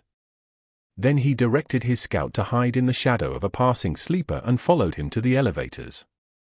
Some time later, Sonny's shadow was hiding in a corner of a large dojo. He was observing his fellow sleepers who, under the guidance of Instructor Rock, were going through the motions of the introductory combat class. Today was mainly dedicated to testing their general competency and abilities. After that, the sleepers were going to be separated into groups based on their level, such as novice, advanced or expert, as well as their weapon of choice. Some would be assigned a personal tutor or paired together. Currently, sleepers were taking turns delivering their strongest punches to a wide plate attached to a special measuring machine. After each strike, the machine would display a number corresponding to the sleeper's physical strength. In theory, a machine like that was not hard to build. However, considering that many of sleepers had combat-oriented aspects that enhanced their might in a variety of ways, it was actually a marvel of engineering and durability. Their technique and training also affected the final result. Most people were getting numbers ranging from 10 to 14. It was considered a good result, something that only the most athletic people could reach. However, a lot of sleepers, obviously those with enhancing aspects, were able to achieve a score of 15 or even 16. I would probably get 10 or 11, Sonny thought, feeling a little bored. Then he suddenly perked up, noticing that it was turn for Nephis, the highest-rated sleeper of their batch, to strike the plate. The slender girl approached the machine and, without much preparation, delivered a sudden, crushing blow. Sonny wasn't very well versed in martial arts, but even he was impressed by the flawless economy and speed of her execution. Nephis was becoming more and more intriguing. What's her actual background? After a short pause, the machine displayed the result, 16. Sonny felt a bit disappointed. Not that impressive. I was expecting more. She was the proud bearer of a true name, after all. After that, only Caster remained. This time, Sonny couldn't even see the flying fist, it was just too fast. The machine trembled and took more time calculating. Finally, 2 numbers appeared. Everyone gaped at the display, stunned. More than a few admiring looks were thrown at Caster, who simply bowed and took a step back. Instructor Rock smiled. Not bad. Now, we will move to sparring and evaluate your general level of training. I need 2 volunteers to begin. Nephis was the first to step forward and walk to the center of the ring. A couple of seconds later, a tall and extremely muscular sleeper followed and faced her. The rules are simple. Make your opponent's back touch the floor or throw them out of the ring. Use whatever abilities and techniques you find appropriate. Watching sleepers fight each other was not only entertaining, but could also provide Sonny with knowledge of their powers. Back in the room, he leaned forward and rested his chin on his palms. The tall guy attacked without wasting any time. His muscles bulged, threatening to tear the soft fabric of his white dobok. He advanced like an unstoppable mountain, sending a vicious kick flying. A second later, he was lying on the floor with a dumbstruck look on his face. Nephis didn't even change her stance. Instructor Rock gave her a cheerful look and grinned. What followed could only be described as a massacre. One after another, Nephis managed to defeat almost every single sleeper present in the dojo. She didn't seem to be faster or stronger than them, but each time someone entered the ring to fight her, they would inevitably end up beaten and thrown to the ground. Sunny watched the process with a growing sense of amusement. However, at some point, even he felt a bit of unease. Nephis moved with the calm precision of a battle machine.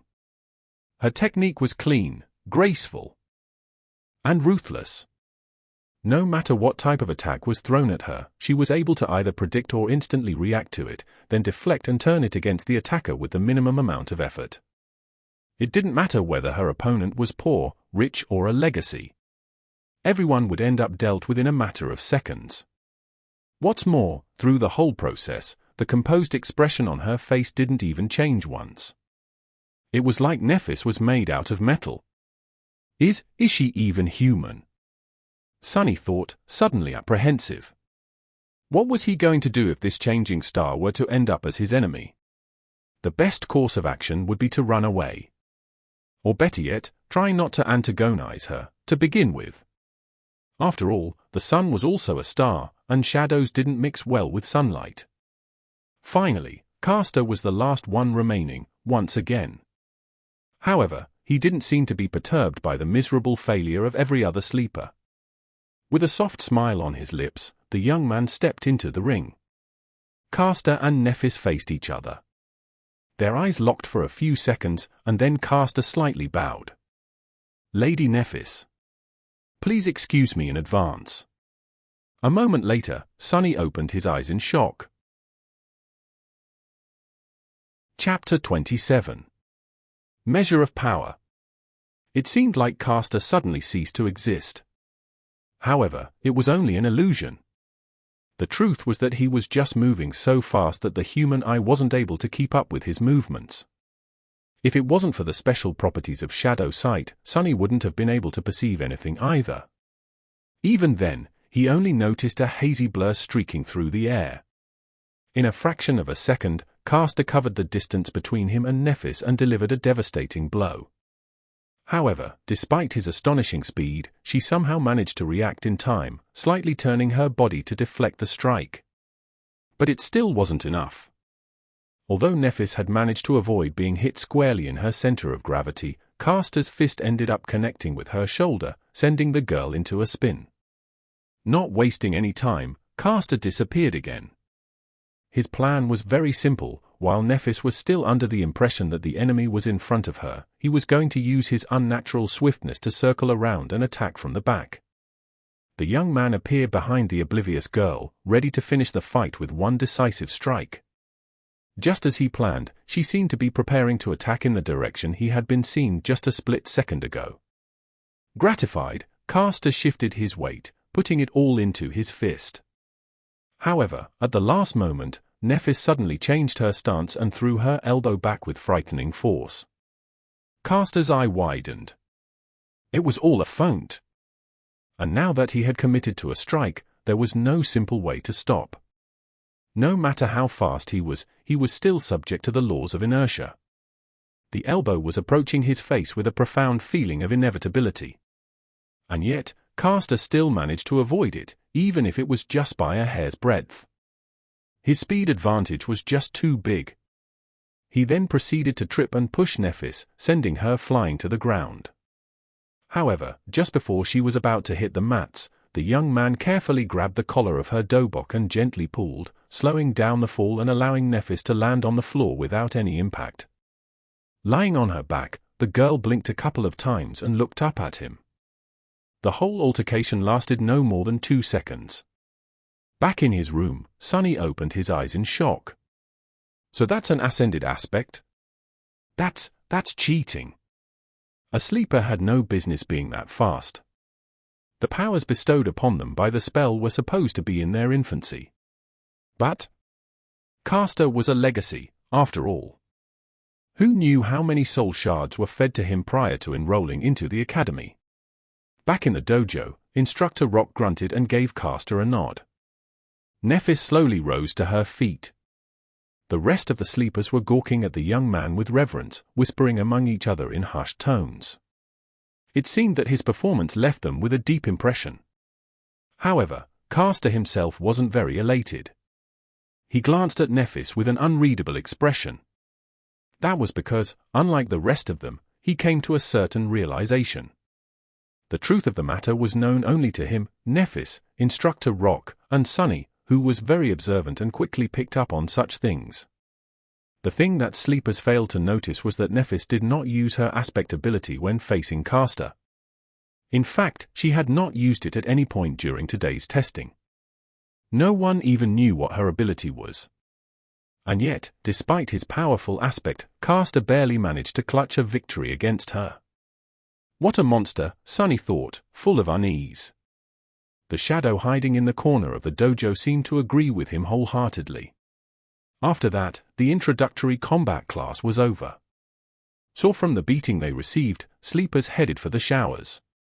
Sunny waited for a bit and then directed his shadow to sneak into the boys' locker room. He wasn't very interested in watching a bunch of teenagers changing clothes, but there was a slight possibility that Castor would either comment on his duel with Nephis or answer some questions about his incredible aspect ability. Just as he had expected, the young man was surrounded by a group of newly converted fans. They were congratulating him on his victory, full of adoration and excitement. However, Castor himself seemed to be in a bad mood. His expression was somber, and there was a grim heaviness in his eyes. In fact, his face grew darker with each praise he received. "Your aspect is overpowered, am I right? That Nephis girl stood no chance at all. True name? Who needs that? She's just a wannabe." Finally, Castor raised his head and pierced the last boy who had spoken with a cold look. That boy, just like him, was one of the few legacies in their batch of sleepers. He frowned, surprised by Castor's reaction. "I might have expected such behavior from them, but you should know better." The other legacy raised an eyebrow. "Why? Is there something special about that peasant girl?" Peasant girl? Do you really not know who she is?" "No." Sunny thought impatiently. "So just get to it and say it out loud." Luckily, the arrogant sleeper had the same sentiment. Castor opened his mouth several times, as though not sure what to say. Finally, he shook his head and answered, "She is Nephis of the Immortal Flame clan." As soon as he said that, the arrogant legacy became deathly pale. Not paying him any attention, Castor continued. "I trust that I don't need to tell you about her grandfather. Her parents were Smile of Heaven and Broken Sword." In his room, Sunny almost fell from the chair. Even he knew who Immortal Flame and Broken Sword were. The former was the first human to conquer the second nightmare and become a master. The latter, the first one to conquer the third nightmare and become a saint. They, as well as their companions, were among the most famous heroes of the human race, someone who had managed to change history with their own two hands. If what Castor said was true, then Nephis wasn't just an aristocrat, she was royalty. No wonder he addressed her as lady. Why didn't he just call her princess instead? But that didn't make any sense. Echoing his thoughts, the pale-faced sleeper asked in trembling voice, "Because they're all dead. The Immortal Flame clan is long gone." For a few moments, the locker room was completely silent. Castor looked down. Late at night, when everyone was already asleep, Sunny furtively entered the dojo. Looking around, he made sure that no one was there and then curiously approached the ring where Nephis and others had been tested earlier. He stopped at the center of the ring and stood there for a while, remembering how she had dealt with dozens of sleepers of their batch before being defeated by Castor. "Monsters, both of them are monsters," he mumbled, bitter and disheartened. Shaking his head, Sunny left the ring and then he looked at his shadow. The shadow hesitated for a few seconds, then stuck out its chest and crossed its arms, trying to appear cocky, disdainful and unperturbed. However, its act wasn't very convincing. "Yeah, you're right." "Exactly. What's the big deal anyway?" Both Immortal Flame and Broken Sword, Nephis' father and grandfather were as monstrous in terms of power as one can get. But they still failed to protect their family from being eviscerated. So, power wasn't that important in the end. Even royalty was not safe from the cruelty of the world. Sonny sighed and proceeded to the measuring machine. Making a fist, he swung it and delivered his best punch. The machine hummed for a few seconds and then displayed a single number. Oh, come on. I deserve a 10, at least. Feeling very indignant, he struck the plate again, almost hurting his fingers. However, the result was the same. Sonny paced for a bit, trying to control his anger. It seems he was destined to be a weakling. After all, the force of the strike depended on mass and acceleration. Acceleration could be improved with technique and exercise, but mass was something he had little control of. He was already done growing, and his height was not going to drastically increase in the future. No matter how hard Sonny trained, he was always going to be a lightweight. Suddenly filled with resentment, he punched the plate again, putting all of his frustration into this one strike. At that moment, a strange instinct suddenly awakened in Sonny's mind. The machine trembled from the force of the strike. Sonny yelped in pain and took a step back, cradling his bruised fist. After a while, the result was displayed. However, it wasn't a 9 anymore. He looked at the displayed number for a long time, expressionless. Then, a wide grin slowly appeared on Sonny's face. I see. So that's why. Of course. He clenched his fist again, looking down at the black, shadowy glove.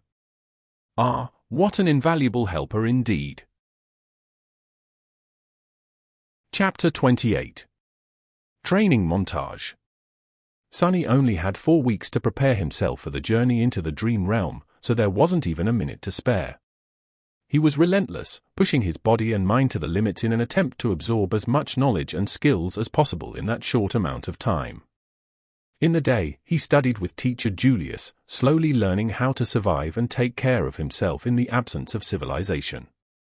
Their lessons ranged from comparatively simple, like various ways to produce fire, to much more obscure and esoteric, like celestial navigation. What was so hard about celestial navigation? Well, as it turned out, the dream realm was not consistent in terms of star geography. Different regions had different stars and constellations, as well as a different number of moons.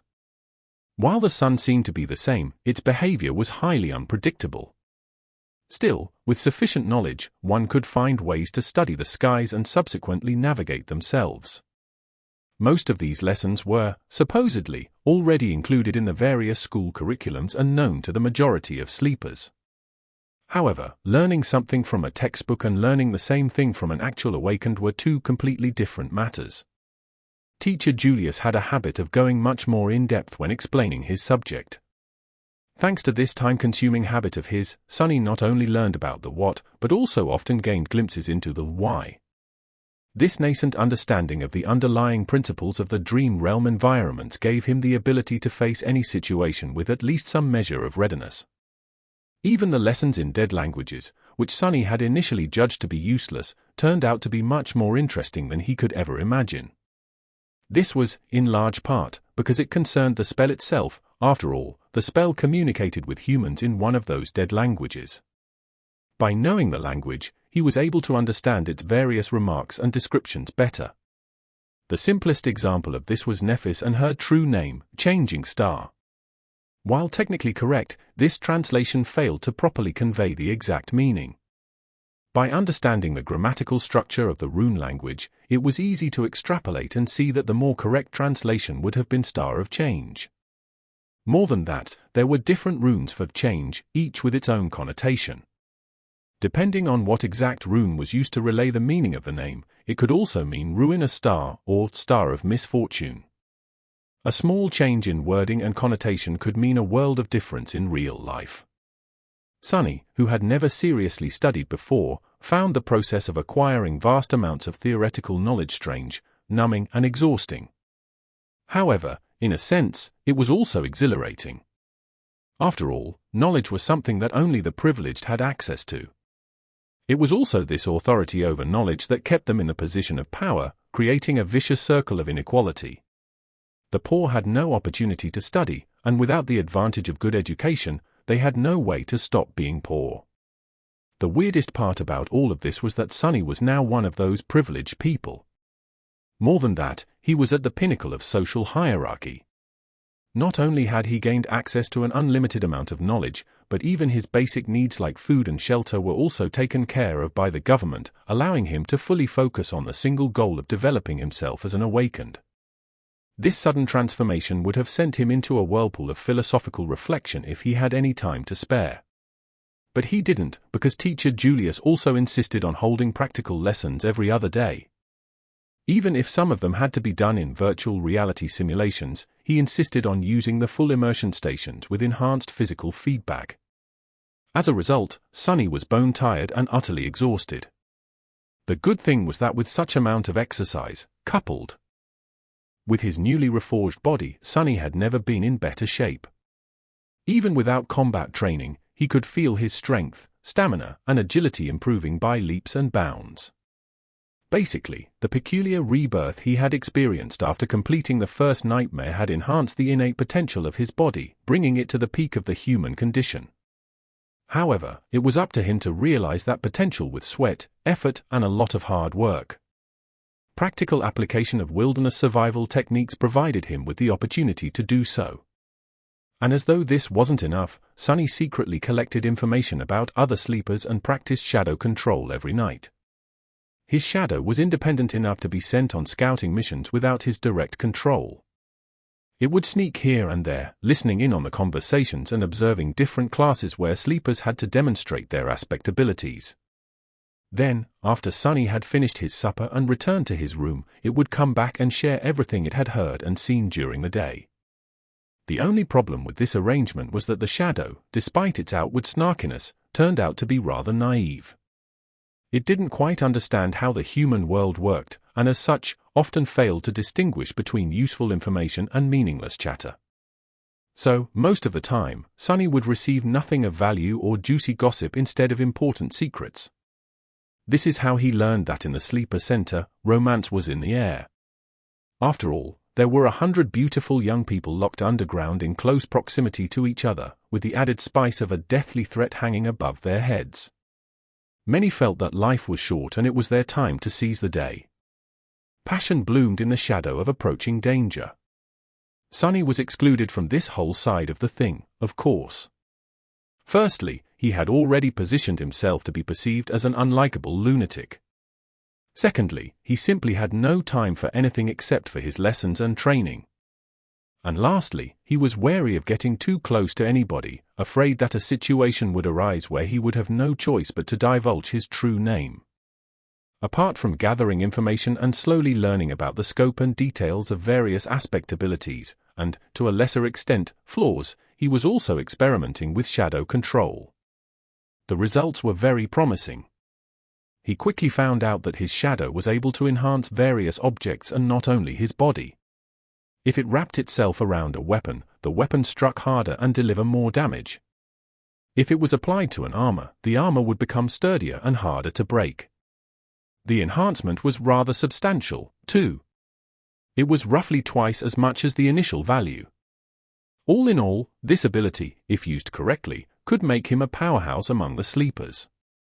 Many combat aspects could deliver more speed or damage, many could provide more defense and protection, but none were as well-rounded and versatile as Shadow Slave.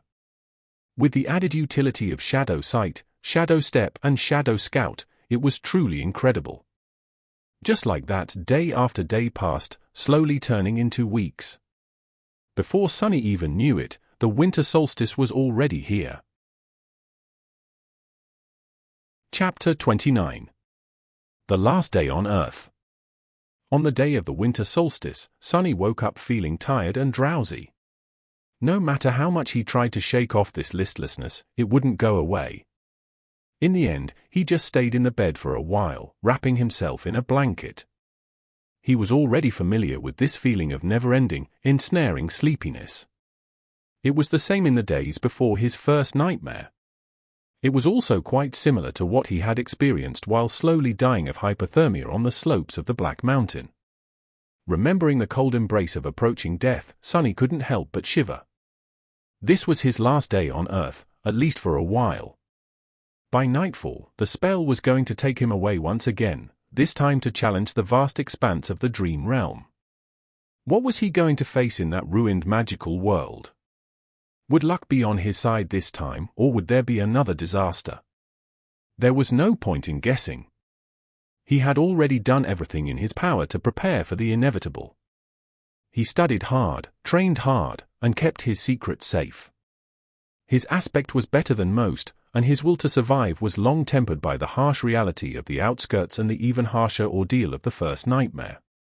With a sigh, Sonny got out of bed and went along with his morning routine. If this was going to be his last hot shower in a long while, he was going to really enjoy it. If it was going to be his last scrumptious breakfast for the time being. The cafeteria was full of sleepers, but no one was talking. Everybody was in low spirits and seemed to be uncharacteristically introspective. There was no usual laughter or boisterous conversations, only the legacies remained calm and collected. However, even they kept to themselves. Sonny thought about the last time he was preparing to enter the spell and, with a bit of trepidation, approached the coffee machine. During his stay in the academy, he had long discovered that a lot of people were in a habit of adding sugar and milk to their coffee. So, on this auspicious day, he decided to give it another try. After all, it was nice to have a tradition. A few minutes later, he had taken his usual seat near Cassie, the blind girl. Despite their compulsory closeness, they had not talked to each other even once, just like two strangers forced to share the same space by circumstances beyond their control. Sonny did not see a reason for anything to change today. However, as soon as he took the first sip of coffee, Cassie suddenly turned her head and stared at him with her beautiful, blind blue eyes. Unnerved, Sonny looked around, checking if someone else had attracted her attention, and, after making sure that there wasn't anyone standing behind him, asked. Cassie was silent, as though hesitating if she should reply, and then suddenly said. Sonny frowned, trying to comprehend the meaning behind her words. Then, a flash of surprise appeared on his face. Oh, right. It's my birthday today. He had completely forgotten about it. He was turning 17 today. Wait, how did she know about this? Sonny gave the blind girl a strange look, opened his mouth, and then decided to let the issue go. She was just too creepy. With a nod, Cassie turned away and seemingly lost interest in having a conversation once again. Sonny returned to his coffee, finding it not too bad this time. Of course, sugar and cream were doing most of the work. However, he did feel a little bit more awake after drinking it. Sonny was never sure that he would make it to this age alive. And yet, despite everything, he did. Life was sure unpredictable sometimes. If anyone would have told him a year ago that he was going to celebrate his 17th birthday by drinking real coffee with real milk and sugar, he would have laughed in their face. But now it was a reality. Unwillingly, Sonny remembered all the people who used to celebrate his birthdays with him, a long time ago. Before his mood turned sour, he decisively dispelled these thoughts and forced himself to smile. This is not bad. Let's do it again next year, when I'm already an awakened. Cheering himself up like that, he finished his coffee and left the cafeteria. There were no classes today, but he still visited the wilderness survival classroom and said his goodbyes to teacher Julius. The old man got pretty emotional when sending him off. He gave Sonny one last tip a dozen or so times in a row and even promised to apply for a research assistant position to be opened after the young man had become a full awakened. Sonny left thanking him for his time and patience. After that, there wasn't much to do. When the sun was close to setting, Instructor Rock gathered them in the foyer of the sleeper center and led them outside. In the snowy parks that surrounded the white building, other awakened were leading their own batches of sleepers to the same destination. It was the Academy's medical center. The center looked more like a shrine than a hospital. Its interior contained both highly advanced technology as well as some of the best healers among the awakened. For the duration of their first journey into the dream realm, the bodies of sleepers would be kept safe in specially designed pods and sustained by the magical powers of those healers if anything unfortunate were to happen on the other side of the spell. Of course, whether or not they would wake up in the end wholly depended on the sleepers themselves. To Sunny's surprise, after entering the medical center, Instructor Rock did not take them directly to the wing-containing sleeper pods. Instead, he led them to a comparatively deserted floor and then opened the doors to a spacious gallery that was brightly illuminated by the beautiful crimson rays of the setting sun. There, they saw rows and rows of wheelchairs. In each wheelchair, there was a person with a blank, strangely peaceful expression on their face. All these people were completely silent, motionless, and still. They did not show any reaction to the appearance of guests. In the eerie silence, Sunny felt his hair standing up and a creeping terror seeping deep into his heart. Instructor Rock looked at the empty people with solemn eyes. "There is a reason I brought you all here. Look well and remember. Some of you may know who these people are, and for those of you who don't, they are called Hollow. Each one of them was once either a sleeper or an awakened. Some of them were weak, some of them were strong. Some were even incredibly powerful. All of them have perished in the dream realm. Their souls are gone," Sunny realized, horrified. "If you're lucky, once your spirit is destroyed, your body dies with it. But if not, you'll become just like them." Hollow. Instructor Rock glanced in the direction where Castor and Nephis stood, and then added, "Half an hour later, sleepers had been led to their personal rooms and were preparing to enter the pods. In one of the rooms, the blind girl, Cassie, was helplessly trying to orient herself in the unfamiliar space, touching the walls and strange pieces of machinery with her hands. Tears were streaming down her beautiful, doll-like face. In the other room, proud Legacy Castor was staring listlessly at the floor. His lips were moving, repeating one strange phrase over and over again. He was trembling. Somewhere else, Changing Star Nephis, the last daughter of the Immortal Flame clan, was looking down at her hands. Underneath her skin, soft white radiance was slowly growing brighter and brighter. Her face was contorted in a grimace of harrowing agony. And finally, there was a room where Shadow Slave Sunless, lost from light, turned away from the sleeping pod and glanced down at his shadow. The shadow shrugged and didn't answer. With that, he stepped forward and climbed into the pod. In the vast echoing darkness, he heard, "Welcome to the Dream Realm, Sunless." Chapter 30. Starless Void. Sunny was expecting to first look at the place where his arrival to the Dream Realm was going to take place from above, just like it had happened at the beginning of the first nightmare. Back then, time had magically moved in reverse, giving him an opportunity to see hints of what he was going to face. Instead, immediately after hearing the greetings of the spell, Sunny found himself blind and drowning. As he instinctively tried to open his mouth to scream, salty water rushed inside, making him choke and twitch. More than that, he couldn't see anything. No, it's not that he couldn't see, it's just there was no source of light around. Usually, darkness wasn't a problem for Sunny, but, for some reason, his sight wasn't working anymore. Maybe the seawater he was submerged in was blocking it. If it wasn't for the special space perception that the affinity to shadows gave him, he would have been completely disoriented. With its help, though, he barely managed to understand which side was down and which side was up. Luckily, Teacher Julius's lessons had included swimming. Swearing to thank both the old man and Master Jet once he came back, Sunny forced himself to stay calm and began to swim upward. In a few long and tense seconds, his head broke through the surface of the water. Sunny was finally able to draw in a deep, hoarse breath. "Breathe, breathe. You're still alive." After sucking in enough air to soothe his burning lungs and compose himself to a certain degree, Sunny carefully spun in the water, trying to take in his surroundings. What met him was an endless, jet-black expanse of undulating waves. Above them was an empty black sky.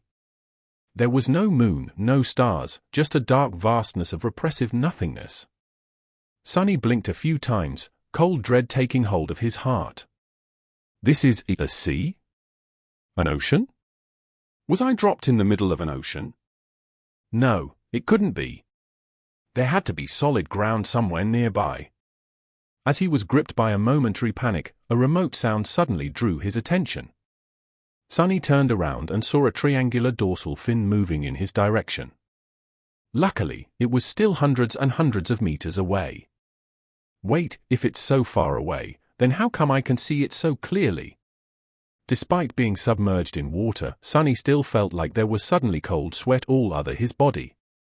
By his estimation, the dorsal fin was at least 5 meters tall. It was rapidly approaching, growing visibly larger with each second. With eyes full of horror, Sonny spun again, desperately trying to find something, anything, to save him.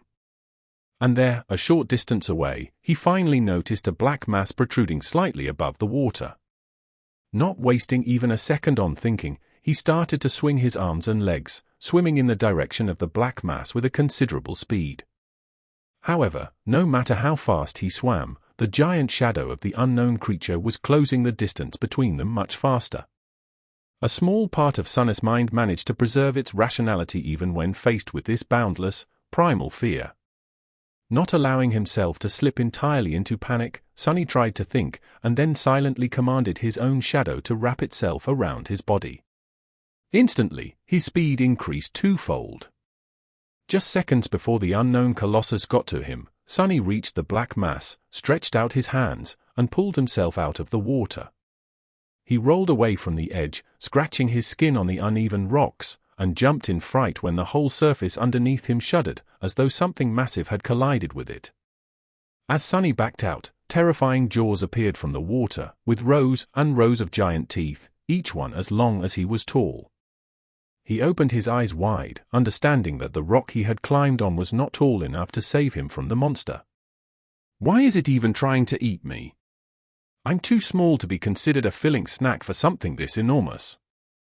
However, before the monster had a chance to attack, a colossal tentacle suddenly broke through the water and rose into the air like some strange, black tower.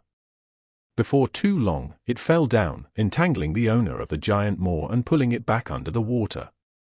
Sonny lost the feeling in his legs and plopped on the ground, his mouth opened. His whole body was shaking. A few seconds later, the dark sea was calm again, as though nothing had happened. The indifferent waves continued to move silently under the lightless sky. So, it wasn't trying to eat me, he realized, frozen. A few minutes later, Sonny was pretty sure that nothing was going to devour him, at least not immediately. With that certainty, he was finally in a state of mind to stop trembling and explore his surroundings a little.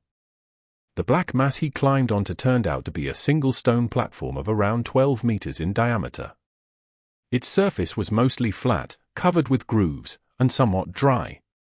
Due to the regular shape of its edges, it seemed more like something man-made than a natural formation.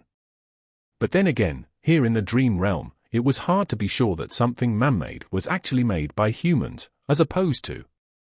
The platform wasn't connected to anything, existing as a tiny island in the sea of darkness. There wasn't anything else above the water for as far as Sonny was able to see. After discovering that fact, he also realized something else. It was that he was wet, cold, and completely naked. In his defense, the clothing situation was the last thing one would think about when trying to save themselves from abyssal monsters. Also, it's not like someone was here to witness his stark paleness and private bits. Sonny summoned the puppeteer's shroud and watched as dark grey garments covered his body. It even came with a pair of high, soft-soled leather boots. Clad in grey fabric and lusterless leather, he suddenly felt much safer. After that, Sonny sat down in the middle of the platform, as far away from water as he could, and tried to remember the unique characteristic of every explored region of the dream realm he could think of. Unfortunately, none of them matched this starless, dark void. Of course not, he thought with a bit of resentment. Even if some unlucky humans had ever come here, I doubt that they were able to return to the real world alive. Not with those things hiding underwater. Not yet desperate enough to leave the platform and try to swim away in search of land, Sonny decided to wait and see. Maybe something was going to change as time went by. With a soft sigh, he habitually looked for his shadow. However, due to the total darkness that surrounded him, it couldn't really be seen. He just barely felt its presence. This must be a paradise for you, right? All this gloom and not a star in sight. The shadow, of course, did not answer. With a nod, Sonny lay down, using his hands as a pillow. Not thinking about much, he stared into the black sky and waited. The sound of the undulating waves was, actually, quite relaxing. After a while, he closed his eyes and listened. Minutes merged together, growing into hours. Suddenly, Sonny caught a slight change in the sound of the sea. It was as though something was shifting. He opened his eyes and noticed that one corner of the sky was slowly turning grey. Soon, a glimpse of a pale sun could be seen rising above the horizon. A new day had come to the starless void. And with it, the dark sea suddenly surged. Chapter 31. Low Tide. The black, opaque water suddenly surged and seethed, as though a living creature desperately trying to avoid the pale light of the coming dawn. Sonny slowly rose and, after some thought, carefully approached the edge of the stone platform.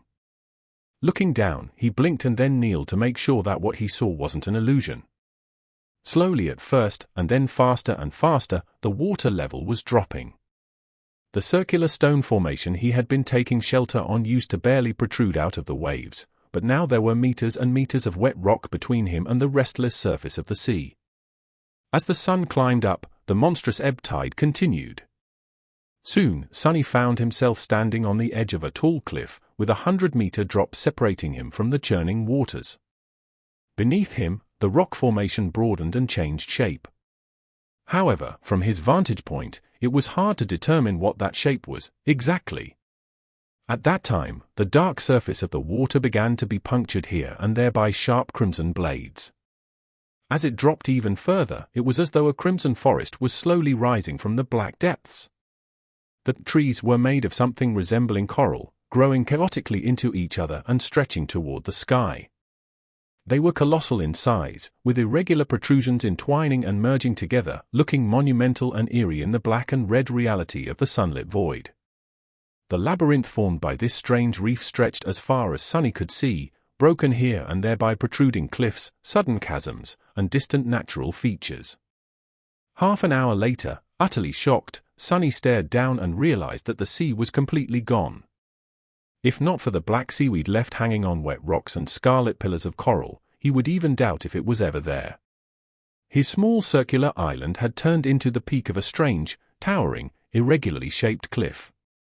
Looking down, he felt his head spinning. By then, the night had already fully retreated, letting morning finally take its place. I'm not seeing things, am I? Sonny thought, pinching himself. Despite the sudden disappearance of the dark sea and its hidden monsters, Sonny was in no rush to climb down from his circular stone platform. Firstly, he felt that if the sea was able to disappear, it was surely able to come back, perhaps at any moment. Secondly, he did not know what dangers the coral labyrinth was hiding. Perhaps there was something even scarier than the owner of the giant tentacle down there. But that did not mean that he wasn't going to explore. Coming back to his spot in the middle of the platform, Sonny sat down and commanded his shadow to separate itself from his body. Then, taking control of it, he approached the edge of the platform and nimbly slid down. Habitually moving from one shadow to another, he began the descent. At this moment, Sonny was glad that shadows had no weight and were not affected by gravity. While the shadow was busy climbing down, Sonny yawned. Say, don't you think that you need a name? Although his shadow was already too far away to hear him, they still could communicate through their shared connection. Of course, the fact that it could did not mean that it would. The shadow was sort of taciturn, mostly because it didn't have vocal cords and was unable to speak. Plus, its temper wasn't that great. How about shameless? No? What about shady? Also no? What about something simpler, like what? Well, do you have suggestions then? All right. We'll shelve this conversation for later. By the time he was done with this short monologue, the shadow had already reached the bottom of the cliff. The range of shadow control was not limitless, but it was just barely enough to explore their nearest surroundings. Entering the labyrinth, Sunny found it to be extremely disorienting and convoluted. The paths between coral pillars were sometimes broad, sometimes narrow. They twisted and turned without any logic, often leading to dead ends or even back to where he started. More than that, some paths entered inside the coral mounds, turning into dark tunnels. The labyrinth was vast and multilayered, making Sunny's head hurt after multiple fruitless attempts to memorize the layout of the nearest pathways. In the end, he sent the shadow up, forcing it to climb on top of the crimson forest and start jumping from one sharp coral blade to another, knowing full well that he himself would not be able to do the same. Soon, he circled the strange cliff and froze, scared by the sight of what was happening in its shadow. There, the corpse of the giant shark-like creature that had briefly pursued him the previous night was laying on the ground, the pillars of coral around it shattered and broken. More precisely, half of it was there, with grotesque innards spilling out of the terrible wound and stretching far away into the distance. The other half was gone, as though it had never existed. Around the corpse, hundreds of smaller monsters were scurrying, tearing away and devouring its flesh bit by bit. Each of them was about 2.5 meters tall, looking like a weird mix of a demonic crab, a centaur, and a nightmare. They had 4 pairs of long, segmented legs that ended in side-like protrusions. At the front, a human-like torso was protruding from the carapace, also clad in thick chitinous armor. The head, if it was even the appropriate word, was situated directly on top of the torso, with no neck in between. It had 2 narrow eye slits and a vicious-looking mouth with several slimy mandibles. Instead of hands, the monsters had 2 enormous pincers. Currently, they were all using those pincers to tear off chunks of meat off the desiccated corpse and stuff them into their mouths. From time to time, a fight for an especially juicy piece of meat would break out, ending up in a few monsters being torn apart and quickly devoured by the victors. Both because the sight of heavily armored, powerful monsters made him nervous and because looking at them feasting, he suddenly felt very hungry. Each of them seems like trouble. And there are hundreds of them. His luck, like always, was awful. At least I don't have to wonder why the labyrinth feels so empty. All the inhabitants are having a party. Feeling a little bit apprehensive about turning his shadows back to the monsters, Sunny commanded it to look back and study the cliff he was taking shelter atop of. Something about it was making him feel uneasy. The shadow turned around and looked up, taking in the sight of the strangely shaped cliff. It took Sunny a few minutes to shift his perspective and recognize it for what it was. That's a finger. That's a hand. That is, a sword. Indeed, the cliff was man-made. It was an ancient, colossal statue at least 200 meters tall. The scale of it was so massive that it boggled the mind. From what Sunny could see, it depicted a knight clad in an elaborate plate armor, with 7 shining stars carved into his breastplate. In his hands, he was holding a gargantuan sword, pointing it to the ground. However, the most striking thing about it was that the giant stone knight was missing his head. In fact, the roughly circular platform Sunny was standing on turned out to be the top of his neck. And by the looks of it, the head wasn't missing by design, it was as though something, or someone, had violently tore it off at some point in the distant past. Sunny walked around the platform, looking down from all sides, but didn't notice the head lying anywhere near. Without any hints to find the answer, he led his shadow back to the giant's neck and settled at the western edge of it, studying the feasting monsters. He didn't move until the sun was about to set. Just as Sunny expected, as soon as the sun touched the horizon, a deafening rumble could be heard coming from somewhere below.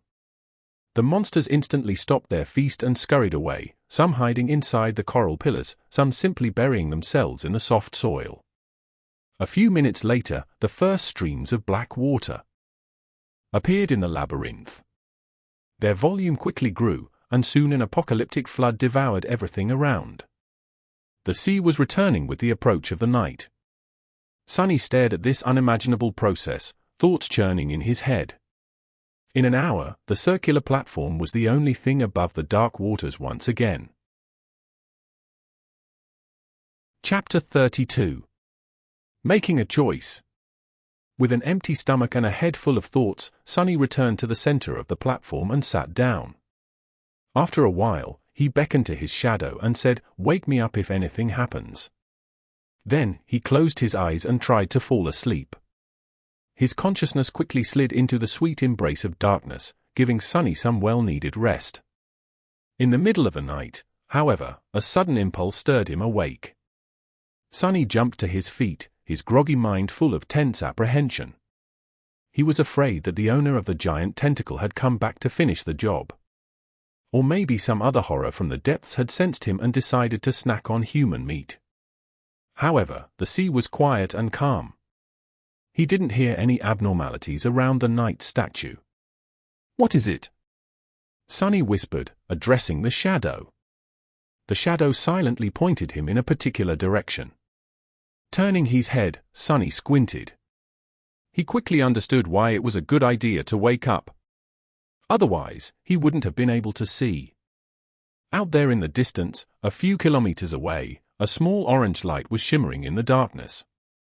Its reflections were rising and falling with the movement of waves. It was too far away to make out any details, so Sonny just stared at it for a while. Pretty soon, the light disappeared. Other sleepers? Natural phenomenon? Or some monster laying a trap? Memories of nightmarish deep-water creatures immediately came to his mind. Shaking his head, Sonny lay back down and attempted to return to his slumber. However, this time sleep was escaping him. Pangs of hunger were still not unbearable, but slowly becoming more and more intense. The thirst, however, was worse.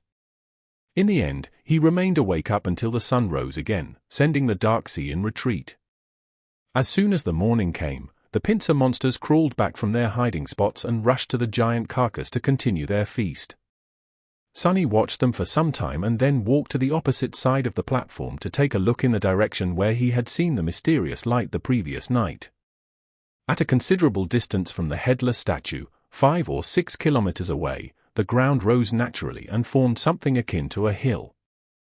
On top of that hill, an especially massive coral pillar rose to the sky. From the looks of it, its upper branches were just high enough to stay above water in the night. Various ideas stormed into Sonny's head, but at the end of it, only 2 questions were really important. First of all, would he be able to find the way through the labyrinth and cover that distance during the day? And more importantly, should he even attempt to do it? After all, there was no indication that the source of the mysterious light was something beneficial, as opposed to dreadful and deadly. Not having enough information to make a choice, Sonny settled back to study the monsters. He did, however, send the shadow to investigate as far into the labyrinth as the range of shadow control allowed, hoping to chart at least the beginning of the path that could potentially lead him to that hill. Logically speaking, he was as safe atop the headless statue as he probably could be in this strange place. The only problem was, he was going to die soon because of thirst or hunger. Both problems were solvable if he were to venture down. He could desalinate the seawater in a number of ways taught to him by teacher Julius, with materials that were present pretty much everywhere in the dream realm. He could also prepare traps and hunt a pincer monster to eat. With their massive size, just one of them would be enough to feed him for weeks. He could easily see such a routine, hunting by day, returning to the statue at the approach of the night. It was probably his safest choice. However, this way of doing things lacked one vital element, the potential for improvement. It was well suited for keeping Sonny alive, but had no way of giving him hope. If he was destined to spend the rest of his life in the small area, surrounding the headless statue, devouring monsters, and trembling at night in fear of being devoured by something bigger in turn. Well, he would rather just jump down and end it right now. That pretty much meant that the only choice left for him was to try and reach the source of the orange light. And if Sonny was really trying to attempt it, he had to do it before the pincer monsters were done consuming the giant carcass. That way, at least, the surrounding segment of the labyrinth was going to be free of them. Firm in his choice, Sonny decided to leave the headless statue the next morning. He would spend the rest of today exploring paths through the labyrinth and preparing himself mentally. With that, he closed his eyes and concentrated his perception on the moving shadow. In the night, a sudden storm descended upon the dark sea. Sonny was stirred awake by the shadow in time to prepare himself for the crushing winds and the pelting rain. Usually, rain always put him in a bad mood. But this time he was too thirsty to think about anything except for fresh water. Staying low so as to not be blown over the edge of the platform, Sonny cupped his hands and waited until they became filled with rainwater. Then he raised them to his mouth and greedily drank. Strikes of lightning illuminated everything above the churning sea. If anyone were to see Sonny now, they would have noticed a wide grin on his face. The storm continued to rampage for several hours. Sonny crouched in the middle of the platform, enduring its rage. More than once, a tall wave would crash into the headless knight's neck, threatening to wash him away. But Sonny held tight to the deep grooves in the stone surface of the platform, sticking to it like glue. By morning, when the storm finally dissipated, all of his muscles were sore. But there was no time to waste. As soon as the monsters came back to the carcass, with a few stragglers quickly following behind, he slid over the edge of the platform and began to nimbly climb down. Sonny had to thank wilderness survival classes once again, since he had been taught the basics of rock climbing as well. Teacher Julius was adamant about giving his student a crash course in all possible forms of traversal. Additionally, Sonny had already scouted the optimal way down and memorized the best holds and indentions to grab onto with the help of his shadow. Soon, his feet finally touched the ground. Despite the fact that leaving the safety of the headless statue was going to put him in considerable danger, Sonny instantly felt his mood improving. Remaining passive for the last couple of days did not suit his character well. Now, even if his plan were to end in failure, at least he was going to go down doing something that he had decided to do. Trying and failing was better than not trying at all. The black mud was deep enough to slow him down, but not to the extent he had been afraid of. With some practice, Sonny was soon able to walk at an acceptable speed. What's more, as long as he stuck to the shadows, his steps were light and silent, producing no squelching noises from the mud. He headed for one of the paths that were supposed to lead him to the distant hill and entered the cool shade of the crimson labyrinth. Immediately, a strange feeling enveloped his mind. It was as though the world beyond the labyrinth did not exist anymore, and all that was left were its twisting, dark paths. This thing almost seems endless. Shaking his head, Sonny sent the shadow to scout ahead, hoping to be notified of any latent danger in advance, and began to move forward. His life now depended on whether or not he would reach the distant hill before the sun began to set. He didn't even want to think about what would happen if he were still inside the labyrinth once the dark sea came back in an unstoppable flood. The shadow moved ahead of him, not meeting any hurdles.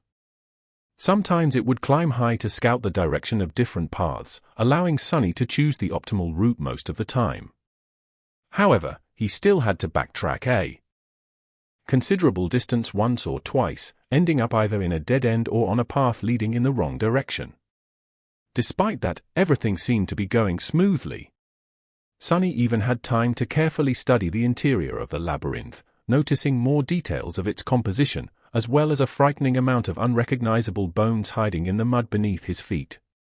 Because of how well things were going, he lowered his guard a little. His arrogance was also to blame. With his extensive preparations and skillful control of the Shadow Scout, Sonny subconsciously patted himself on the shoulder and assumed that everything was going to be fine. That's why, when the mud directly in front of him started to move, he was a fraction of a second late to react. In the next moment, a massive pincer shot out of the ground and tore through the air, threatening to cut his body in half with one crushing strike. Chapter 33. Carapace Scavenger. This was the only thought in Sonny's head as he awkwardly fell backward, allowing the pincer to close right in front of his face with a loud clack. The jagged, chitinous blades were so close that he could clearly see bits of mud sticking to their surface. Sonny landed on his back, narrowly avoiding the unexpected strike. The good thing was that he managed to avoid being injured or even killed. The bad thing was that he was sprawled on the ground, unable to quickly create distance between him and the attacker. The massive pincer was still hovering above. Just as this realization dawned on Sonny, he desperately rolled to the side. In the next moment, the pincer lunged down, sending small tremors through the mud. If not for his quick reaction, Sonny's chest would have been caved in by that blow. He was just beginning to stand up when the pincer swiped sideways. Luckily, Sonny was ready. Instead of trying to dodge or block the attack, he went with it, letting the pincer collide with his outstretched hands and cushioning the blow. As his arm screamed in pain, Sonny used the force of the blow and allowed his body to be sent flying through the air. This way, at least, he would get out of the pincer's range. He might not have been taught how to fight, but one thing he knew very well was how to fall. Instead of breaking his neck or having the breath beaten out of him by the landing, he braced his body and nimbly rolled before stopping some distance away from the ambushing monster. "I take it back," Sonny thought, remembering his sarcastic critique of heroes' battle rolls. Rolling is an integral part of any respectable monster fighting technique. Then, he looked up, trying to ascertain the situation. In front of him, the attacker had finally shown itself. It burrowed from under the mud, casting a vast shadow over kneeling Sonny. Its tiny eyes were full of rage, hunger, and malice. It was one of the pincer monsters he had spent so much time observing. Towering over him at almost 3 meters in height, the bulky creature moved its mandibles and produced a jarring, piercing screech. "Why aren't you devouring the giant carcass with the rest of your buddies, you crab bastard?" However, the answer to Sonny's indignant plea was rather obvious. The monster seemed to be in a rather bad shape. Half of its 8 side-like legs were broken, and there were cracks in its thick carapace, each oozing with viscous azure blood. Additionally, he was missing one of its 2 pincer arms, which seemed to have been torn off entirely at the shoulder. If not for this pathetic state, the creature would have had no need to hide in the mud, hoping to catch easy prey. It could have just followed the other monsters and joined on the feast. Sonny was just unlucky to stumble directly upon its ambush. He had relied too much on the scouting abilities of his shadow, forgetting that it wasn't much more observant than an awakened human. It was also weightless and inaudible. That's why the monster did not react when the shadow had passed over its trap a minute earlier. On the other hand, Sonny could also consider himself lucky. By the same logic, he would not have been able to dodge the creature's sudden attack if not for its crippled, slowed state. But pondering on his luck could wait for later. Right now, Sonny had a far more pressing thing to do. Namely, try to survive. "Get back here," he ordered the shadow and jumped to the side. In the next second, the space he occupied a moment before was torn apart by the attacking monster. Its heavy pincer crashed into the side of a coral pillar, sending crimson shards flying in every direction. Sonny caught his balance and continued moving. He was hoping that the bulky, heavily armored, wounded creature would not be able to match his speed, but unfortunately, it turned out to be surprisingly agile. Its side-like legs pierced the mud behind him, and the pincer was already flying through the air again, threatening to decapitate the young man at any second. Sonny ducked, dodging the pincer, and finally caught a second of reprieve. His eyes darted around, desperately searching for something to use as a weapon. Almost instantly, he noticed a long, smooth, sharp bone left behind by some unknown creature sticking from the mud. Without slowing down, he bent down and grabbed the bone, pulling it out with one forceful tug. The bone was almost 1.5 meters long, ending in a narrow, sharp tip. It was almost like a spear. The problem was, even with the added length of this makeshift spear, Sonny's range of attack was still shorter than the monster's. He also doubted that it was capable of piercing the hard carapace. In short, he had to get close and aim for one of the cracks in the creature's armor. However, he didn't dare to. At that short of a distance, the monster could easily crush him into a paste by using just its weight and hulking frame. A crazy idea entered Sonny's mind. A bit shocked, he momentarily couldn't decide whether it was the product of audacity or foolishness. Either way, he wasn't insane enough to actually consider it. At that moment, the pincer lashed out again. This time, Sonny was a little late to evade, and as a result, a sharp pain pierced his left leg. It was grazed by the edge of the pincer. The puppeteer's shroud held, not allowing the monster to draw blood, but the force of the impact was enough to throw Sonny tumbling to the ground. As his eyes opened wide, Sonny understood that it was time to act crazy. So, instead of trying to dodge, he stopped moving and allowed the monster to grab him across his torso with the pincer. Immediately, a terrible pressure descended on his ribs. Sonny felt as though he was going to be split apart, but his armor, received from defeating an awakened tyrant, resisted the crushing bite of the monster's pincer. Every muscle in his body tensed, delaying the moment when his insides would be turned into mush. In the next second, Sonny's shadow fell from above, wrapping itself around the puppeteer's shroud. With the protective properties of the armor enhanced, he was able to better resist the pincer's pulverizing embrace. Sonny and the monster appeared to be at an impasse. The young man couldn't free himself from the monster's grip, while the monster could not kill the prey by cutting it in halves with its pincer. They stared at each other. Then, an insane fire ignited in the creature's eyes. It clicked its mandibles and raised Sonny in the air, bringing him closer to its mouth, obviously intent on biting his head off. "Why is everyone trying to eat me? Am I that tasty?" Sonny didn't struggle as the monster brought him close to its mandibles. He knew he only had one chance to live. In the last moment, Sonny allowed the shadow to flow from Puppeteer's shroud onto the sharp bone he was still clenching in his hand. Then, he gathered all his strength, leaned forward and thrust the bone forward with as much power as he could. Guided by his hand, the dark bone spear shot forward and pierced through the creature's tiny eye, sinking in deep. The other eye of the monster narrowed. Gritting his teeth from the unbearable pain in his ribs, Sonny twisted the bone, trying to do as much damage to the creature's brain as possible. For a couple of seconds, nothing happened. Then, he felt the pressure on his body diminishing. The pincer opened, letting Sonny fall down. As he hit the mud, the hulking monster crashed to the ground, too. The bone spear was still sticking from its head, bathed in the streams of azure liquid. Sonny moaned and drew in a raspy, painful breath. "You have slain an awakened beast, Carapace Scavenger. You have received a memory, Azure Blade. Your shadow grows stronger." Chapter 34. Only Steel Remembers. Sonny was sprawled in the mud, trying to catch his breath. The subtle voice of the spell echoed in his ears. Immediately, he felt a slight change.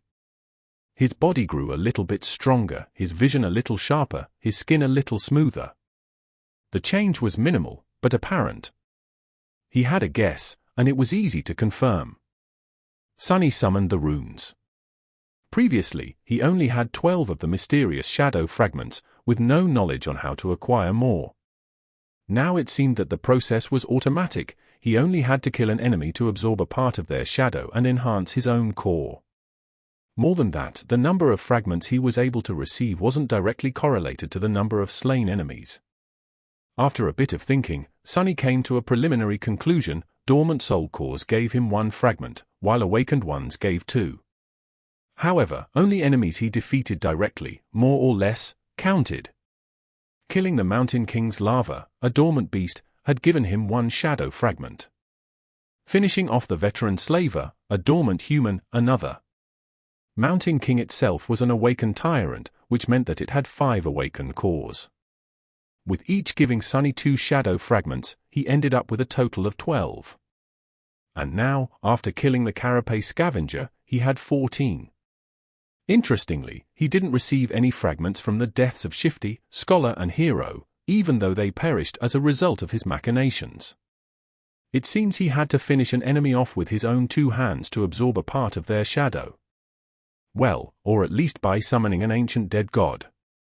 The process was quite similar to how normal awakened increased their power, with the only difference being that the steps of extracting and consuming the corresponding material, soul shards, were skipped in favor of instant absorption. That meant that shadow fragments could not be stored, and subsequently could not be bought or traded. He won't have an opportunity to receive them as a reward for completing missions, providing services or selling various spoils. If Sunny wanted to grow stronger, his only option was to fight and kill. No peaceful life for me, I guess. Previously, Sunny thought that he at least had the choice to choose a relatively safe path. Many awakened never left the confines of human citadels and never faced nightmare creatures, choosing instead to perform various jobs in the dream realm just as they would in the real world. They received payments in the form of soul shards, which were simultaneously the fuel of one's progression and the universal currency inside the citadels.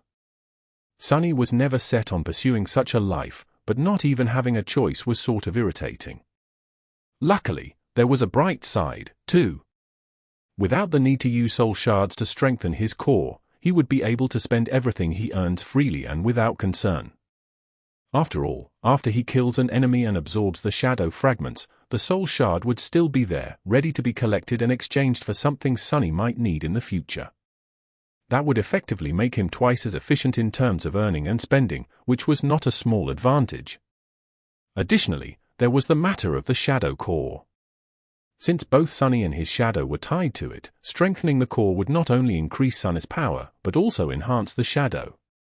So, if he were to use it to further empower himself, the actual effect would be stacked, producing a twofold enhancement. So, for each shadow fragment he collected, Sunny would actually be able to reap twice as much benefit as an awakened would from a soul shard. The future was bright. Provided he survives and gets the opportunity to even have a future, of course.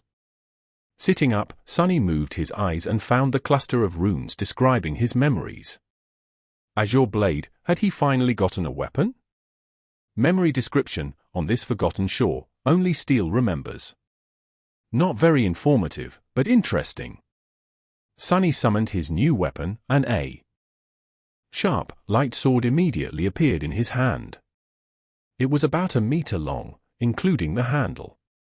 The blade was straight and single-edged, ending in an angular tip.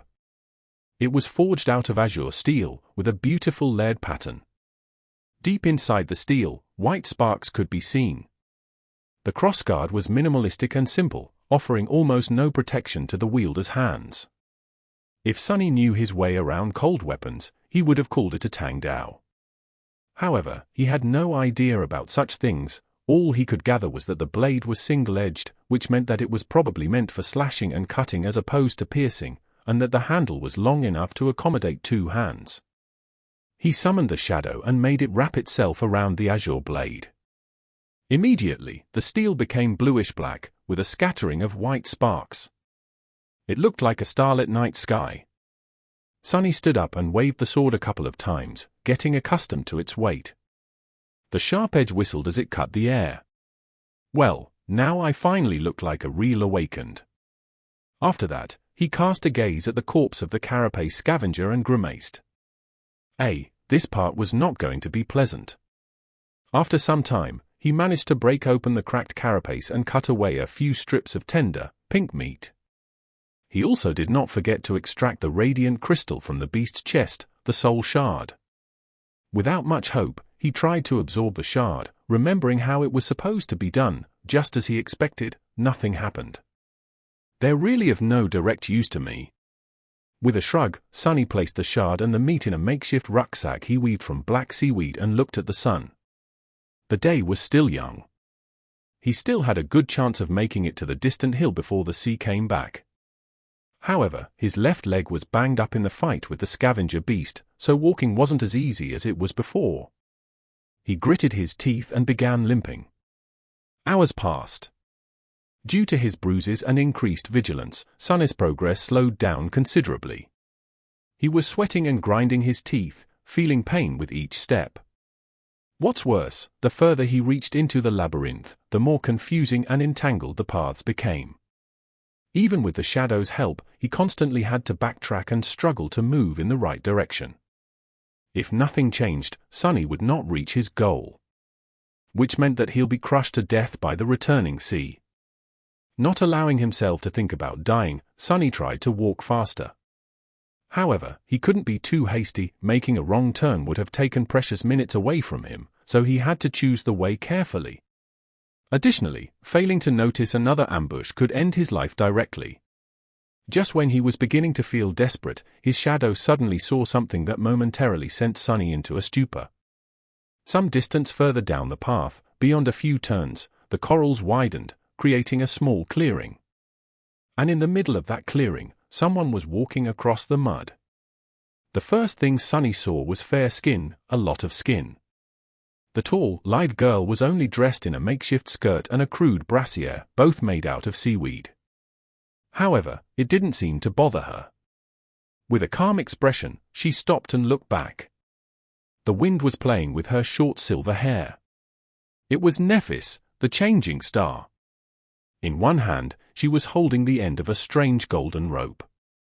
And on the other end of the rope, Cassie, the blind girl, was carefully following behind. Chapter 35. A shadow, a star, and an oracle. Grey sky above, black mud below, an endless sea of crimson in between. On this dreamlike backdrop, two beautiful girls were walking across the labyrinth. One was delicate and fragile, with blonde hair and cerulean, aimless eyes. She was dressed in a simple tunic, with leather sandals on her feet and a cloak the color of sea waves draped around her shoulders. The other was tall and lithe. She had silky silver hair and clear, grey eyes. Her revealing clothes were crudely made out of black seaweed, leaving her fair skin and athletic build exposed. She was poised, alert, and barefoot. A golden rope connected two girls together. Wow! What a sight! Sunny thought. He suddenly regretted that he was not an artist. The picture just begged to be made into a painting. Wait, why am I thinking about that? People. I found people. His heart skipped a beat. If Nephis and Cassie were here, then the orange light from before, most likely, had something to do with them. Which meant that they knew how to get to the tall hill. Which meant that Sunny didn't have to be crushed to death by the high tide. He wasn't the best at ingratiating himself to other people. In fact, he was the polar opposite. People usually instinctively avoided him. And that was in normal circumstances. This time, however, he had spent a whole of 4 weeks making sure that everyone in the academy hated his guts. Still, he was at least useful. In this situation, an additional body was already a great boon when facing hungry monsters. And he wasn't just anyone, his ability to scout ahead alone was worth a lot. Surely they'll understand that, right? With a heavy sigh, Sunny stepped into shadows and hurried to the clearing. He reached it in a minute or so, hiding and observing the two girls before making a final decision. Helping herself with the wooden staff, blind Cassie slowly approached the middle of the clearing and extended her hand, finding Nephis and touching her on the shoulder. Nephis supported the blind girl and glanced at the sky. An awkward pause hung between two girls. After some time, Cassie asked, "So you think we should turn back?" Nephis blinked and cleared her throat. Sunny was a bit amused by their exchange. What is she, a strong silent type? Then he returned to his dilemma and grimaced. How do I approach them? Damn, why is this so hard? It's not like I'm trying to ask them out on a date. I mean, one of them, both of them? What am I thinking about? Just go and say hi. But then, if he suddenly appeared out of the shadows, not at all like a creep, how high was the probability of them getting spooked and attacking him before noticing that he was not a monster? Wait, why would they? To hell with this. Deciding on the safest approach, Sunny commanded his shadow to abandon its hiding place and move to a spot where Nephis could clearly see it. He could clearly sense the shadow rolling its eyes as it obeyed the order. As soon as the shadow started to move, Nephis suddenly snapped her hand sideways. Immediately, a long sword appeared in it, cutting the air as it assumed a defensive position. Before the shadow could even take 2 steps out of its hiding spot, it was already pierced by Changing Star's grey eyes. The shadow froze. It seemed a bit startled. Nephis didn't answer immediately, carefully observing the shadow. Then she simply said, the tall girl tilted her head a little. This was clearly not what Cassie expected to hear. With an expression of surprise, she asked, "A human shadow? What is it doing?" Nephis hesitated. After a while, she answered in a flat tone. After a whole minute of silence, Cassie finally found the words to react. "Yes, I know. I mean, why is it doing that?" Nephis opened her mouth, then closed it again. "I don't know. Maybe it's a distraction to lure us into a trap." At this point, Sonny decided that it was time to talk. He inhaled deeply, then said in a friendly tone, "Actually, I just sent it ahead to make sure that you don't stab me with that sword before realizing that I'm human." Immediately, Nephis turned her head, pinpointing the exact location where Sonny was hiding in a blotch of shadows. Her sword slightly shifted, aiming at the new threat. "If you're human, why are hiding in the shadows like a creep?" Sonny hoped. But his flaw was merciless. He had to provide an answer, and a truthful one at that. "I mean, you're changing, Star Nephis. To be honest, I'm a little afraid." Nephis did not answer. Because of her hard-to-read face, it was almost impossible to determine whether she believed him or not. However, he included her true name in his answer for a reason. If he was some monster pretending to be human, he wouldn't have known it. Luckily, Cassie was more expressive. "Are you the boy who sat with me in the cafeteria?" Sonny smiled. Meanwhile, Nephis glanced at the blind girl. "I recognize his voice. His name is Starless. He was in second to last place in the rankings, right above me." The tall girl frowned, as if trying to remember. Then she asked. The smile disappeared from Sonny's face, replaced by exasperation. Cassie hesitated and didn't answer. "Hey! I'm not really a pervert, you know. I just, said a few things. To a few girls. It was all a misunderstanding." Nephis was silent for a few seconds, and then, finally, dismissed her sword. Sonny limped out of the shadows, summoning his own back. It flowed to his feet and reattached itself, visibly shaking. The bastard was laughing at him. Stopping a few meters away from Nephis, he raised his hands, showing that he didn't mean the girls any harm. Changing Star gave him an inquisitive look. She was referring to his limp, bruises, and overall banged-up look.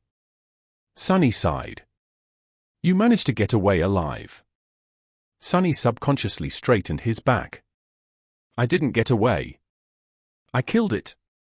To prove his point, he gestured at his rucksack, full of delicious monster meat. Nephis looked him over again, re-evaluating her opinion of him. Now, there were hints of approval in her eyes. Carapace scavengers were only beasts, but they were still awakened. With the addition of their mighty physique and natural armor, defeating one was not an easy feat for any sleeper, who all had a dormant core. Let alone someone from the very bottom of the ranking list. Come to think of it, it was even a bit too outstanding. A kill is a kill. You did well. After that, she fell silent, as though not planning to say anything else. Sonny also wasn't sure what to say. Luckily, Cassie came to the rescue. "No, it's just that my ribs and leg are bruised. I'll be fine in a day or two. My armor is pretty resilient." He wasn't worried that they might be tempted to kill him to get the puppeteer's shroud. That was because memories were destroyed at the moment of their owner's death. So they only could be transferred voluntarily by a living person.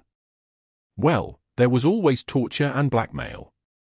But he doubted that any one of the two beautiful girls would stoop to that. Before stumbling on the Scavenger, I was heading for the tall hill with the massive coral pillar on top. But after the fight, my speed decreased. Now I'm worried about not making it in time. Do you perhaps know the way? Actually, we spend the last days on that hill. We were just about to go back. Nephis didn't say anything, looking at the sky. They're not going to say no, right? The blind girl turned her head to her companion, a clear question written on her face. Nephis lowered her eyes, staring at Sonny. After a while, she said, "What's wrong with you, princess? Can't you speak faster?" Feeling his heart beating wildly in his chest, Sunny smiled. Chapter 36. Bonfire. The rest of the way to the tall hill did not take a lot of time. With Nephis leading the way, taking all the right turns at all the right places, there was no need to explore the labyrinth and backtrack after encountering a dead end. Additionally, there were no scavengers around. In fact, they could have moved ever quicker if not for Cassie, who walked slowly even with the help of her staff. Guided by the golden rope, she carefully explored the ground ahead before taking each step. The uneven parts of the Crimson Forest were not an ideal surface for a blind person to walk on. Sunny didn't say much, periodically casting an incredulous glance at the strange pair. No matter how he looked at it, Cassie seemed to be dead weight. Perhaps it was cruel to say, but in the merciless reality of the dream realm, misguided kindness was a sure way to end up dead. Before meeting and observing the girls, he still had hope that Cassie's terrible flaw hid an unexpected and powerful aspect. But from what he saw, it wasn't the case. If she couldn't even walk properly, what kind of power was there to hide? Nothing could outweigh the ruthless fact that the blind girl couldn't protect herself, and thus would only drag her companions down. One had to be a fool or not fond of living to allow that to happen. So, which one of these descriptions suited Nephis? Somehow, he felt that neither did. The sunset was not far off when they reached the hill. After climbing it and approaching the massive growth of coral, Nephis dismissed the golden rope and immediately summoned it again. This way, it was untied and appeared in her hands in a neat bundle. Sunny wondered what qualities the magical rope had. Soon, his curiosity was satisfied. Right in front of his surprised eyes, the length of the rope suddenly began to increase. Soon, it was thrice as long as it was before. Nephis calmly tied both ends of the rope into loops and then threw one of them into the air, accurately coiling it around a prominent protrusion near the top of the coral pillar. Then, she tested if the rope would hold, swiftly climbed up and waved from above, giving Sunny the signal to follow. After hesitating for a second, Sunny approached the rope and grabbed it. He couldn't help thinking that this would be the perfect opportunity to cut his head off. With him helpless while climbing and Nephis standing on the top of the pillar, yeah. The vivid picture appeared in his mind. Stop being paranoid, Sunny thought, trying to calm himself down. It's not that he was sure of changing Star's impeccable moral qualities. Instead, he was certain of one thing: if Nephis really wanted to kill him, she wouldn't have needed to wait for an opportunity. She could have just cut him into ribbons whenever. Simultaneously scared and reassured by this thought, Sunny nimbly climbed up and joined Nephis at the top of the coral mound. He then turned around and watched curiously, wondering how Cassie was going to get to them. The blind girl dismissed the wooden staff and approached the rope. Then she caught it in a hand, traced it down to the loop at the end, and placed her foot inside. As soon as she was done, Nephis grabbed the rope and started pulling, lifting Cassie little by little until she had reached the top. She only had to grab Nephis's hand and make a step to join them. The coral mound was much larger than the circular stone platform of the giant knight's neck. In fact, it was almost like a small island. At the highest point of the island, hidden behind some coral blades, the girls had made a little camp. There were piles of seaweed to sleep on, strips of scavenger meat drying under the sun, and a fire pit. Sunny pointed to the makeshift fire pit. "Was it you 2 nights ago? I've seen an orange light in the distance." Yes, this was the first time we made a fire. But it turned out to be a really bad mistake. Sunny raised an eyebrow, surprised. The blind girl touched her hair and turned her head to Nephis. At night, any light will attract monsters. We were attacked by scavengers first. And then. She paled and didn't finish. But she didn't have to. The memory of the colossal tentacle was still fresh in Sunny's mind. It seemed that he was lucky to meet these two when he had. If not, he was certainly going to make a fire tonight to roast some scavenger meat. Nephis looked at the sky and cleared her throat. It should be fine now. We still have time before the sun sets. After that, she got busy making the fire. Cassie simply sat on a pile of seaweed and waited. Not knowing what to do, Sonny lowered himself to the ground and let his tired, bruised body rest. I have fresh meat in my rucksack. Do you have water? After that, she extended an arm to him. A second later, a beautiful bottle made of patterned blue glass appeared in her hand. That's a memory I have. It's always full. Sonny took the glass bottle and looked at it with envy. An endless supply of water, huh? Sure beats my super loud bell. He brought the bottle to his lips and greedily drank the cool, delicious water. Indeed, no matter how much he drank, the amount of water inside did not seem to decrease. Not really. If you turn it upside down and let the water flow, it will stop in half an hour or so. But then it will be full again pretty soon. At that time, Nephis was already done making the fire. Without looking up, she took Sonny's rucksack and opened it. Immediately, the soul shard rolled out. The tall girl looked at it, then at Sonny. Then she put the shard back in and pulled out the meat. Sonny became tense, preparing a misleading answer. But Nephis did not ask. So, he pretended like nothing had happened and continued his conversation with Cassia. It's still a great memory. Getting drinkable water is not an easy task. Cassie nodded and smiled, pleased by his words. Soon, the rich smell of roasting meat permeated the air. At the same time, the sun was beginning to approach the horizon. A loud rumble came from somewhere beneath, and first traces of the black water began to appear between crimson walls of the labyrinth. Sonny looked east, where the skies were already growing dark. Then he uncomfortably shifted. Do scavengers come all the way up here? Nephis turned the meat and nodded. Yes. But only at night. In the day, most of them seemed to disappear. Sonny grinned, having an idea of why there weren't a lot of monsters in the labyrinth in the day. That's because they all gather near the place I had been spending my time recently. You should have seen it, the tall cliff to the west of here. Well, it's actually a statue. A statue?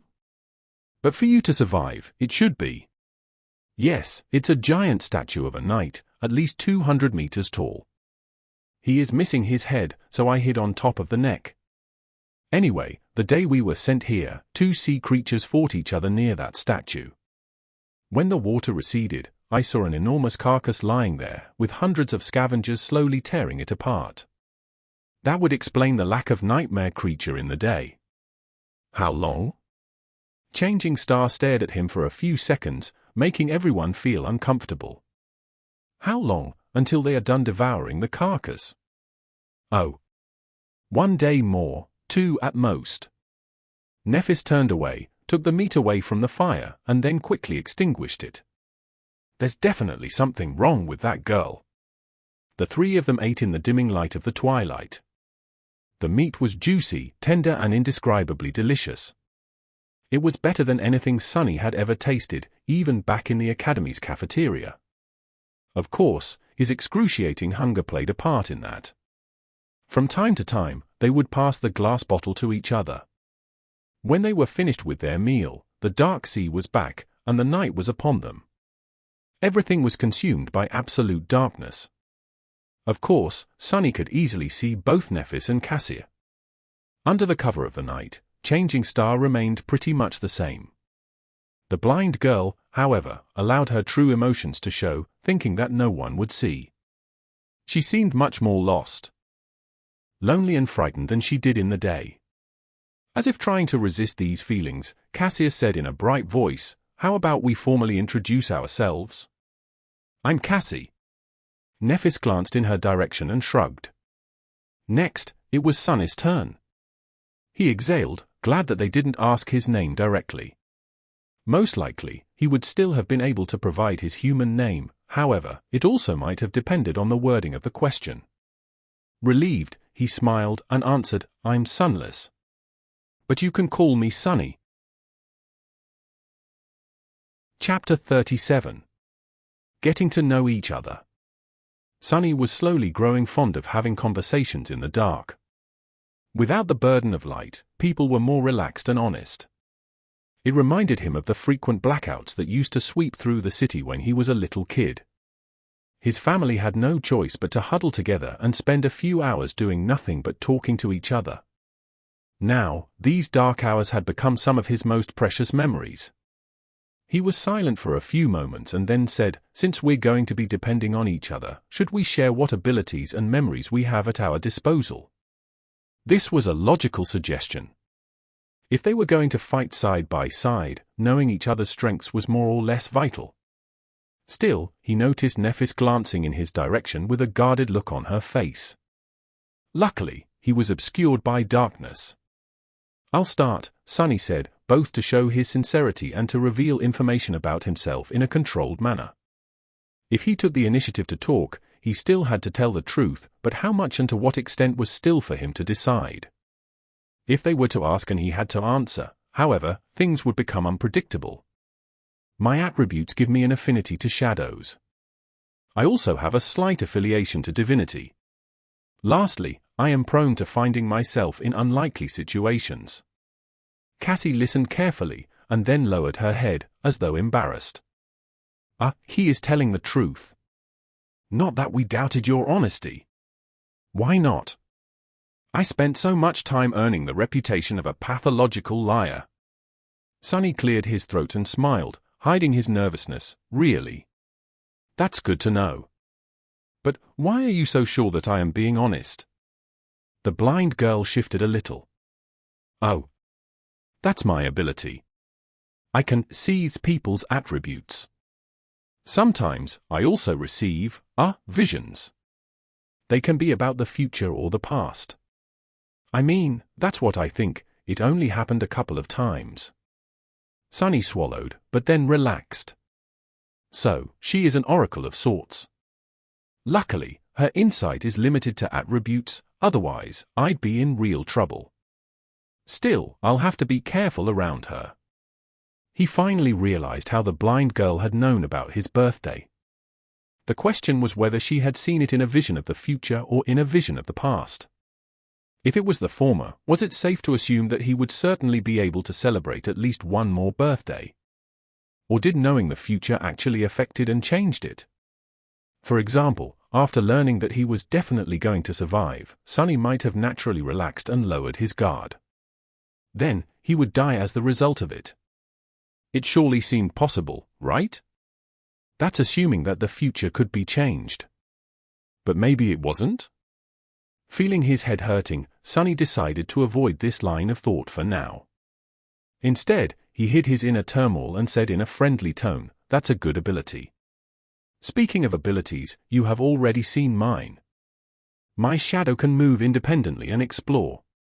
It can't affect the material world, but we share sight and hearing. That way, I can spot danger before encountering it.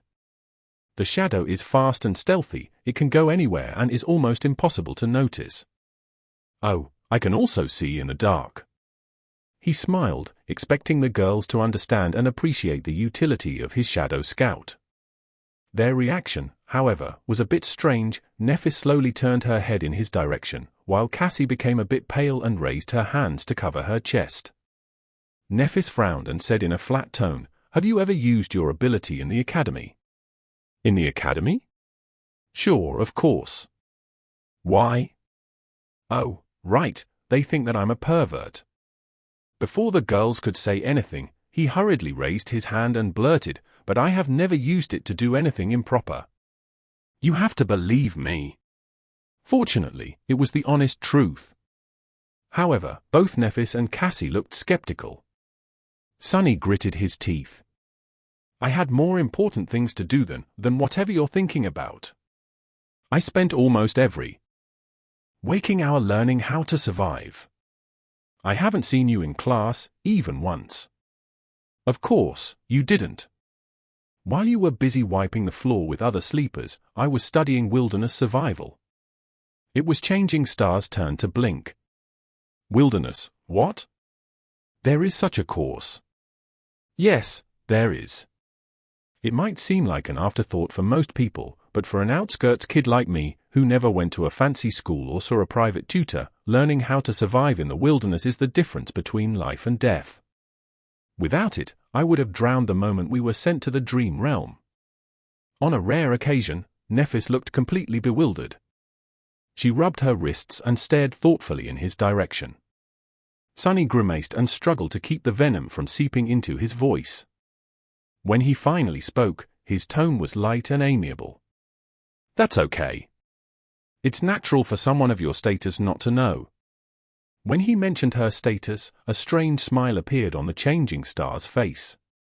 But in the end, she didn't reply. "Anyway, that's my ability. As for memories, I have 3. One is an armor, one is a sword, and the last one is a really loud bell." Now it was their turn to share. After a short pause, Nephis spoke. "My attributes give me an affinity to light and fire, as well as a strong affiliation to divinity. I have 2 memories, a rope." While she was speaking, Sonny was looking at Cassie, trying to read her expression. From what he saw, Nephis was telling the truth, but also not the whole truth. And judging by how hard the blind girl was trying to hide her true feelings, the secret hiding among changing stars' attributes was not at all trivial. And a sword. The rope is very sturdy and can change its length. The sword is very sharp and can protect its wielder against souls' attacks, to a certain extent. My ability can be used to heal. Sonny didn't miss the wording of the last part. Can be used to heal. Does this mean that its main purpose was something else? He was pretty sure that Nephis would not reveal all of her cards, just like him. However, healing abilities were extremely rare. Having one that could heal, but was not limited to healing, that would be simply unheard of. But then again, she was Changing Star, one of the few people in history to receive a true name in the first nightmare. If Sonny were to consider his own aspect ability, nothing seemed impossible. I wonder what her aspect rank is. Outwardly, he pretended to be excited. "You're a healer? That's great. Having a healer among us is incredible luck. Neph is also an amazing fighter. You should have seen her dealing with those scavengers."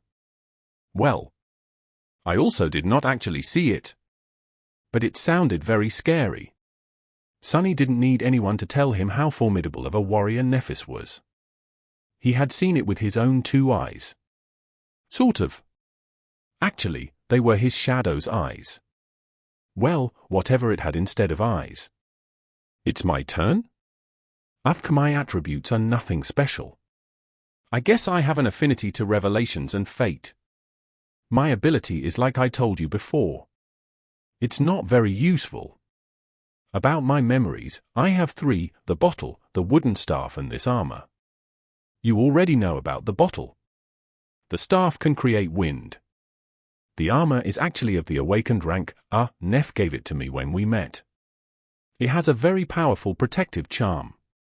So, she's not only carrying Cassie on her back, she even gave away her only clothes. An awakened rank armor, at that? What is Nephis thinking about? The blind girl turned away and added after a while, "I used to be a pretty decent fencer, before. Now I can't really fight." The last 2 sentences were obviously related to her flaw. Sonny and Nephis, however, both chose to keep theirs secret. Despite the fact that knowing your companion's flaw was also important for cooperation and having each other's backs, sharing something like that demanded a very high level of trust. Right now, there was no trust between them. And even if there was, Sonny did not plan to ever share his flaw with anyone. Nephis, too, seemed to have a lot of secrets. Good. That's good. I think we have enough tools to survive, provided we use them right. I guess it's time to sleep. In the darkness, Nephis tilted her head, listening to his words with a distant look. All right. I'll take watch first. Sonny decided to be helpful and said, "Actually, my shadow doesn't sleep. It can wake us up if something happens." Feeling a bit of coldness in her voice, Sonny sighed and shrugged. "Suit yourself. What are you going to watch, huh? You can't even see anything." "Whatever. Just don't blame me when something giant swallows us in the middle of the night." "Wait, that was not a death flag, right? Right, of course not. No way. Chapter 38. Questions in the Dark. Sleep was avoiding Sonny. For a while, he sat silently in the darkness, listening to the calming rumbling of the waves. In this rare moment of respite, memories of the past few days came flooding into his mind. However, he was too tired to seriously think about anything. He was warm, full, and relatively safe. For now, that was more than enough. Soon, the rhythm of Cassia's breathing changed, indicating that she fell asleep. Nephis was guarding the camp, motionless and, as always, a bit distant. With her silver hair and fair skin, she looked like an alabaster statue. Sonny sighed. He struggled for a bit, and then said quietly, "Hey. Can I ask you a question?" Nephis glanced at him and shrugged. The lack of an audible response clearly indicated that she remembered about his ability to see in the dark. "I thought you legacies come into the spell with a whole inherited arsenal of memories. I mean, that's supposed to be your main advantage. How come you only had 3? Nephis was silent for a few moments. "Actually, I only had 2. The rope came from Cassie." Realizing that her answer wasn't really an answer, Nephis thought for a while and added, "We lost most of our memories when my father passed away. The ones that remained were sold one by one over the years, to keep the family afloat. This sword and armor came from my first nightmare. So that's how it was." Sonny realized that the fall of the Immortal Flame clan might have been more thorough than he had thought. Still, something about it didn't make sense. Surely, with your clan's reputation and standing, there were other ways to make money. Without any strong reaction, Nephis simply said, then, she unexpectedly turned her head in his direction. "Can I ask you a question in return? How did you know that I'm a legacy?" "Simple. I heard Caster mention it. He was scolding other sleepers to make them treat you with respect." She gave him a nod and turned away. What thoughts were hidden behind her calm grey eyes, Sonny did not know. Some time had passed before he gathered enough courage to ask the question that he really wanted to ask. Before doing it, though, he made sure that Cassie was sound asleep and lowered his voice. Without getting a negative response, he continued, "Why are you burdening yourself with her?" A corner of Changing Star's mouth curled up slightly. Sonny gritted his teeth, feeling the flaw pushing the truthful answer out of his mouth. To be honest, he wanted to believe to the last moment that the answer would be yes. But one of the things he had lost after the nightmare was the ability to lie to himself. Truth was merciless. It's not that Sonny did not pity the blind girl or didn't want to help her. It's just that he knew with certainty that it was simply not something he could do. He was barely able to save himself, let alone carry a helpless person across the dream realm. If he tried, they would just die together. Still, he couldn't help but be a little disappointed in himself. Nephis, however, did not seem to judge him. She showed no reaction at all. After a few moments, she simply said, that was not the response Sonny expected to hear. He was pretty sure that she would either lecture him about virtue and compassion or disclose some obscure way to make Cassie's seemingly weak ability incredibly useful. However, she did neither. Nephis expected him to believe that she was putting her life in danger, to the point of sacrificing an awakened armor-type memory, because that was something she simply wanted to do. At first, he dismissed her response as a non-answer. But the more he thought about it, the more disturbed he felt. Because, maybe, it was actually the truth. Due to the circumstances of his life, Sonny had never really done things because he wanted to. Most of the time, he was doing them because he needed to. It was never a question of want, it was always a question of must. For him, this was a basic rule of life. But was it really? Or was it just a matter of perspective? Nephis had certain advantages in her upbringing, but they weren't as ample as he had imagined. She had no wealth and no arsenal of relics to empower her. However, she did have a mentality that was different from Sonny's. It wasn't impossible for her to have the audacity to disregard need in favor of something as frivolous as desire, and do things that a normal person like Sunny would never do. Like helping a blind girl simply because that was what Nephis wanted to do. Perhaps that mentality was the greatest advantage of all. Perhaps that was the real barrier that separated legacies from the rest of them. That was a lot to think about. However, before Sunny could gather his thoughts, Nephis suddenly spoke again. Does she mean it's her turn to ask a question? Indeed, that was what she meant. Changing Star once again turned to Sunny and, after a long pause, suddenly asked, "Do you know the legend of Odysseus?" "A what? Who? What sort of a weird question is that?" Bewildered, Sunny shook his head. Then, remembering that she couldn't see him, he said. Nephis sighed and turned away. A few moments later, she softly said, "Odysseus was a hero in an ancient war. In the legends, some humans back then had powers akin to the awakened. Achilles with an aspect of indestructible body, Diomedes that was so ferocious even the god of war was wary of him, Ajax who was as strong as a giant. Odysseus was not the strongest, and not the bravest. However, he was the most cunning." Sunny blinked, staring at the silver-haired girl. What? Where did this come from? Why is she suddenly so eloquent? In the end, Odysseus's cunning ended the war, and he prepared to sail home. However, the gods cursed him to endlessly wander the seas, never to return. Over the years, he survived one horror after another and lost all of his companions. Then, shipwrecked, he found himself on an island where the beautiful fairy, Calypso, lived.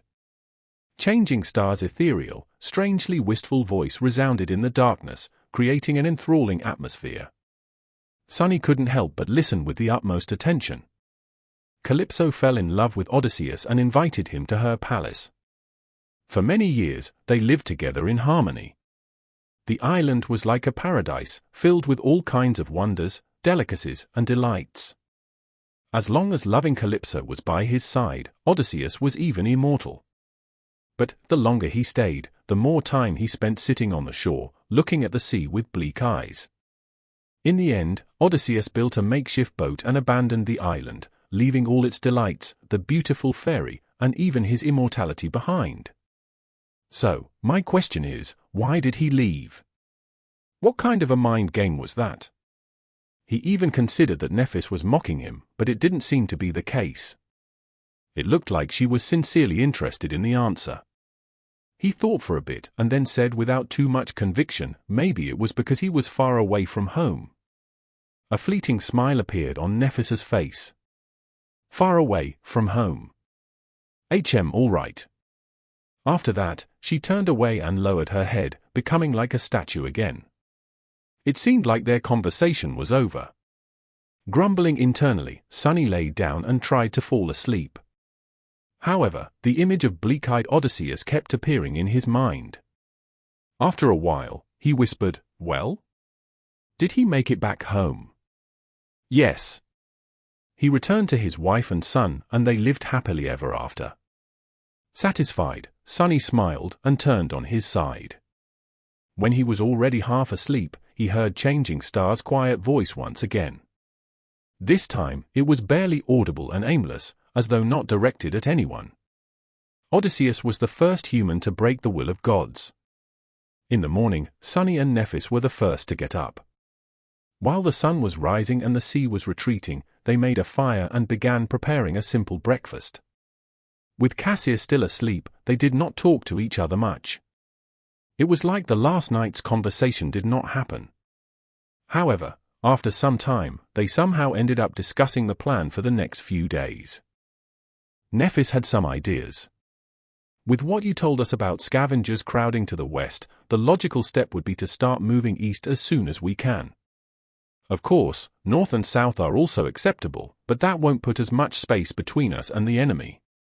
Sunny nodded, agreeing with that logic. We have explored to the east a little, but not enough to confidently make it to the next high point in a day. That's why the best course of action would be to spend today scouting a path to that group of cliffs over there and move the camp tomorrow. Do you have any idea where we are? Would there be a human citadel to the east? I've never heard of a region that fits the characteristics of this place. In any case, we have to move to find out more. We'll either find a citadel, encounter an unconquered gateway, or die. East is as good of a direction as any. Plus, it's the safest, because there's a horde of monsters to the west. At that point, Cassie suddenly sat up straight. Her eyes were wide open, and her face was a little pale. She looked nervous and excited. The blind girl turned to them and smiled. Like in a prophetic dream. Sunny thought, trying to come to terms with this new reality of someone being able to see the future. Or the past. Meanwhile, Changing Star stretched her hand, as though prepared to summon her sword. Cassie energetically shook her head. No, it's not that. People. I saw a castle full of people. She smiled and pointed with her finger. I don't know how far it is, but I'm sure that it's in that direction. Sunny and Nephis looked at each other, not knowing whether to be glad or petrified. Cassie's small, delicate finger was confidently pointing west. Chapter 39. Journey to the West. In the ensuing silence, the smile slowly disappeared from Cassie's face, replaced by confusion. Feeling the sudden tension, she asked, No, nothing is wrong. It's just that direction is the one we wanted to avoid. That's where I came from yesterday. There's a lot of scavengers down there. Nephis, who was quietly listening to them, gave him an indecipherable look and finally spoke, Tell us more about the castle. A shadow of the previous excitement returned to Cassie's eyes. With a serious nod, she began describing her vision. I dreamt of a vast, ruined city built of weathered stone. It was surrounded by tall, impregnable walls. Various monsters were wandering its narrow streets. In the center of the city, there was a hill, and on that hill stood a magnificent castle. But there were no monsters in the castle. Instead, it was full of people. I'm sure that they were awakened. Some were guarding the walls, some were going about their lives without a care in the world. There was food, safety, and laughter. If this castle really existed, then all of their problems would be solved. Sunny cleared his throat. Cassie frowned, trying to remember. Then, her face cleared. Yes. I saw Sunny leading me through the gates of the castle. That means we will make it. A brilliant smile appeared on her doll-like face, beaming with so much joy that Sunny couldn't help but curl his lips. Inwardly, however, he was stuck on a certain detail of Cassie's vision. It was that, when talking about reaching the castle, the blind girl only mentioned the two of them. Was there some meaning behind it? Sunny turned his head a little and secretly glanced at Nephis, trying to discern if she had picked up on that little discrepancy, too. Changing Star, however, was as enigmatic as ever. Without showing much emotion, she thought for a while, and then slowly nodded. While the sea was still retreating, they had their breakfast and then spent some time planning for the journey and preparing to abandon the temporary camp. In the process, Sunny had a chance to get to know the girls a little better. It was then that he came to a sudden realization, which almost made his head explode from bafflement. That mind-blowing realization had to do with Nephis. Back when they first met in front of the academy's gates, Sunny had formed a certain impression of the confident, distant girl. Later, her behavior and the different revelations about Changing Star's past only served to reinforce that impression. Nephis seemed to exist a bit apart from the world. She was mysterious, aloof and rather cool. Her taciturn character and strange speech patterns made people interacting with her feel unnerved and rattled, often revealing more than they had been planning to. The less she talked, the more she seemed to know. That silent, indifferent confidence was arresting, and sometimes even oppressive. However, that impression turned out to be completely wrong. The actual truth behind the matter had nothing to do with being cool and aloof. After talking to her a bit more and observing their interactions with Cassie, Sunny almost fainted when he realized that Nephis was simply an incredibly, ridiculously, painfully awkward person. It was as though she had no idea how to talk to people.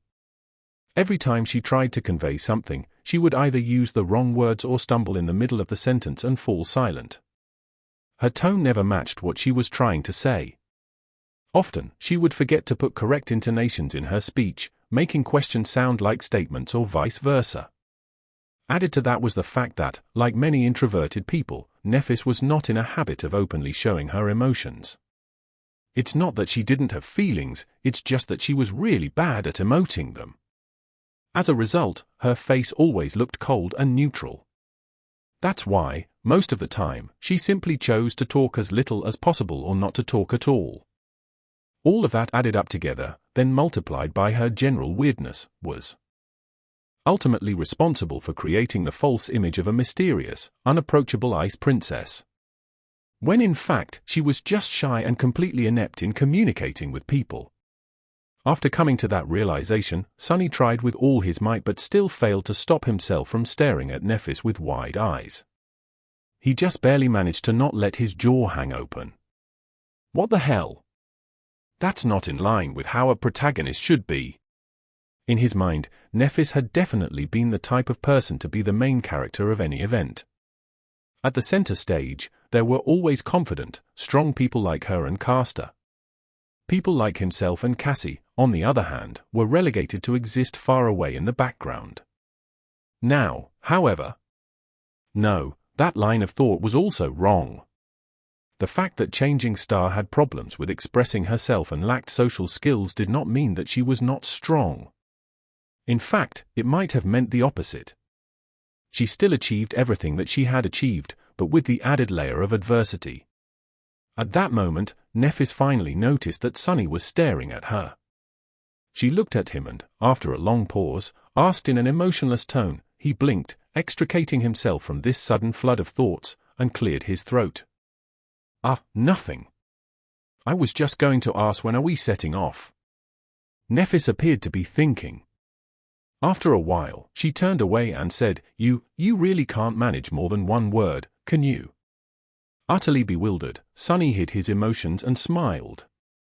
In the grey light of morning, they abandoned the tall hill and ventured west, retracing their steps from yesterday. Knowing the path, the small party made quick progress.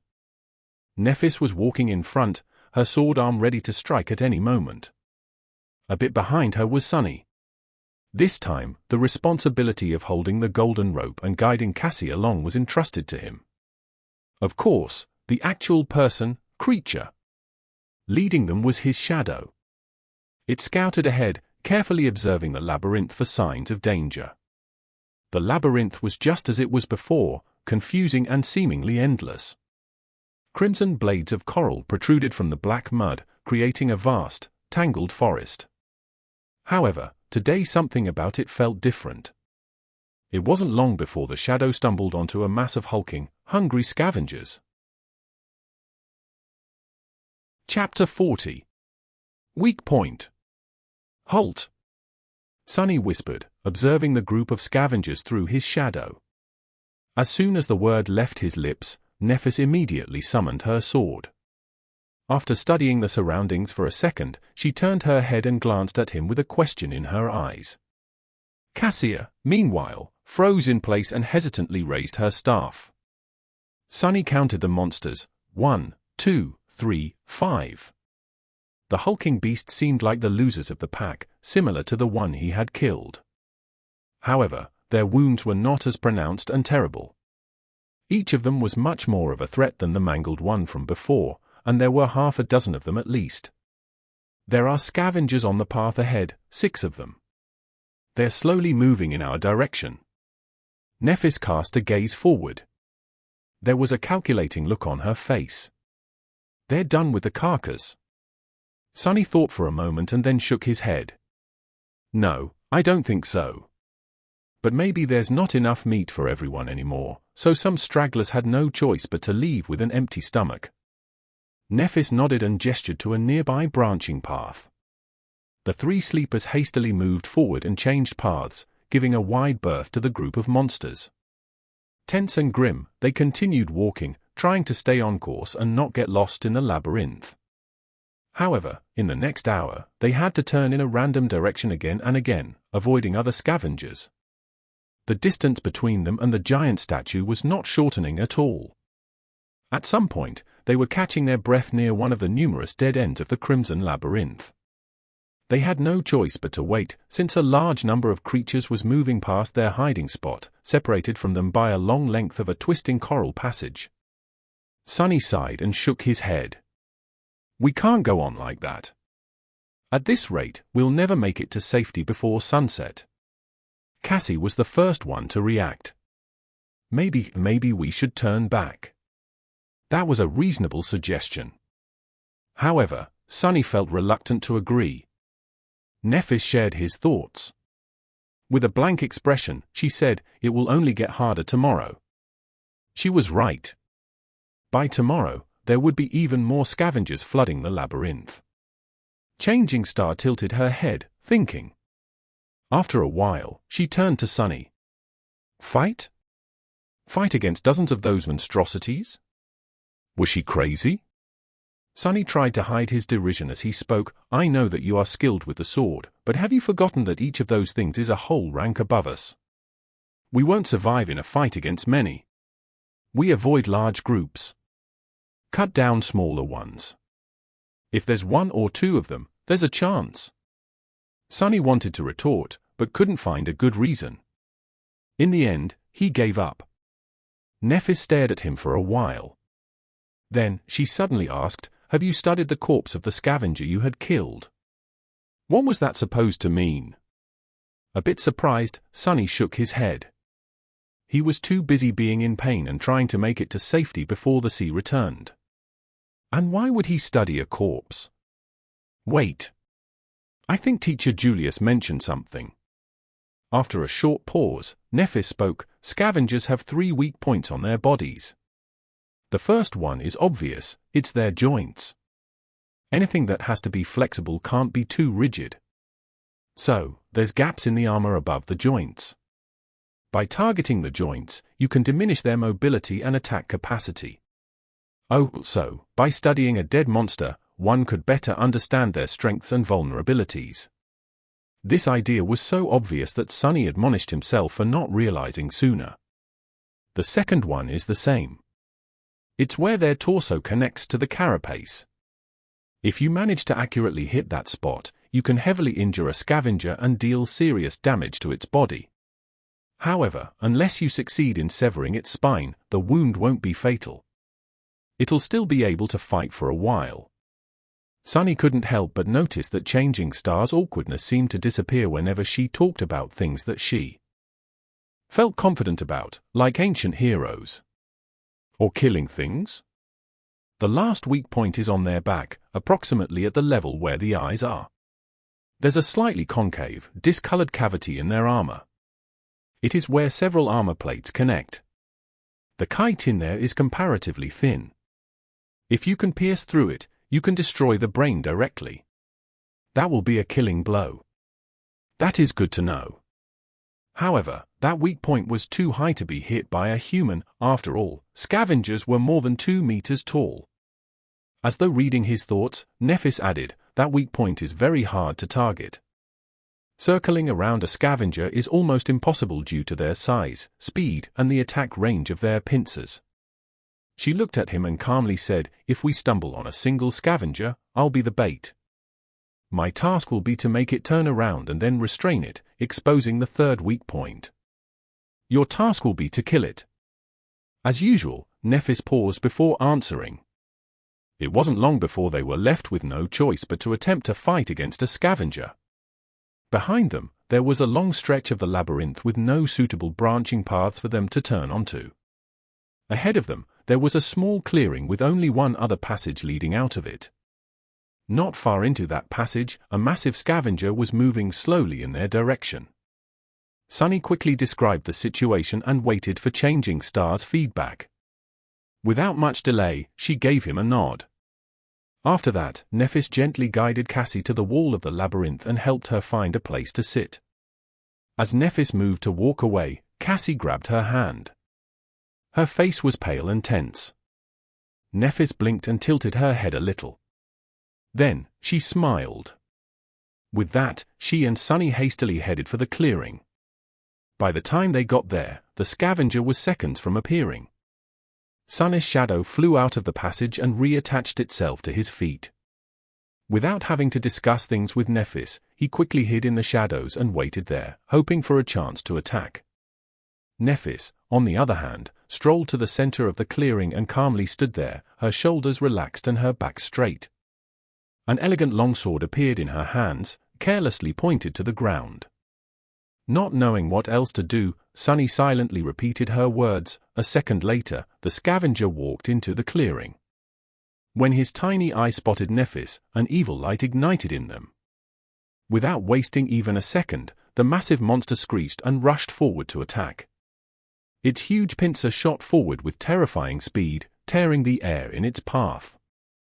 Nephis swiftly sidestepped, dodging the pincer, then leaped backward, removing herself from the path of the rushing monster.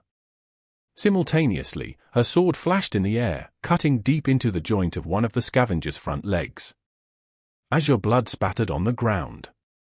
Of course, this small wound was too insignificant to slow the Scavenger down. With surprising agility, it twisted and delivered a crushing sideways swipe. Nephis, who just barely landed on her feet, had no choice but to deflect the blow with her sword. She managed to disperse most of the impact by holding the blade at the right angle, but the remaining force was still enough to throw her off balance. At that moment, the second pincer came down. Instead of trying to regain her equilibrium, Changing Star went with the fall and somersaulted over one hand, ending up distancing herself from the monster a bit. Her sword lashed out again. The follow-up attack followed almost immediately. However, Sunny did not care about the details anymore. The only thing he cared about was that, through this risky series of dodges and leaps, Nephis had managed to circle to the opposite side of the clearing, forcing the Scavenger to turn its back to the shadow in which he hid. Gritting his teeth, Sunny lunged forward. Before Changing Star finished her last dodge. Before the Scavenger's pincer crashed on her from above. Before Sunny had time to become scared. He closed the distance between himself and the monster and jumped with all his might, landing on top of its carapace. Then, he used all of his weight to thrust a hand forward. Azure blade shimmered into existence in his grip and was immediately swallowed by the shadow. A breath later, the dark blade hit precisely into the concave, discolorated cavity in the Scavenger's armor. With a crack, the chitin broke, allowing the tip of the sword to sink deep into the Scavenger's body. The monster shuddered, and then heavily fell to the ground. Sunny was thrown from its carapace, landing in the mud with a roll. As though to answer him, the spell's voice resounded in the air. You have slain an awakened beast, Carapace Scavenger. Your shadow grows stronger. Chapter 41. Strength in Numbers. Sunny was sprawled in the mud, looking at the sky. He didn't even have to catch his breath since the whole fight took less than 10 seconds from start to finish. No one was dead, wounded or even bruised, well, with the exception of the Scavenger. It was completely out of his expectations. He glanced at the monster's corpse to make sure that it was actually dead, then summoned the runes and took a look at the number of shadow fragments in his possession. It was actually true. The mighty awakened beast perished just like that. And, although Nephis did most of the work, he was the one to deal the killing blow. Why can't it always be so easy? Sunny got back on his feet and dismissed the azure blade. Then, he remembered the words Master Jet had once told him, no one can survive in the dream realm alone. Back then, he noted her advice, but didn't really believe it. After all, he had always strived to be self-sufficient, not allowing himself to depend on anyone. In Sunny's mind, this was the true meaning of strength. However, now he was beginning to suspect that this logic was flawed. Indeed, having someone to share your burdens meant the difference between heaven and hell here in the dream realm. If he was alone, fighting against a single Scavenger might have been the end of him. Similarly, even though Nephis was far more skilled than Sunny, it would have been extremely hard for her to defeat the armored monster alone, being that its weakest point was out of her reach. But together, they had accomplished it with relative ease. The whole was greater than the sum of the parts. In other words, there was strength in numbers that surpassed individual power. In that sense, being able to depend on a group was not a sign of weakness, but, on the contrary, an important facet of personal strength. Lone wolves would always be at a disadvantage. That was another lesson to learn. It's not like I had much of a choice. He walked over to Nephis and checked if she was okay. Apart from slight damage to her makeshift seaweed clothes, everything seemed to be all right. She glanced at Sunny. Nephis sighed. It seemed that she was a bit impatient to get herself a suit of armor of her own. If Sunny was a gentleman, he would have suggested to loan her the puppeteer's shroud for a while, but alas, he wasn't. That armor was extremely valuable and had cost him a lot. Plus, unlike Changing Star, the picture of Sunny wearing nothing but a seaweed loincloth would have been more disturbing than aesthetically pleasing. So, he said nothing. Meanwhile, Nephis headed for the dead scavenger and said without turning her head, with a sigh, Sunny turned around and left the clearing. Soon, he approached the place where the blind girl was waiting patiently for their return. Hearing his footsteps, she flinched and raised her head. How did she recognize me? Ah, must be the way I walk. Yeah, it's me. Everything is over. Come on, I'll bring you to Nephis. Using the wooden staff, Cassie stood up and turned to him. Of course. We dispatched that critter in no time. Didn't even get a scratch. Cassie smiled with visible relief. Good, that's good. Oh, right, the rope. Sunny took the rope and guided the blind girl back to the clearing.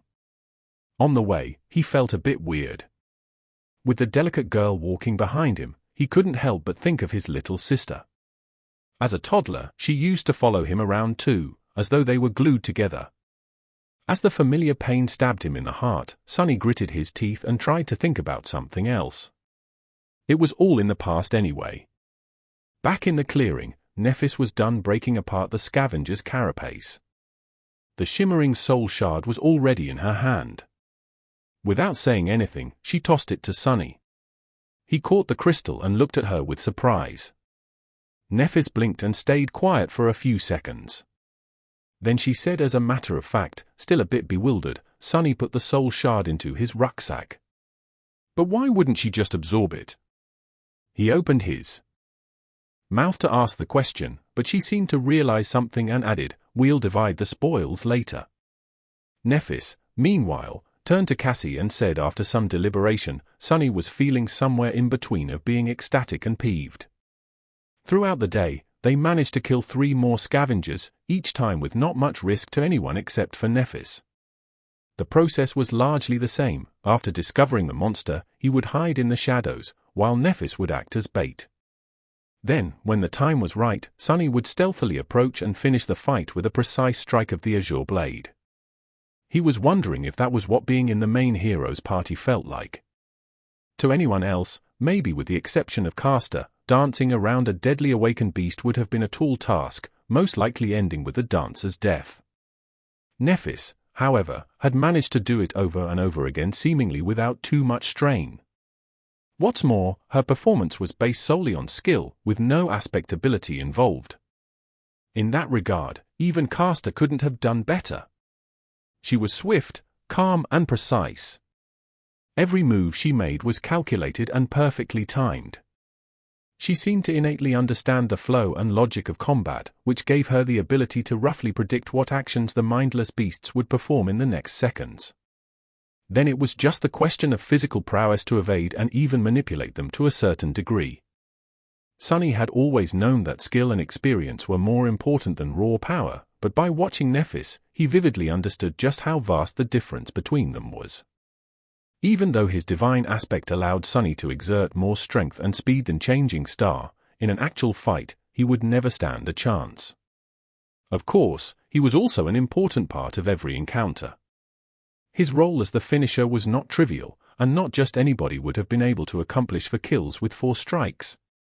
Even though Sunny was not taught any elaborate techniques, he was still a somewhat experienced fighter. He had good physical coordination, combat intuition, and, most importantly, a cool-headed mentality. Not to mention the fact that they were only able to ambush the scavengers so effectively due to his shadow scouting them out in advance. All in all, it was an almost equal cooperation. Still, watching Nephis fight was nothing short of sobering. Trying not to get too dejected, Sunny summoned the runes. 8 fragments today. Pretty excellent.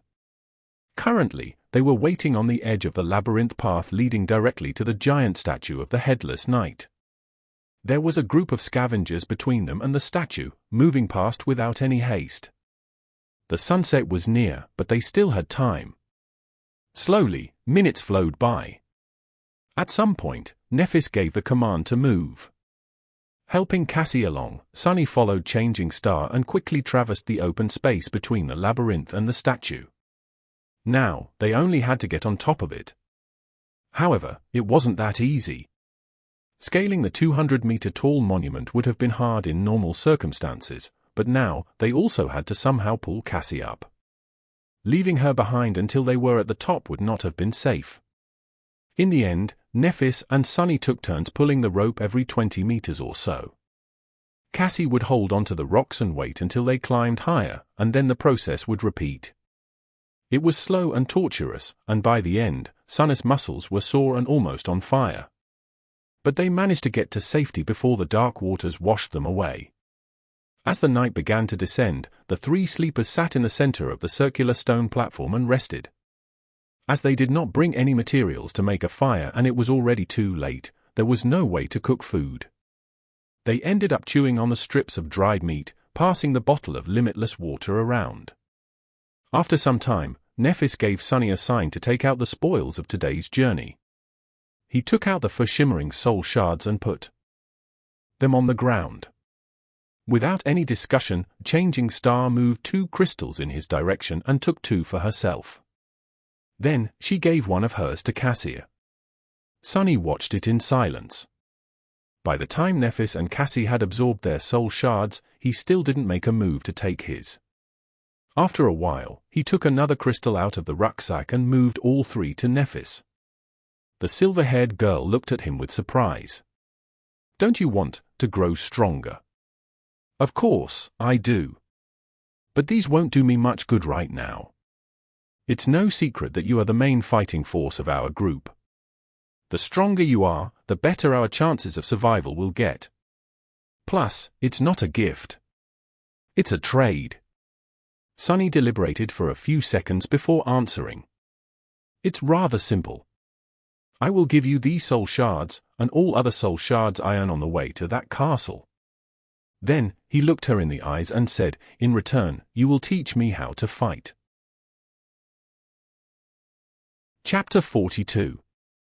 Essence of Combat. Nephis looked at him and contemplated. This time, she remained silent longer than usual. Sunny felt a bit nervous under her gaze, knowing that he was being evaluated. With Changing Star's skill and insight, it wasn't hard to imagine just how much she had gleaned from his battle performance. Both his current level and future potential must have been pretty much laid bare in front of her. Were they enough to make teaching him worth her while? After some time, she took the soul shards and nodded. Sunny smiled, congratulating himself on a successful deal. Not only did he receive a lot while not losing much, but he had also managed to create a bit of a favorable impression of himself in the eyes of Nephis and Cassie. As far as performances went, this was a great one. Sunny glanced at the sun, which was already almost gone. Were they going to train in complete darkness? It wasn't really an obstacle for him. Changing Star, however. We will start with some words. That will be enough for today. After hesitating a little, she added. Sunny and Cassie turned to Nephis, listening to her like 2 obedient students.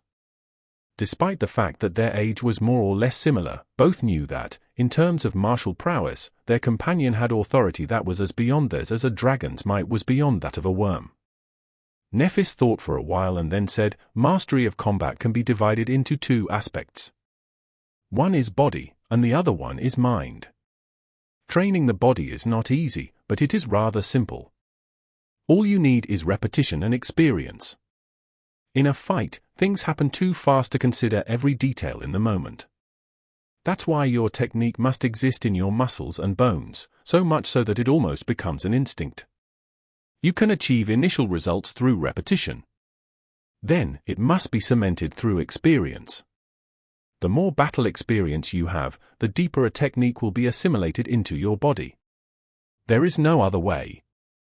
1,000 hours of training won't be as impactful as one real fight. Only those who survive countless battles can be truly in command of the body. That simultaneously made a lot of sense and no sense at all.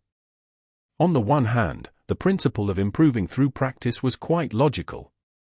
On the other hand, Changing Star's statement made it seem like all those lofty legacies with their years of training were nothing but harmless children. After all, no matter how good their tutors were, they had no real battle experience. But then again, she did wipe the floor with every one of them, excluding Caster, with no apparent difficulty. So maybe her statement was true. That, however, posed a question of its own: just what kind of life had Nephis led to possess rich battle experience at the tender age of 18? Should I stop calling her princess? Training the mind, however, is not simple at all. That is because, once you reach a certain level of skill, the mind is where the true combat takes place. The outcome is often decided before your body begins to move. And to master the mind, the first step is to understand the essence of combat.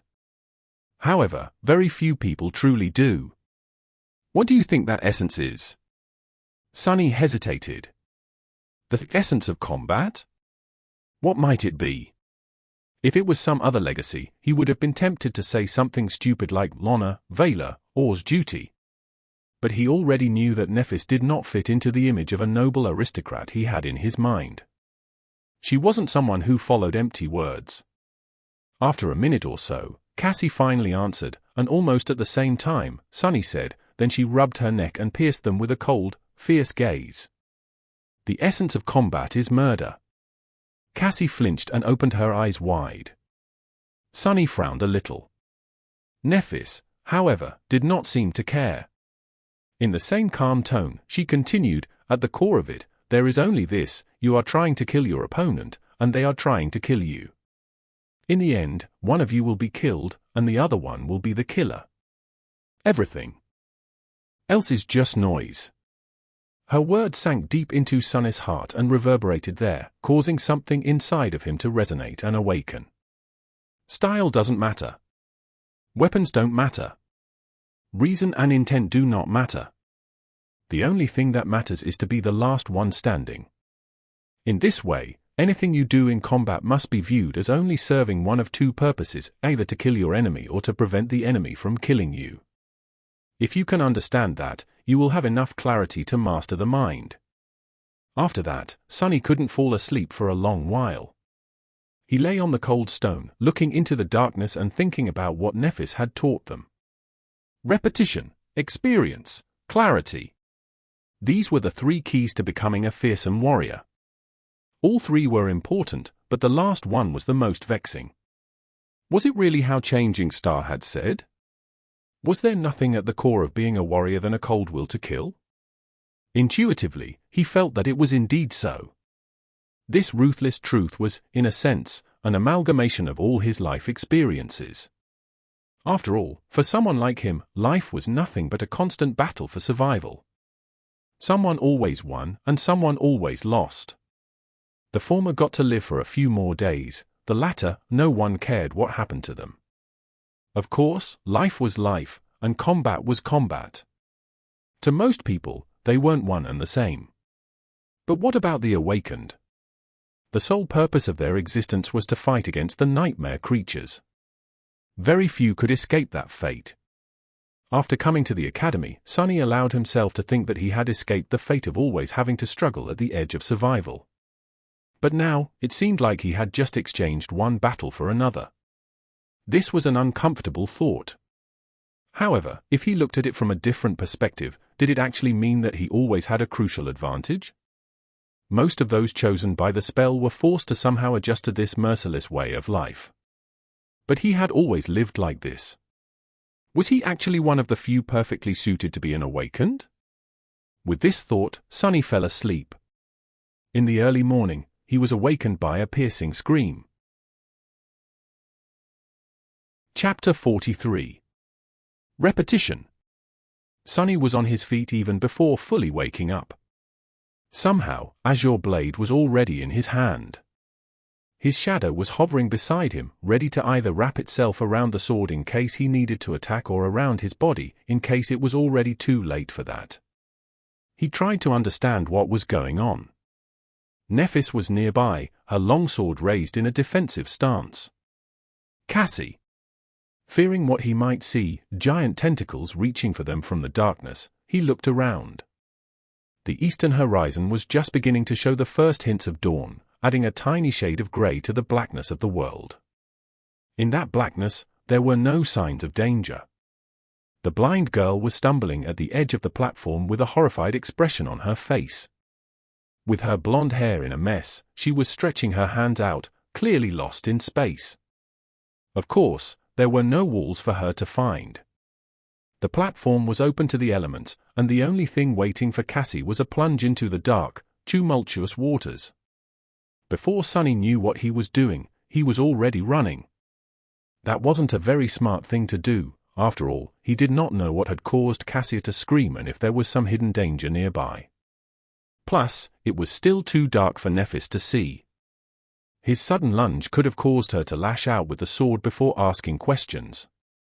All of these were good reasons to wait and observe first, but in an uncharacteristic and completely irrational manner, Sonny acted before thinking.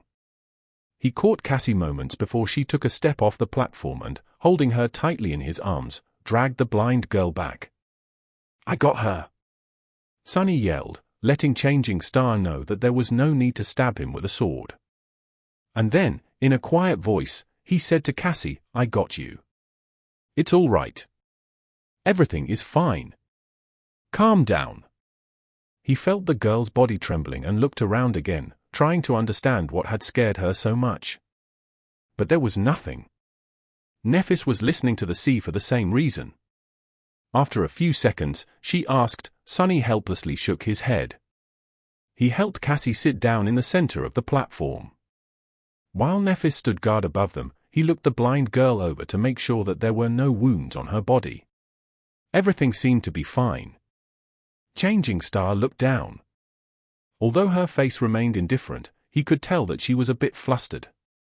After a second or two, she asked in something that might have been her version of a calming tone. It sounded pretty much exactly the same as usual, magically, that did seem to calm the blind girl down a little. At least enough for her to speak in a quivering voice. Cassie extended one hand and pointed down. Sonny frowned and looked at Nephis. Did she see a vision? The past? The tall girl was silent for a moment. I don't know. It never happened before. Both of them turned to Cassie, not sure what to do. Since there was no apparent danger around, they took turns trying to calm the horrified girl down. However, after that one sentence, she fell quiet and refused to speak again. Nothing seemed to help. Let's leave her be, for now. Maybe she needs time. Sonny was about to retort, but, truth be told, he didn't have any ideas either. In the end, he just nodded. Okay. I'll keep an eye on her. Changing Star, however, had other ideas. As the sun was rising and the surging sea was receding, Nephis chose to give Cassie some space and led Sonny to the edge of the platform. However, she made sure to always have the blind girl in the periphery of her vision. Cassie sat hugging her knees. Her eyes were closed, but small tremors that periodically ran through her body betrayed that she was awake. Are you sure it's okay to leave her like this? Nephis gave him a complicated look. Then, after some thought, she added, Sonny wasn't sure how to answer. If Changing Star considered someone to be strong, then they most likely were. However, strong was the last word that came to his mind when he thought about the delicate, beautiful, blind girl. Wasn't she someone who constantly needed their help? But then again, there were different kinds of strength. Cassie was still alive and sane despite her debilitating flaw. How many people could have done the same? Then, Nephis made him summon the Azure Blade. After studying it for a while, she nodded and took her longsword out of the air. Despite its size, it was an elegant weapon. The narrow, double-edged blade was much longer than that of the azure blade, with an incredibly sharp, symmetrical tip. The whole blade, as well as the simple cross-shaped guard and the pommel, seemed to be made out of silver and reflected the pale morning light. The handle was tightly wrapped in black leather. Putting the two swords side by side, Nephis spoke, "Your sword can be used with one hand, but its true potential can only be revealed when held in both. It is created primarily for cutting and severing, hence the higher center of gravity. However, it can thrust as well. My sword is a bit more versatile. It is created for both cutting and thrusting, and it has a double edge. However, the principle of wielding these two swords is effectively the same." She took the sword in both hands, placing one near the guard and another near the pommel. Then, she performed a downward slash. They are both leverage-based weapons. When held with two hands, one hand pushes, she pushed the sword down with the hand near the guard, while the other hand pulls. The hand near the pommel simultaneously pulled the handle up, giving the blade a tremendous boost in speed. This is how you generate force and perform powerful strikes. Now, your turn. Sunny looked at his sword and gripped it with both hands, mimicking Nephis's pose. Then, he raised it and slashed down, making sure to enhance the force of the strike with his lower hand. You need to understand that a strike doesn't come from the hands. It comes from your whole body. Power comes from your feet, your hips, your core, your shoulders, and is only then transmitted to your hands. Like this. She demonstrated the downward slash again. This time, Sunny paid attention to the overall stance and movements of every part of Changing Star's body, as opposed to only the sword. He wasn't a novice to fighting. Instinctively, he already knew how to deliver a proper punch, even if, before, there wasn't a lot of strength in his body. The principles of striking with a sword were largely the same, so Sunny quickly understood the overall concept. He performed the simple downward slash a few more times. After each time, Nephis gave him pointers and corrected his mistakes. Some time later, she was finally satisfied with his form. Sunny smiled, proud of his achievements. Nephis looked at him thoughtfully and nodded. "Now, do it 1,000 more times." The smile froze on Sunny's face. 1,000? Did she say 1,000? Changing Star tilted her head and thought for some time. "Well, we don't have much time today. So, yes. Only 1,000. Ha. Ha ha. Only 1,000, eh?" Sunny forced himself to sound polite. As Nephis walked back to sit with Cassie, he turned to the sea and raised his sword. The azure blade whistled as it cut the air. He raised it again. Push and pull. This is how you generate force. Strike with your whole body, not just your hands. As Sunny raised his sword and slashed down, over and over again, only one thought eventually remained in his mind: repetition, experience, clarity. Repetition. By the time he was done performing 1,000 strikes, Cassie was finally ready to speak. Chapter 44. Cassie's Dream. With pretty much every muscle in his body sore, Sunny walked over to the girls and fell on the ground. After catching his breath, he looked at Cassie. Several seconds later, the blind girl slowly nodded. He shifted and hesitated for a bit. Cassie didn't look too well. Her face was still very pale, with a distant, dazed expression on it. Her body at least was no longer trembling.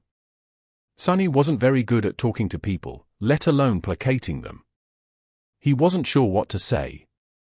He cast a gaze at Nephis and sighed inwardly. Who knew that one day he would turn out to be the most sociable person for as far as the eye could see? What a joke! Cassie turned to him and scowled, as though confused by the question. Then, she suddenly gasped and opened her eyes wide. Oh, sorry. Yes, of course. She summoned the limitless water bottle and offered it to Sunny. He took it with a grateful smile and greedily drank a few gulps before giving the bottle to Nephis. Eventually, it returned to Cassie. After she did, he awkwardly patted the blind girl on the shoulder. Everything seems to be fine now. Did you dream of another vision? You can tell us. If you want. Cassie hesitated for a bit before saying, I don't know. Maybe it was just a nightmare. Sunny and Nephis exchanged glances. They both doubted that what Cassie saw was a simple nightmare. After all, people usually did not dream in the dream realm. The blind girl, meanwhile, continued, I don't really remember. It's all in fragments. Sunny carefully considered his words, not wanting to pressure Cassie too much. You can just tell us what you remember. Maybe we'll be able to make sense of it together. Cassie sighed and tentatively nodded. After a long pause, she finally found the courage to speak. At first, I saw a boundless darkness locked behind 7 seals. Something vast was churning in the darkness. I felt like if I directly saw it, I would lose my mind. As I watched, terrified, the seals broke one after another, until only one remained. And then that seal broke, too. After that, I don't know. It was as though my mind shattered into 1,000 shards, each shard reflecting its own image. Most of them were dark and scary. Some I have already forgotten. The other. Cassie fell silent, remembering. I saw the human castle again. Only this time, it was at night. There was a lonely star burning in the black skies, and under its light, the castle was suddenly consumed by fire, with rivers of blood flowing down its halls. I saw a corpse in a golden armor sitting on a throne, a woman with a bronze spear drowning in a tide of monsters, an archer trying to pierce the falling sky with his arrows. Finally, she looked up, her face full of horror. In the end, I saw a colossal, terrifying crimson spire. At its base, 7 severed heads were guarding 7 locks. And at the top, a dying angel was being consumed by hungry shadows. When I saw the angel bleed, I suddenly felt as though something so precious that it can't be described with words was taken from me. Then, I felt so much sorrow, pain, and rage that what little remained of my sanity seemed to disappear. That was when I woke up. I think. Nephis and Sunny remained silent for a while, trying to make sense of what Cassie had told them. Even if Nephis had an idea, she didn't show it. Sunny, however, was totally lost.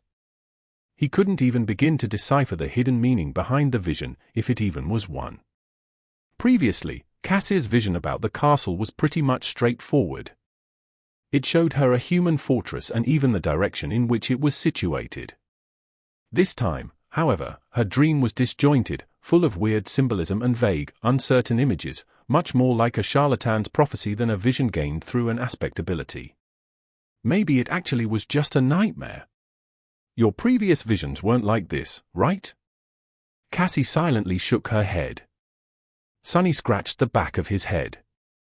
Well, people don't usually dream in the dream realm, but you do. Perhaps seeing a random nightmare once in a while is a side effect of your ability. The blind girl turned to him, a faint relief written on her face. He hesitated, trying to find the right words. Inwardly, however, he felt uneasy. A dying angel being consumed by shadows, why does it sound so ominous? I should try and stay away from angels in the future. Gee, what has become of my life? A sentence like that doesn't even sound insane anymore. With that, they were finally ready to welcome a new day. Some time later, they were sitting on the western edge of the stone platform, looking at the scavengers below.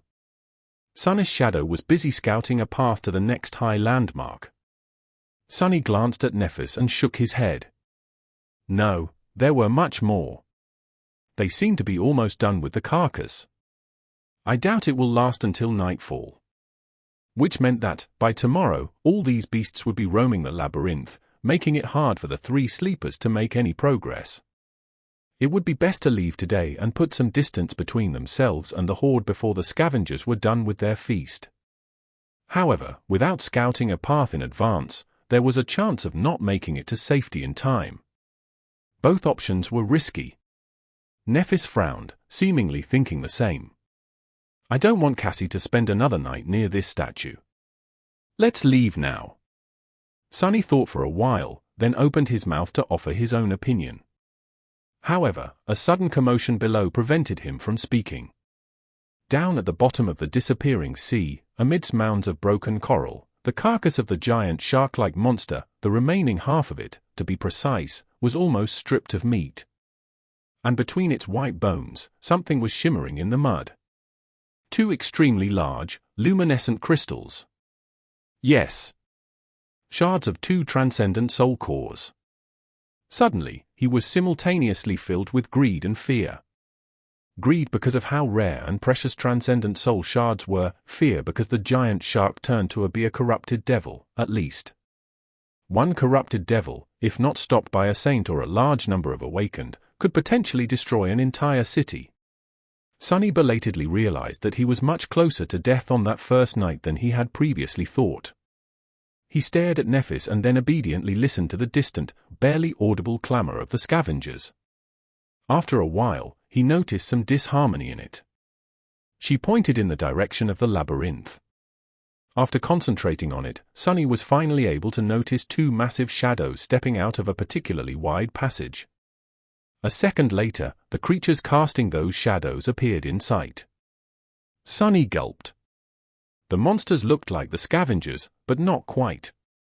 To start with, they were much larger, towering above the surroundings at more than 3 meters of height. Their carapace seemed to be thicker. It was colored in deep black and scarlet, like an ancient armor drenched in blood.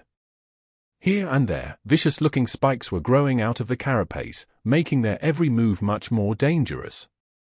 Additionally, instead of heavy pincers, their upper arms ended with long, curved, terrifying bone scythes. Sonny felt cold sweat running down his spine. What the hell are those things? Nightmare creatures with one soul core were called beasts. They were dangerous and strong, but mindless. If they were able to develop or were created with a second core, they became monsters.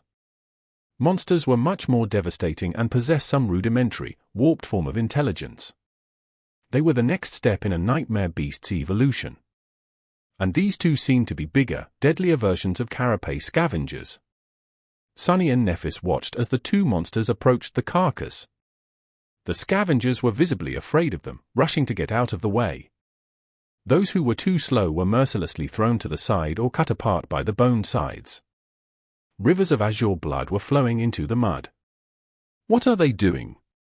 Did they come to absorb the soul shards? Finally, the monsters reached the carcass. Each of them took one of the shards. However, instead of absorbing them, they simply turned around and carried the precious crystals away. The scavengers made way, following the shards with their little, hungry eyes. Sonny blinked and looked at Nephis. Changing Star frowned and hesitated.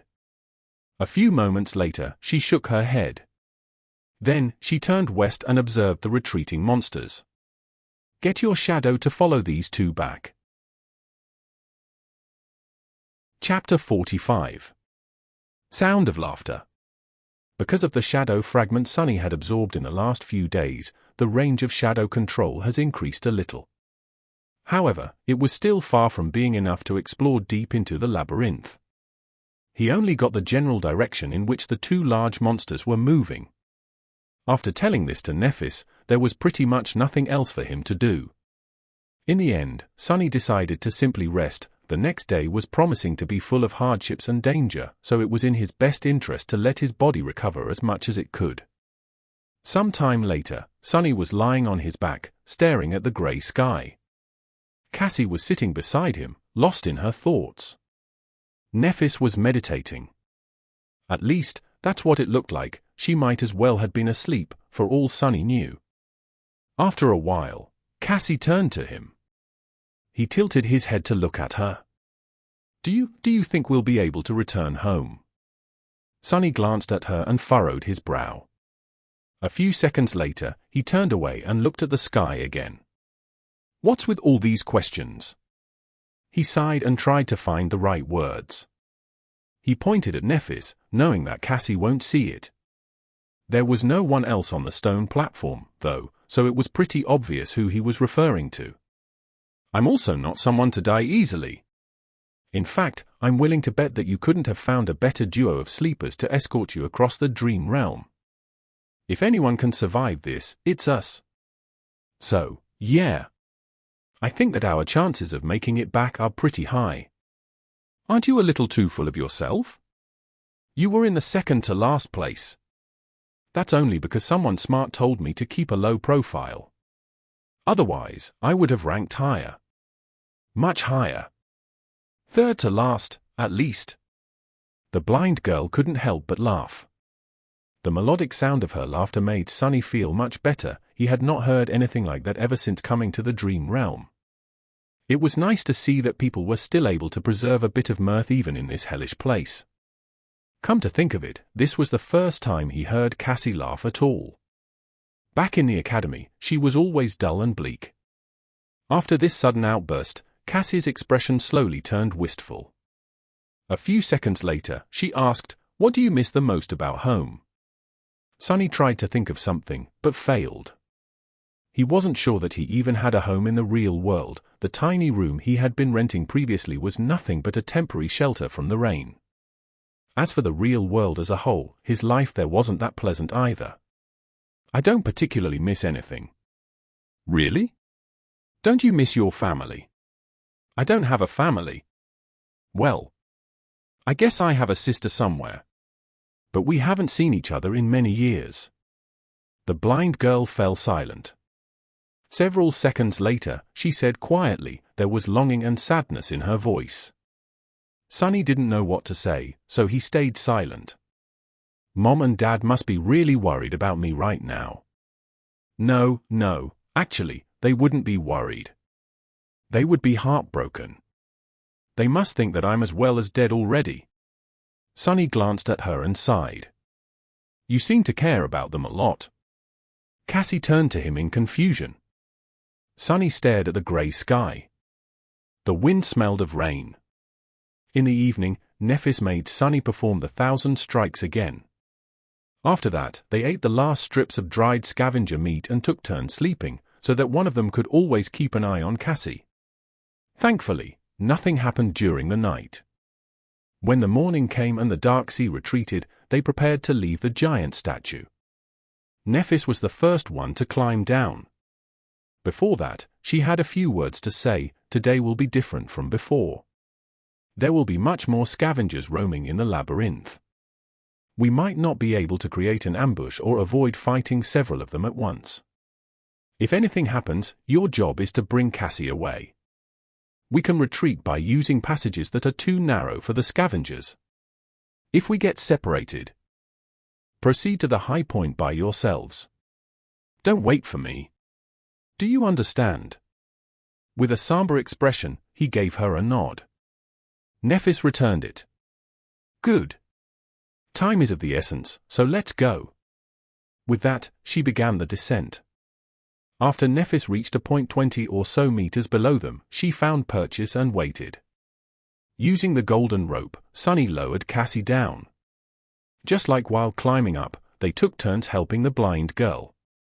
Luckily, climbing down the statue was much easier. Entering the labyrinth, the trio moved forward with haste. The shadow was ahead of them, scouting for monsters and optimal paths. Despite that, their progress was slow and chaotic. They had to constantly change direction to avoid groups of scavengers, often ending up in dead ends or moving further away from their destination. Sonny, who played the role of the scout and navigator, felt his brain slowly starting to boil. At some point, however, they inevitably ended up in a situation where a fight was unavoidable. There was a large group of scavengers at their heels, and a pair of them blocking the path ahead. Neither of the two groups had noticed the sleepers yet. However, since there were no other passages to turn into, it was only a matter of time. Nephis considered their options for a few seconds. There was a scowl on her face. Finally, she said, "If there's only two, we can take them." Sonny looked at her with uncertainty in his eyes. But there's no time to set up an ambush. He wasn't quite sure how they could fight two scavengers at once. Despite how good of a teacher Nephis was, he only practiced with the sword for a day. Facing against a scavenger alone was risky. It's almost the same. I'll attack first. You follow behind in the shadows and finish one off once they turn. Then, we kill the second one together. The whole plan was based on the assumption that Nephis could survive under the onslaught of two scavengers, both attacking her simultaneously. Sunny was very impressed by her prowess, but he wasn't sure that it was possible. There was a large probability that Nephis would die. He still remembered that she wasn't present in Cassie's first vision. A bit rattled, Sunny gritted his teeth. After a short pause, Nephis summoned her sword. Chapter 46. Experience. After finding a good hiding spot for Cassie, Sunny and Nephis proceeded forward to face the scavengers. Soon, they saw two hulking silhouettes in the distance. With her lips pursed together, Nephis threw over her shoulder, then, like a runner preparing for a race, she got down on one knee, inhaled deeply, and lunged forward. Sunny dove into the deep shadow cast by the wall of the labyrinth and followed, running as fast as he could. However, the distance between them kept growing. Suddenly, he remembered walking behind Nephis as they crossed the bridge to the academy.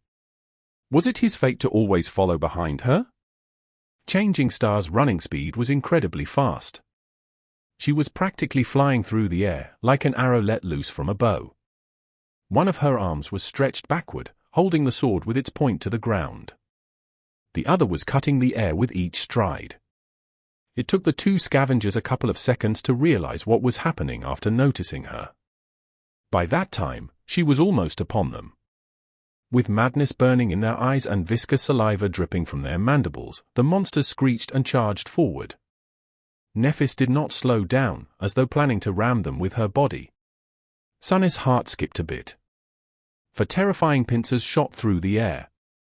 At the last moment, Nephis fell backward, falling on her side.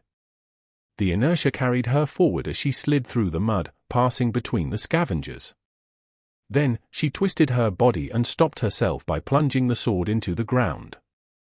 A bit slower, and she would have been impaled by one of the scavengers' legs. By the time Changing Star got back to her feet, one of the scavengers had already turned around. However, Sunny couldn't see what was going on as his sight was blocked by the bulky Carapace creatures. He only heard the sound of chitin striking against steel. There was no time to worry about that anyway, since he had his own problems to solve. Due to the insane maneuver that Nephis had pulled off, the second scavenger lagged a little behind the first one. It was just about to turn around when Sunny finally got close enough to launch an attack. Silently cursing, he ran up a narrow protrusion on the coral wall and jumped, aiming to pierce the weak point at the scavenger's back from above. His shadow was already wrapped around the azure blade. But at the last moment, the scavenger suddenly moved, slightly turning its torso to the right. The blade missed the concave spot where the armor plates connected and instead hit one of them square in the center, sliding helplessly across adamantine chitin. Instead of killing the beast with one decisive blow, Sunny ended up dealing no damage at all. What's worse, he landed right on top of the scavenger, practically hugging it from behind. In the next moment, the scavenger shook its carapace, throwing the irritating human off. Sunny flew sideways and crashed into the labyrinth wall, feeling breath being knocked out of him. Suffocating and disoriented, he fell gracelessly into the mud. By some instinct, Sunny rolled to the side. Something tore past him and hit the wall, sending pieces of crimson coral flying through the air. Then, he was lifted into the air and thrown backward. But by that time, however, he had already come to his senses. Twisting his body, Sunny managed to land on his feet and take a few steps back without falling. In the next second, his sword was in front of him, held in both hands just like Nephis had taught him. The scavenger was already charging at him with a menacing fire burning in its eyes. The shadow flowed from the azure blade to his hand, then spread to his arm, shoulder, and then finally covered his whole body. Sunny instantly felt stronger, faster, more resilient. But was it enough? No. To survive, he would definitely also need some luck. One pincer flew at him from the right, the other from the left. There was no time to retreat or dodge sideways. So, instead, Sonny did something that made every instinct in his body scream in protest. He jumped forward, closing the distance to the charging monster. The pincers clashed together with a loud crack behind his back. Instinct or not, it was the only logical step. After all, the attack range of his sword was much shorter than that of the Scavenger. He could only fight back by getting close. Before the beast had time to react, Sonny did what he had recently done thousands of times. His muscles moved even before his mind gave the command. With one fluid motion, he raised the sword over his head and slashed downward, pushing with one hand while pulling with the other. His whole body moved in concert to deliver a powerful blow. The azure blade whistled as it cut the air. Then, it hit the joint of one of the Scavenger's front legs and cleaved right through it, severing the limb entirely. Blue blood sprayed everywhere. Sonny had less than a second to be amazed.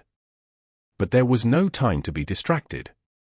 Due to the loss of its front leg, the Scavenger lost balance for a moment, careening forward and down. However, he had 7 other legs. This wasn't going to last long. Coincidentally, though, at this exact moment, his other front leg slid in the mud, bringing the monster even further down. Sonny did not waste this chance. Taking a step forward, he thrust the azure blade up, pushing it into the Scavenger's mouth. A severed mandible fell to the ground as the monster impaled itself on the sword with its own weight. The massive body of the nightmare creature convulsed before falling still. Sonny slowly exhaled, only now feeling the pain in his chest and at the back of his head. He carefully touched it and grimaced. His hand came back wet with blood. "You have slain an awakened beast, Carapace Scavenger." With no time to listen to the spell, Sonny tugged on the sword to dislodge it from the monster's head and hurried to help Nephis. The other Scavenger was lying in the mud, clearly dead. His limbs were still twitching, indicating that the fatal blow was delivered just moments ago. It seemed like Nephis had managed to sever its spine by piercing the weak spot at the base of the beast's torso with her long sword. He couldn't see the silver-haired girl behind the bulky carcass. As Sonny approached it, he heard the sound of rugged, strained breathing. Then a shaky voice came from behind the Scavenger, Don't come any closer." In the deathly silence of the battle's aftermath, Changing Star's voice sounded strange and subdued. Sonny suddenly felt as though someone had squeezed his heart in a fist. Steeling himself, he took another step forward.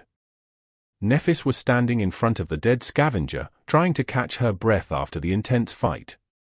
There was a bloody gash on her shoulder. However, it didn't look life-threatening. Sonny's attention, though, was instantly drawn to something else.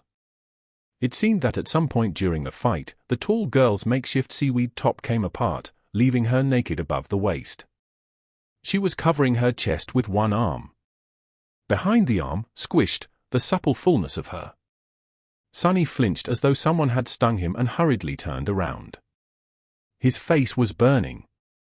Without thinking about it, he even made his shadow look away. An awkward silence followed. After some time, Sonny forced himself to speak. "Good. Good. I'll go fetch Cassie then."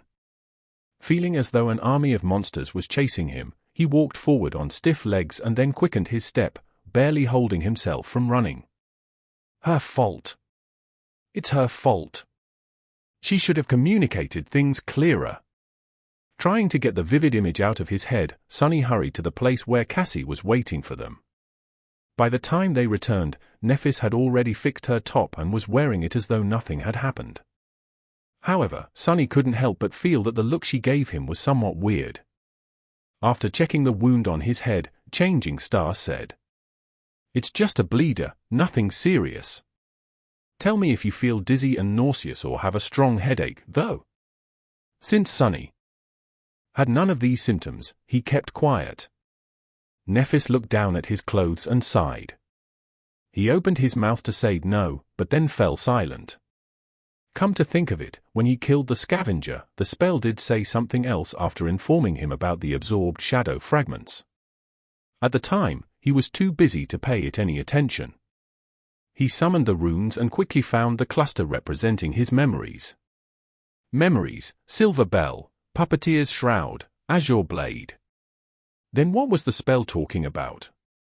Suddenly, he noticed a new set of runes in the neighboring cluster.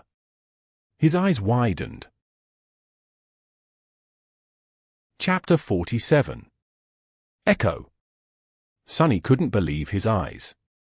Echoes were an extremely rare type of reward that Awakened could receive after slaying nightmare creatures. Chances of getting one were very low. In the real world, an echo could be sold for an unimaginable amount of money. That's because they were much more precious than memories. Without delaying it much further, he dove into his sea of soul. There, very few things had changed. A lonely black sun was still hanging above the calm, silent waters. It was orbited by spheres of light that represented his memories.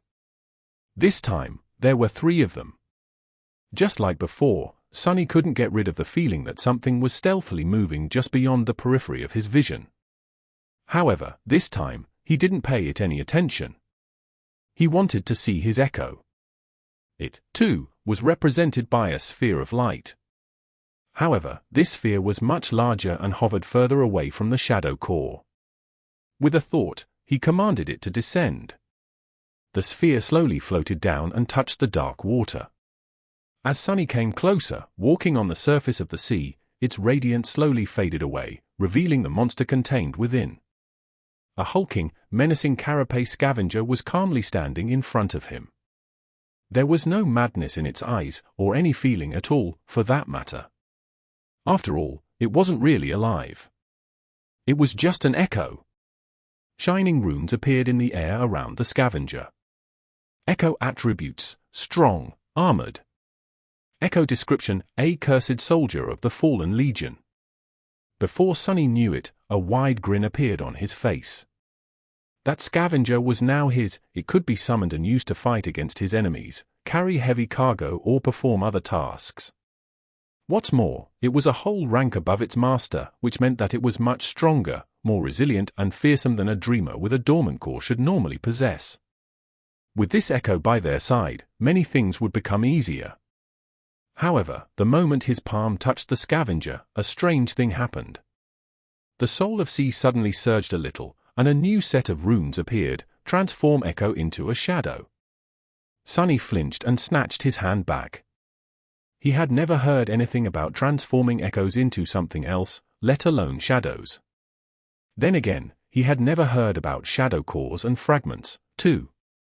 It seems my aspect holds more secrets than I thought. Sunny licked his lips and hesitated.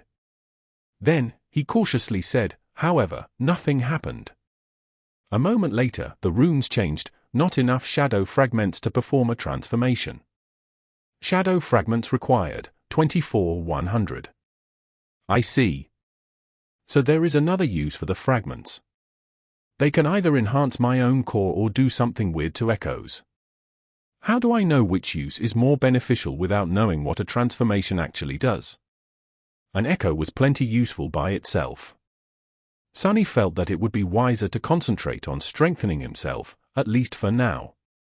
I'll experiment with it later. With that, he left the Sea of Soul. Since he had spaced out for quite a bit, Nephis was looking at him with a silent question in her eyes. Cassie, on the other hand, was more expressive. An echo? You actually got an echo? Since the larger group of monsters was now minutes away from catching up with them, Sunny didn't waste any time and summoned the Scavenger. The hulking beast immediately appeared in front of him, seemingly sewn together from tiny sparks of light. Soon, its black chitin became fully corporeal. Following Sunny's command, it shifted a little and raised its mighty pincers. Nephis observed the echo with an unreadable expression. Then, a corner of her lip slightly curled up. Sunny looked at her with a smile. I think we can task it with carrying Cassie. Outside of battle, it will help us the most. The blind girl's mouth fell open. Carry me? Like a mount. He chuckled and slapped the Scavenger on its carapace. This bad boy can fit a petite girl like you with no problem at all. Trust me. I've been clambering these things a lot for the past few days. It's actually quite spacious on top of them. Especially if they're not trying to kill you. Well, okay. If you think it's for the best. Sunny and Nephis helped the blind girl to climb on top of the Echo. Then, they used the golden rope to create makeshift reins for Cassie to hold onto. After quickly retrieving soul shards from the dead scavengers, the sleepers hastily left the passage, narrowly avoiding another battle. With Cassie riding comfortably atop the scavenger, their overall speed dramatically increased. Sunny and Nephis were jogging in the front, hoping to recoup the time lost in the first half of the day and reach the high point with an hour or two to spare. From time to time, they had to take detours to avoid fighting groups of Carapace monsters. However, with a monster of their own by their side, the mood and mental state of the three sleepers were much better. For the first time since coming to this place, Sunny felt somewhat calm. Of course, this calmness didn't last long. At some point, he noticed that the wind had picked up a bit. Almost simultaneously, Cassie asked them to stop. Nephis and Sunny looked at her with deep frowns. It seemed that they both had a bad premonition. The blind girl let go of the reins. They looked at each other, then shook their heads. After they helped her, she stood motionless for a while, listening. Her scowl deepened. Then the blind girl cautiously kneeled and put her ear to the ground. Suddenly, a drop of water fell on Sunny's face. He raised his head and looked at the sky. There, dark stormy clouds were gathering with unnatural speed. Pretty soon, they were bound to cover it completely. Chapter 48. The Storm. As Nephis turned to him, Sunny grabbed Cassie and helped her stand up. His face was even paler than usual, and there was a panicked look in his eyes. Now! Help me get her back on the scavenger. The silver-haired girl raised her head and looked at the sky. Soon, her expression darkened. Without saying anything, she did as he had asked. Cassie seemed a bit disoriented. She grabbed the reins and helplessly turned to her friend. Changing Star glanced at her. When she eventually spoke, her voice sounded heavy. Meanwhile, Sunny sent his shadow to climb on top of a tall pillar of coral and looked ahead, trying to understand how far the cliffs they were aiming for were. From the look of it, there was still a considerable distance to go. However, the giant statue was already much further away. Going back now would have been suicide. We're about 3 or 4 kilometers away from the cliffs. Do you think we can make it? If we take the most direct route? Maybe. Changing Star looked ahead and gritted her teeth. As he was fruitlessly trying to come up with some devious trick to save them, Nephis turned her head and glanced at him, puzzled. What are you waiting for? Run! As they darted forward, heavy drops of rain were starting to fall on the ground. Strong winds were howling between the coral blades, sending bits of mud and seaweed flying. With storm clouds gathering in the sky, sunlight dimmed, and a cold twilight descended upon the labyrinth. Sunny was running with all his might, as though his life depended on it, because it actually did. He was leading their small group, choosing the straightest path toward the cliffs with the help of his shadow. Nephis was a step behind him. The scavenger carrying Cassie was stomping through the mud with its 8 legs in the back. Without the need to avoid monsters and death breathing down their necks, they moved with amazing speed. Side passages and crimson walls were flashing past them in a blur. There was no need to hold back and conserve strength for the long run. If they were late to reach the cliffs by a minute, their lives would be over. They had to give it their all. Sunny was ready to fight a series of bloody skirmishes all along the way, but, to his surprise, the inhabitants of the labyrinth did not give them much trouble. The scavengers seemed to be as panicked as they were. The bulky beasts were busy trying to hide inside the coral mounds or burrowing underground. On the rare occasions when one of them showed aggression, a quick slash of the sword or a threatening clack of a pincer was enough to make the monster change its mind. However, no matter how fast they were moving, the storm was faster.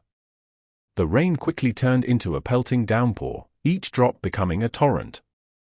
The winds grew in strength, striking against their bodies with enough force to make them stumble. The light dimmed even further, reducing visibility to almost zero. Finally, a blinding bolt of lightning tore through the darkness, followed almost immediately by a deafening thunderclap. In the next moment, the ground under Sonny's feet trembled, causing him to lose balance and fall. He rolled in the mud and tried to stand up, but slipped and fell again. Someone's arm grabbed him by the shoulder and helped him rise. In the darkness of the storm, Sonny saw Changing Star's face. She opened her mouth and shouted. He almost couldn't hear her behind the roaring wind and rain. By the time Sonny began to move, the dark, salty water was already as high as his shins. He gritted his teeth. He couldn't determine where the water was coming from, but with each minute, it was rising higher. Soon, it was up to his knee, then up to his waist, making running almost impossible. The speed of the group slowed down considerably. It was then, in a sudden flash of lightning, when they saw a dark mass of stone ahead.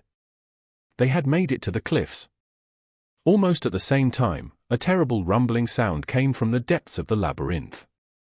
Turning back, Sonny saw a colossal, crushing torrent of black water rushing through the crimson forest. Some distance away, a tardy scavenger was caught by it and thrown against the coral walls. The unbreakable carapace of the mighty creature cracked and burst open like a rotten egg.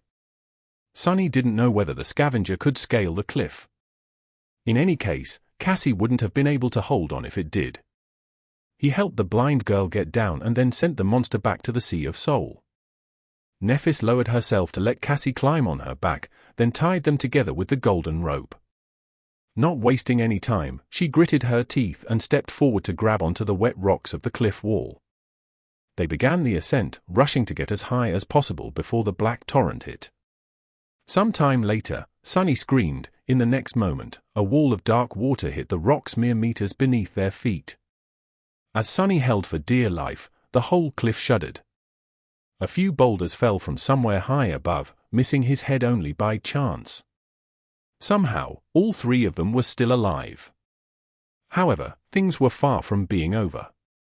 The black water was still rising, now with frightening speed, threatening to swallow them at any second. They had to keep climbing, and they had to be faster than the surging sea. Sonny cursed as he searched for the next hole to grab onto. To survive, he had to scale the face of the cliff with crazy speed. However, hastily climbing wet rocks was a recipe for disaster. One slip of a hand, and he would plunge down to be crushed against the cliffs, drown, or be eaten by some giant monster. The torrential rain and hurricane wind made everything even worse. He frantically kept climbing, tearing his skin on sharp rocks. Every muscle in his body was in agony. If not for the shadow wrapped tightly around his body, Sonny would have been long dead. But even with its help, the surging dark water was getting closer and closer. No matter how hard Sonny tried, he couldn't win back any distance. Soon, the water was at his feet. The sea slowly swallowed his legs, then his torso. He kept climbing, now fighting against the weight of the water and the force of the tide that was trying to tear him away from the cliff. When the water covered his shoulders, he felt his finger slipping from the wet rocks. Sonny tried to hold on, but the current was too strong. He was pushed away like a weightless toy, losing any purchase. In the last second, a golden rope fell into the water beside him. Shaken, Sonny grabbed onto it and held with all his strength. The rope drew tight and lifted him out of the water. His feet touched the cliff wall again. Not wasting any time, he resumed climbing with the help of the rope. Finally, a strong hand grabbed him from above and dragged his body over the edge of the cliff. Sonny fell to the ground, struggling to breathe. After some time, he looked at Nephis, who was lying in a similar position to his right, equally as drained. She was still clutching the golden rope in her hand.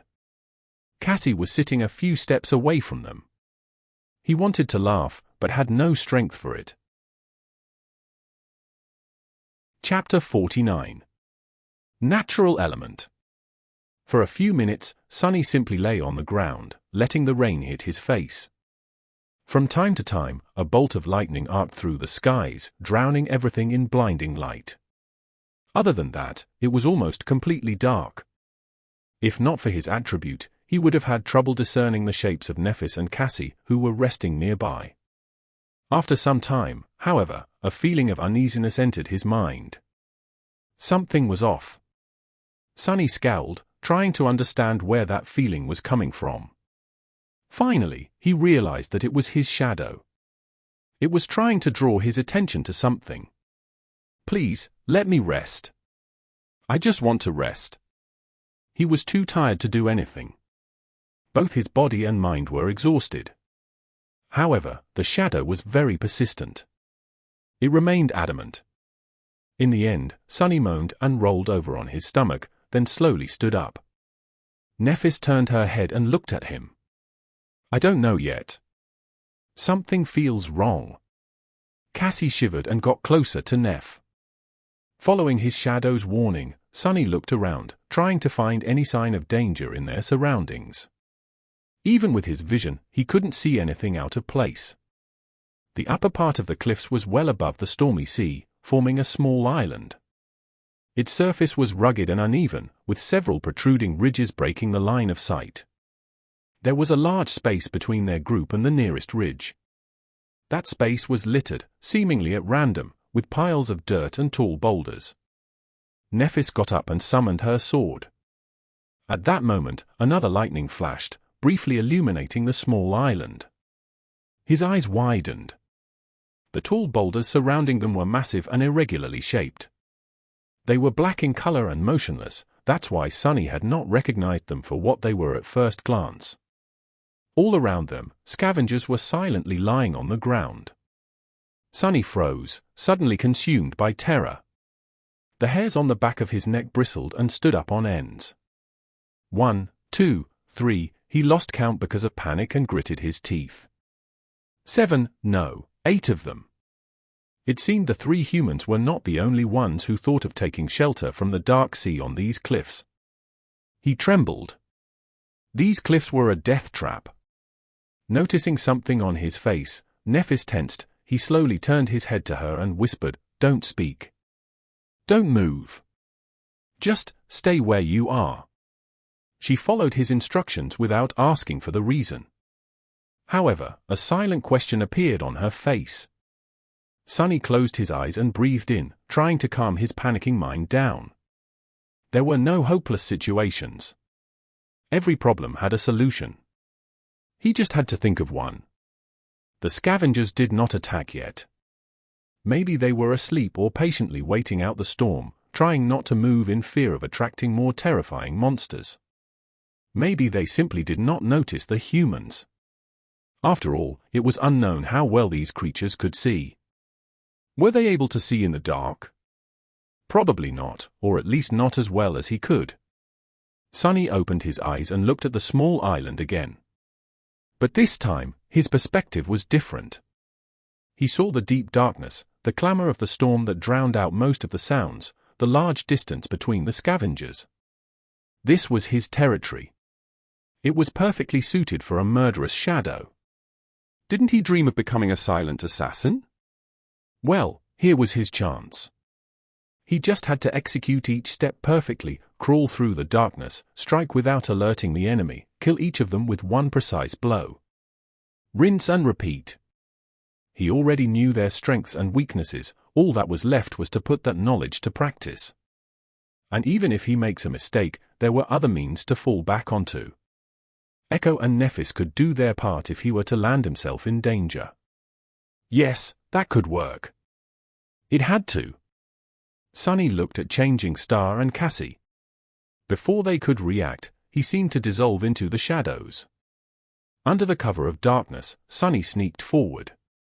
His steps were soft and measured, his breathing controlled. He quickly determined the optimal order of attack to minimize the chance of being discovered and proceeded to the first target, a hulking scavenger that was the furthest away from the pack. Hidden in the shadows, Sonny suddenly felt calm and focused. He felt as though he was finally in his natural element.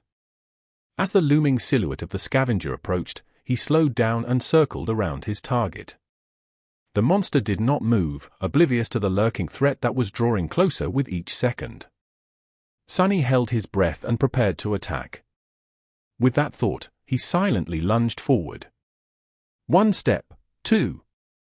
Sonny jumped and easily landed on the monster's carapace. The azure blade was already in his hand, its steel dark.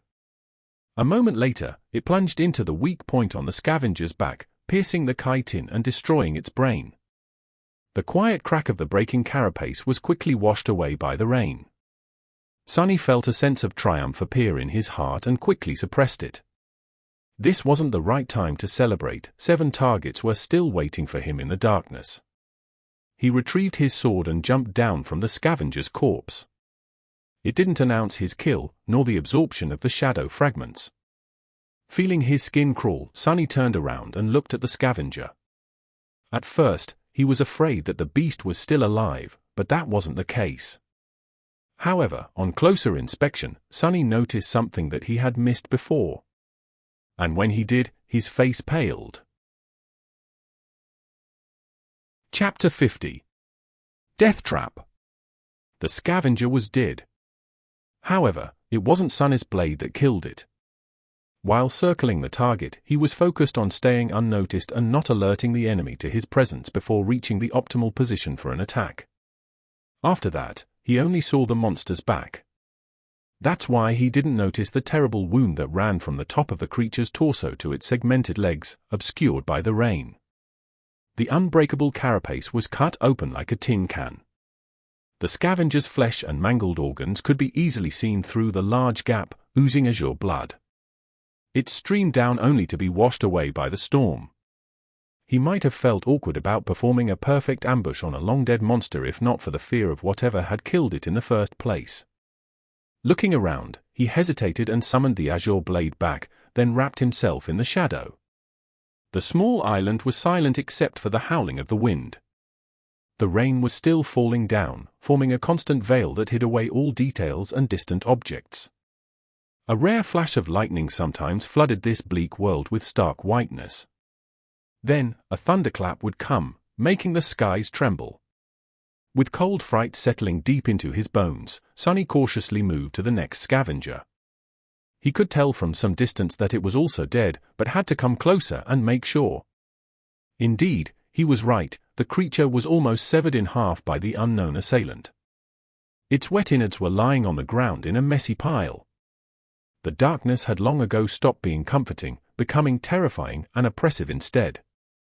Sonny shivered. By the time he checked on all 8 monsters and confirmed that they were all dead, he was nauseous and scared out of his wits. When Sonny had first realized that the black shapes were, in fact, scavengers, he thought that the situation was as bad as it could get. Now, he wasn't sure anymore. In fact, he was pretty convinced that things went from bad to worse. Standing near the last scavenger, Sonny observed his surroundings and thought about returning to Neff and Cassie. Maybe the terrifying killer had already left the island. They could just hide and hope for the best. He wouldn't be alone, at least. However, not knowing what kind of danger was hiding in the darkness would drive him insane long before the morning came. Plus, with his fated attribute, hoping for the best was a fool's errand. That's why, although his body was covered in cold sweat, Sonny gritted his teeth and slowly walked toward the ridge that was obscuring the rest of the island from him. Coming close, he started climbing, trying to be as quiet as possible. The ridge wasn't very high, so he was able to scale it without much effort. Sticking close to the rocks, he raised his head and looked down. Then, he immediately wanted to let go and fall to the ground. Right beneath him, just a few meters away, a dark silhouette was outlined against the rocks. It was much larger than the scavengers, with jagged spikes growing out of its thick carapace. Its chitin was black and crimson, like an ancient armor splattered with fresh blood. Instead of pincers, 2 terrifying bone sides were protruding from the joints of its arms. Each one was long and sharp enough to split a scavenger in 2. Sonny froze, afraid to move. He even stopped breathing. It was one of those monsters that they had seen retrieving the transcendent soul shards from the giant shark's carcass, or another of their kind. He remembered how the 2 creatures had cut through the horde of scavengers, killing or throwing aside any beast that got in their way. Slaughtering just 7 of them would not pose a problem for something that deadly. Not to mention getting rid of 3 sleepers. Careful not to make a sound, Sonny slowly lowered himself down. His whole body was trembling. Moving his arms and legs with utmost precision, he began climbing down from the ridge, praying not to be heard, sensed, or noticed in some other way. Luckily, the monster remained oblivious to his presence. Reaching the ground, Sonny took a few steps back, still facing the ridge. He had to force himself to turn around. Feeling as though his back was being pierced by invisible needles, the young man stealthily moved in the direction where he had left his companions. A couple of minutes later, he returned to Nephis and Cassie. The girls were tense and nervous, waiting for his return in the darkness. Before coming out of the shadows, Sonny let them know that he was approaching. Nephis moved, lowering her sword a little. Her face was a little grim. "What is the situation?" she said, careful to keep her voice low. Sonny slowly exhaled, finally feeling a bit safer. For the first time, he was genuinely happy not to be alone in this cursed place. "There are 8 scavengers around us. But they're all dead. The killer is one of those big monsters we saw, the thing with a crimson pattern on its carapace and scythes instead of pincers. It's hiding from the storm beneath a stone ridge not far from here." A bolt of lightning flashed, illuminating everything around. In its aftermath, it looked as though 2 white sparks ignited in Changing Star's eyes. Soon, the reflection was gone, leaving them grey and inscrutable again. She tilted her head and whispered, as though talking to herself. Nephis thought for a while, leaning on her sword. Then, she looked at him and said. Sonny stared at her, lost for words. Finally, he collected himself and said the first thing that came to his mind. The idea of fighting that thing was pretty ridiculous, if not completely insane. Realizing that his words might have sounded a bit rude, he cleared his throat and added, "I mean, have you thought this through? How are we supposed to kill that monstrosity? It's not a question of thinking things through. We simply have no choice." She glanced at Cassie, who was listening to them with a pale face, and explained, "We can't leave the cliffs before morning, and neither can the monster. However, once the sun rises, it will easily see us and attack. Then, our only advantage, the element of surprise, will be gone. If we have to fight it anyway, it's better to be the ones initiating the fight." Changing Star looked around and added, "It's not completely dark yet. Although barely, I can still see. Once the night comes, this won't be the case. So we will have to attack it first, and do it soon. This still doesn't explain how we are going to kill it. That thing just dispatched 8 scavengers like it was nothing. We are not its opponents. We don't even know its weaknesses." Nephis frowned. After a short pause, she said, "It's just an awakened monster." Sonny couldn't help but stare at her in disbelief. "What do you mean, just an awakened monster? Have you forgotten that all 3 of us are only sleepers? Dormant humans are not supposed to be able to deal with awakened beasts, let alone monsters. The fact that we can reliably kill scavengers is already abnormal." She looked back at him, undisturbed, and simply answered. Sonny stood there with his mouth open, not knowing what to say. "You and I both are not exactly ordinary sleepers. Aren't we? Don't try and deny it. Someone ordinary simply would not have survived in this place." He frowned, not happy about her line of thought. Meanwhile, Changing Star continued, "You, me, plus the awakened beast you have as an echo, plus the advantage of a surprise attack. I'm not saying that it will be easy. We might die. But there's a good chance that we won't." She looked down at the silvery blade of her sword, and added after a couple of seconds, "In any case. As I have already said, we don't have a choice." Sonny gritted his teeth, trying to find a logical retort. However, her reasoning seemed unassailable. He just had a really bad feeling about fighting that monster. In the ensued silence, Cassie, who had been quiet all this time, suddenly spoke, "You are forgetting about the main advantage we have over that thing." Both of them looked at her, surprised. The blind girl turned to face them and slightly lifted her head. "We are intelligent, and the monster is not." Her words echoed in the darkness. Sonny sighed. It seemed that a fight with the bone-scythe monster was inevitable. Some time later, he was standing in the darkness, looking at the terrifying creature in front of him. His expression was grim and somber. Tightly gripping the azure blade, Sonny slowly inhaled. The ominous feeling he had before was still there, now stronger than ever. With this thought, he exhaled and raised his hand.